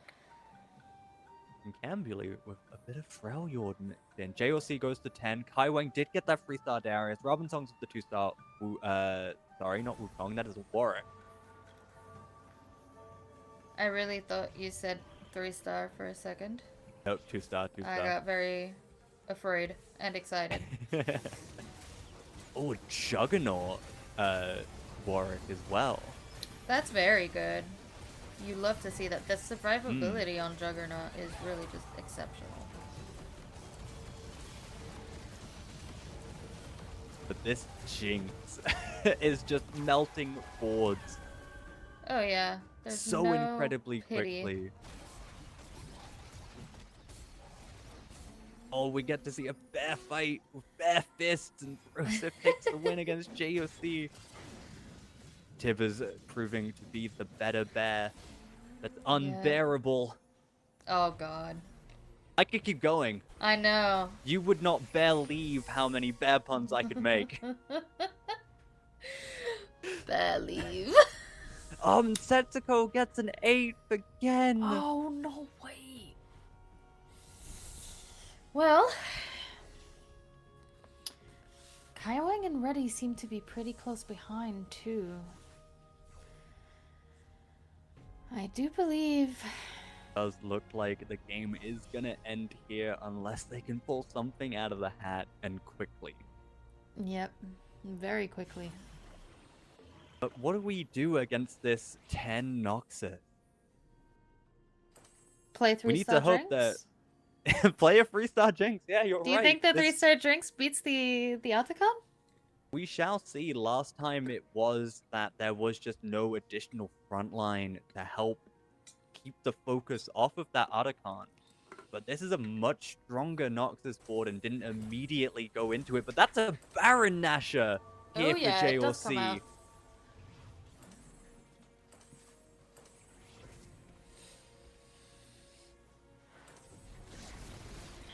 Got the 6 void in, opting for the 6 instead of the 9.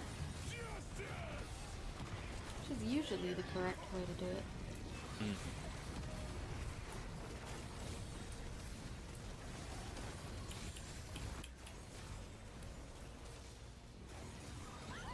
But look at that Rise. The Rise putting in work, but it just isn't enough.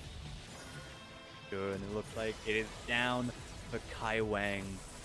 And for And Reddy as for well, Reddy. so it is going to be the final game here. Someone is going Confirmed. to walk away with the win at the regional Who do final. you think it's going to be?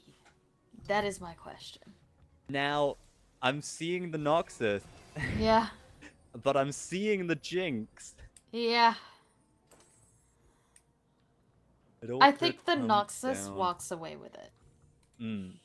I think that last time was a kind of 1 in 100 scenario where it was 10 Noxus, yes, but to make it, you know, to level 9 to be able to play the 10 Noxus, there was like literally no front line, as in Yeah. like a 1-star Darius kind of deal, and so the Jinx, if the Jinx is able to instantly focus the Atacon, the Jinx win. It takes less than 10 seconds to melt a unit.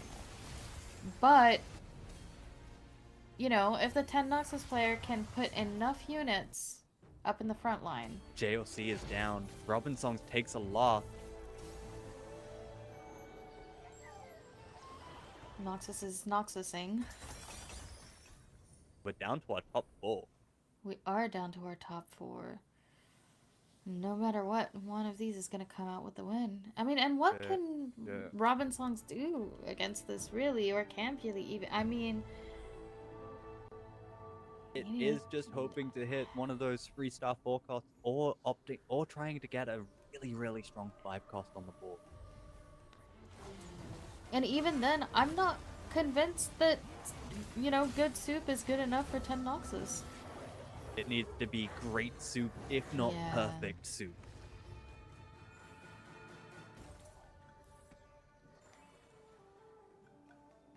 Star volley, that's good. Robinsons go to level 9 here. Marcel P. Broseph That's a going to couple of 10. upgrades. Broseph going to 10. Ambuli with the 2-star volley. Broseph with the 2-star sway, and a lot of upgrades coming out here. I mean, at this point, if you are, you know, Cambuli or Broseph, particularly Broseph, I think, if you take this next round as a loss, do you not sell board for a... I mean, yeah, we're holding Annie's. Right. I feel like if you lose this round, as soon as you lose a round and you're on 1 life, if you are Broseph at level 10, it's selling board for a 3-star 5 cost. That's your only way out, essentially. We do have quite a few Annies, though. We've got the 2-star on the board already. We've got the pair as well. And we do take the loss. We do just survive. I do want to see if this board selling is going to happen. I think it will.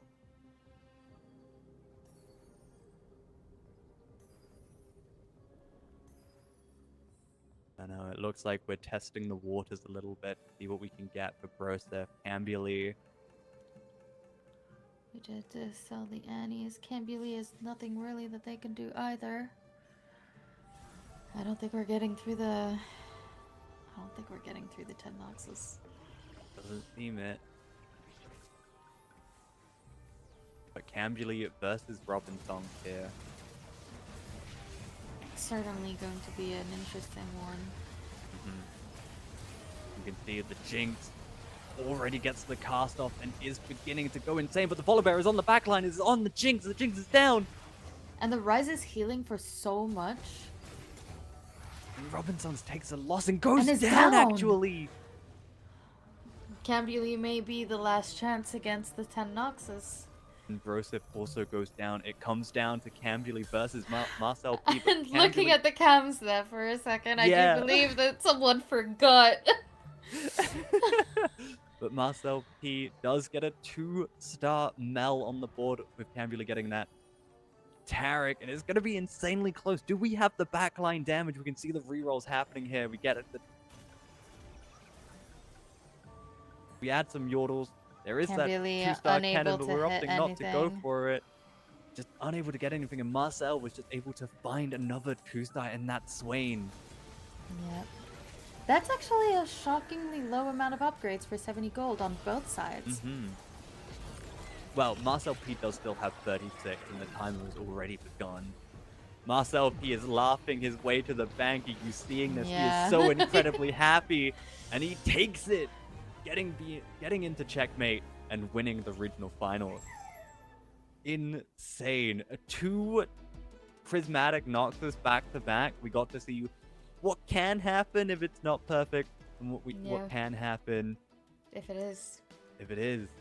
Yeah, and that was certainly a perfect game. I mean, spotting the option, with such a strong Yordle open, of seeing, like, Mhm. I could go Noxus, I can reforge this emblem, I can make a second Noxus emblem, and I'm gonna be so healthy and so rich to make it, all the way to that 10 Noxus, and being well aware of it is just, I think, incredible choices, and well done, Yeah, There's not much else to for say. sure. It was an insane game for everyone, really. We didn't get to see the Noxus versus Jinx standoff. It would have been really, really funny Yeah. to see that. Just to see, well, I think it did happen. We didn't watch the fight personally, but it would have been really Right. cool to see that rematch and just see what Robin Song could have done had they not lost to Cambuli, and what would have changed, if anything would have changed. But Marcel P taking that top spot, being our first player in Czech as well, and being able to win out too. Absolutely. That is a huge win for Marcel P.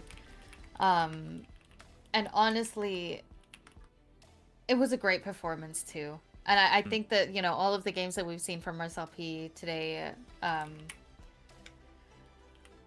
proves that it was a deserved win, For sure. I would have liked to have seen Setsuko make a bit of a comeback, but it was just Yeah. so unfortunate from the first 2 games, as well It as was as well a as little game 4 bit and of a 5. comeback. We had that one win. We Give got 'em the... that. It's almost like we got a bit of a teaser trailer to what it could have looked like. Yeah. But not this time. Next time. Not this time, indeed. But for sure, congratulations to Marcel P for winning regionals. Honestly, like, well deserved. Yeah, absolutely.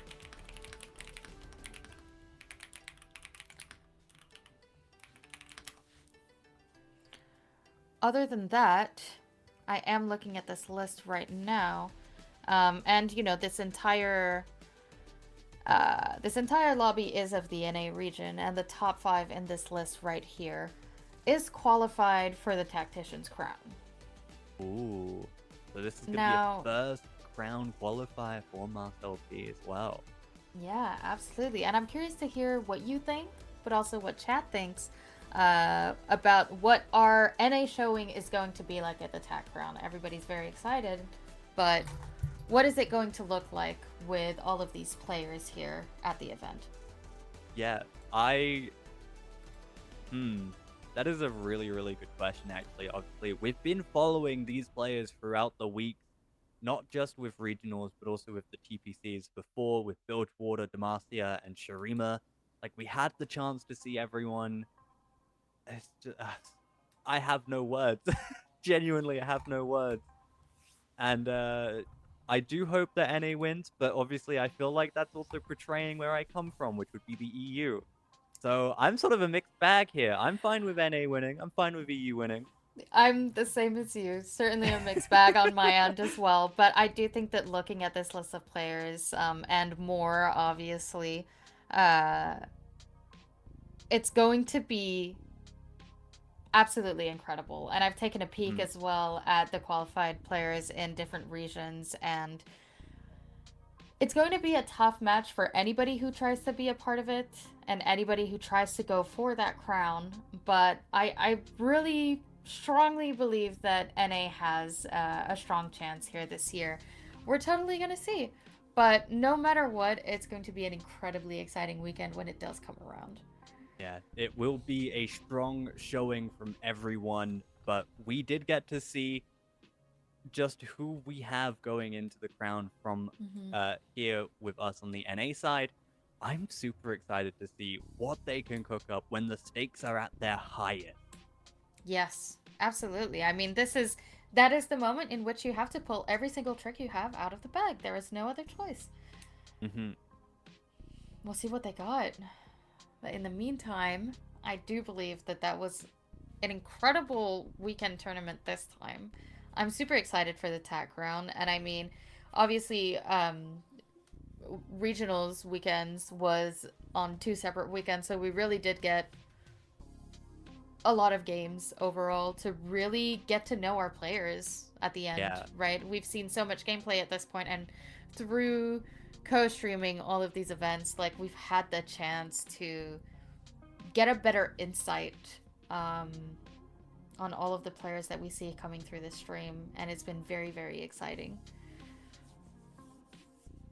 Yeah, I'm truly excited to see what the future holds going into the TAC round from all sides, like I mentioned. I do Yeah. think NA has a very strong set of contenders. I think they very well could take it. It's entirely possible. I mean, we have some incredible players, and no matter what, like, even if NA doesn't inherently win, which is always possible, you never know who's going to win a TAC crown. But even if NA doesn't win, I'm sure that we are going to have multiple players way up there with the winner. You know what I mean? I'm convinced that with the set of qualified players that we have this time around, no matter what, we're going to have a great showing as a region. Sure, for sure. But I'm seeing Cora in chat saying CTG gonna run world. Yeah. Yeah. Hey, pretty I much. was called a traitor for saying that I was fine with the EU winning. Like, what do you want me to say? I'm not American. I'm British. Yeah, dude. I live in Canada, but I grew up in Spain. We're both Yeah. mixed bags here. We are traders through and through. And you know what? We're okay with it. We're fine with it. I am a-okay with it. Cast NATFT, you are here now. Treason accepted. Now, you know what? You know what? I'll take that. I'll take that treason. I hope EU wins. Oh, I'm But- still banking on NA for now. Yeah, at least. but, well, we shall see. We shall see. Jokes aside, though, I do believe that is going to be it from us here on the Gal side of Yes. the regional finals. We will see you when the TAC round comes around, or until our Yeah. next Gal tournament happens. We do host those monthly ones. Absolutely. And before we go, I do want to, as always, make sure to take a moment to thank everybody who is working on screen and off screen. Thank you, Robin, for being here with me today. But also thank you to Domino. everyone who's working so hard behind the scenes. We have Laura, and we have Catherine, and we have Twanky, who was here earlier, and many, many more people who are putting in incredible hours of their time to make these things happen, and we're super happy to be able to do that. And as such, we will see you all next time for some more. Yeah, do stick around though, because we do have a quick showing of Domino's interview with Bosso's skills. So if you are interested in that, do stick around. It is very fun, very informative, and just all around cool. Because Domino's a cool person. Shocking news. No, but it was a very cool interview. It was definitely one of my favorite interviews to do. So check it out. We're gonna run it soon enough.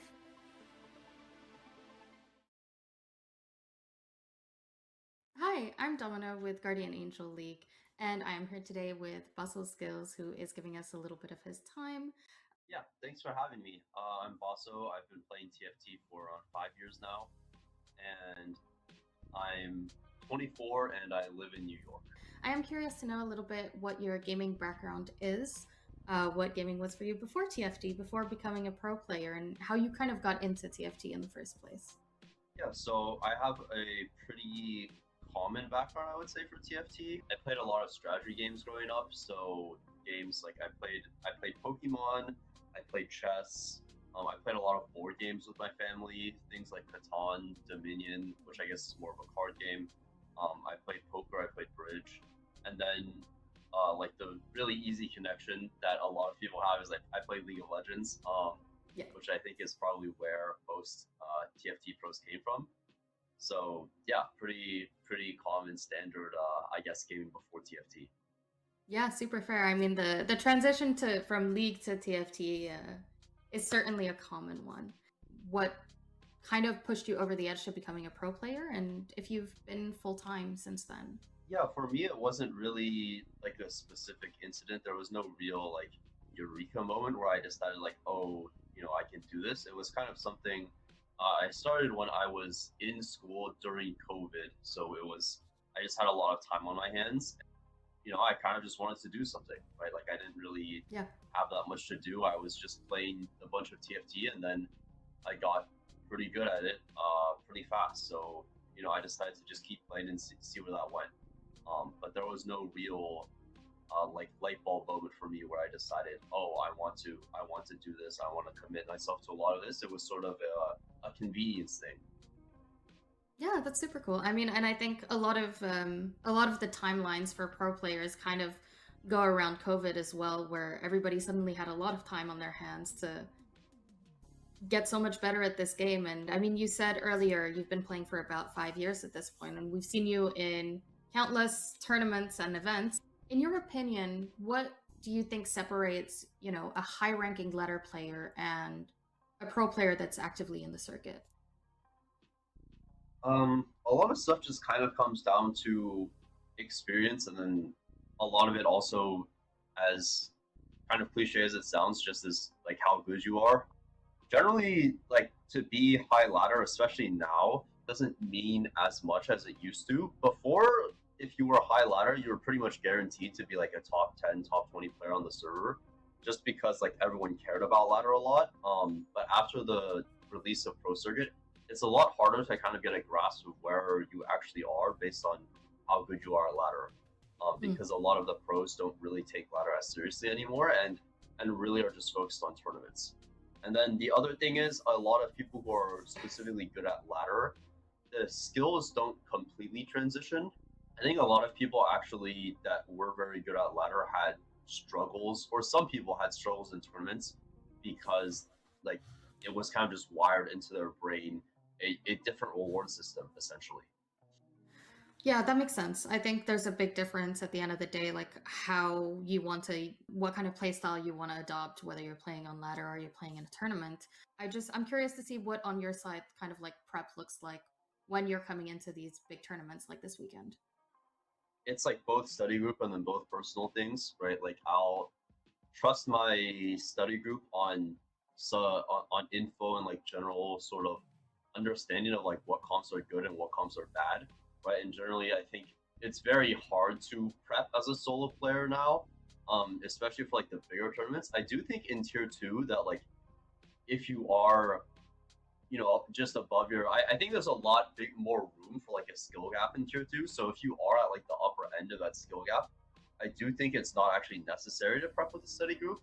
Yeah, I like the higher levels. Generally, you want to spend like a lot of your own time figuring out like exactly how to play the lines and like what all the OP things that you should be looking for in like stage 2, stage 3 are for like your 4-cost lines, for example. Your study group is not necessarily going to know all of them, and even if they did, they can't give you like a 10-page list of all the details of like the comps Right. that you could play are. So a lot of like the study group stuff is like general information, and then you kind of have to go put it into practice, right? A lot of the things are like if Wasian tells me this comp is good, right, I have to figure out how to play the comp. Right? There's just some things that can't be explained through words, right, and they just have to be explained through experience.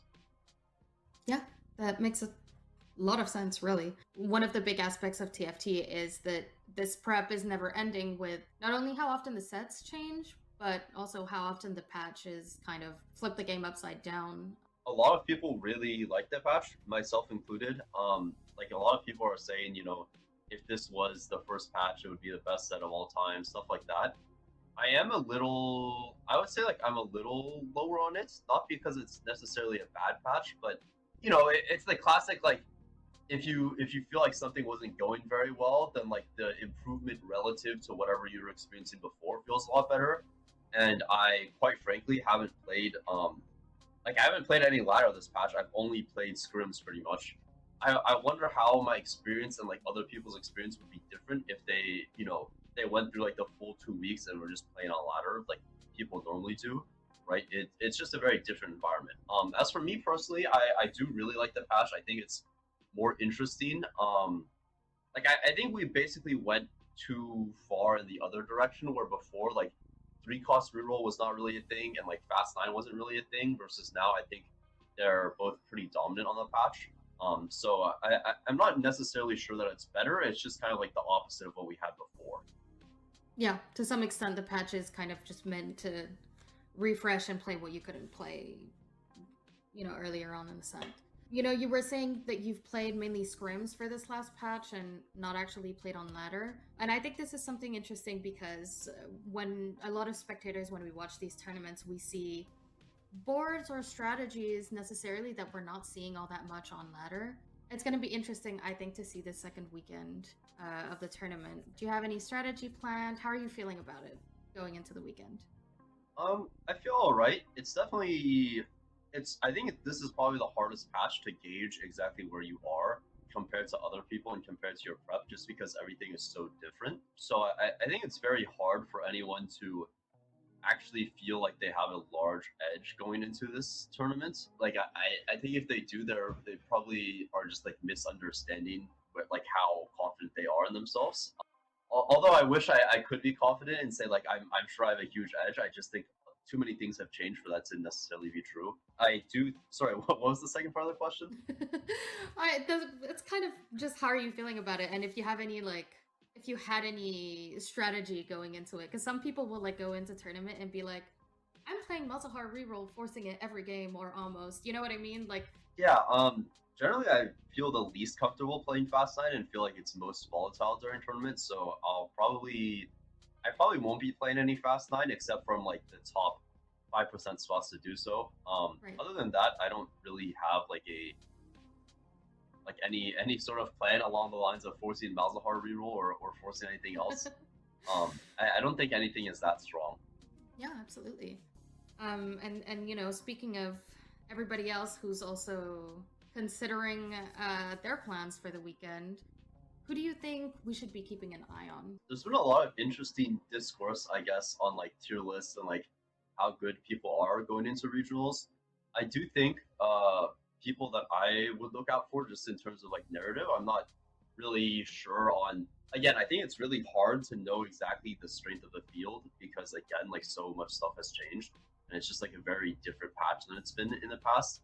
I do think this is the type of patch that favors Setsuko a lot, and there was like I know there's a lot of discourse about like whether Setsuko is a fraud, right? And it's like because his pro circuit results haven't been like up to his standards. Like they've been good for like they've been good for like a normal player, like an average J1 player, but people kind of hold him to a higher standard.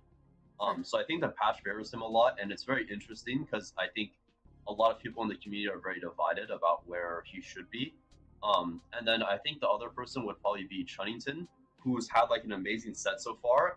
And I myself have personally said that I'm lower on him than a lot of other people have him, right? Because I think a lot of other people have him very, very high going into the set, going into the tournament. Sorry, not going into the set.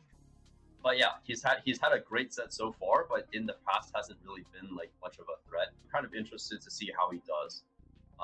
In terms of like people who I would expect to win, I mean honestly, it's hard to say that like you wouldn't expect Weijin to do well, considering like he won 3 tournaments in a row, obviously.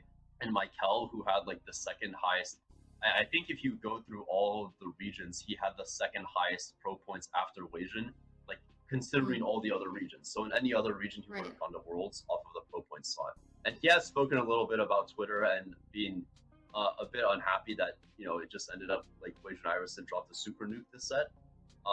So yeah, those are the people I would keep an eye on, which I guess most of them aren't really hot takes.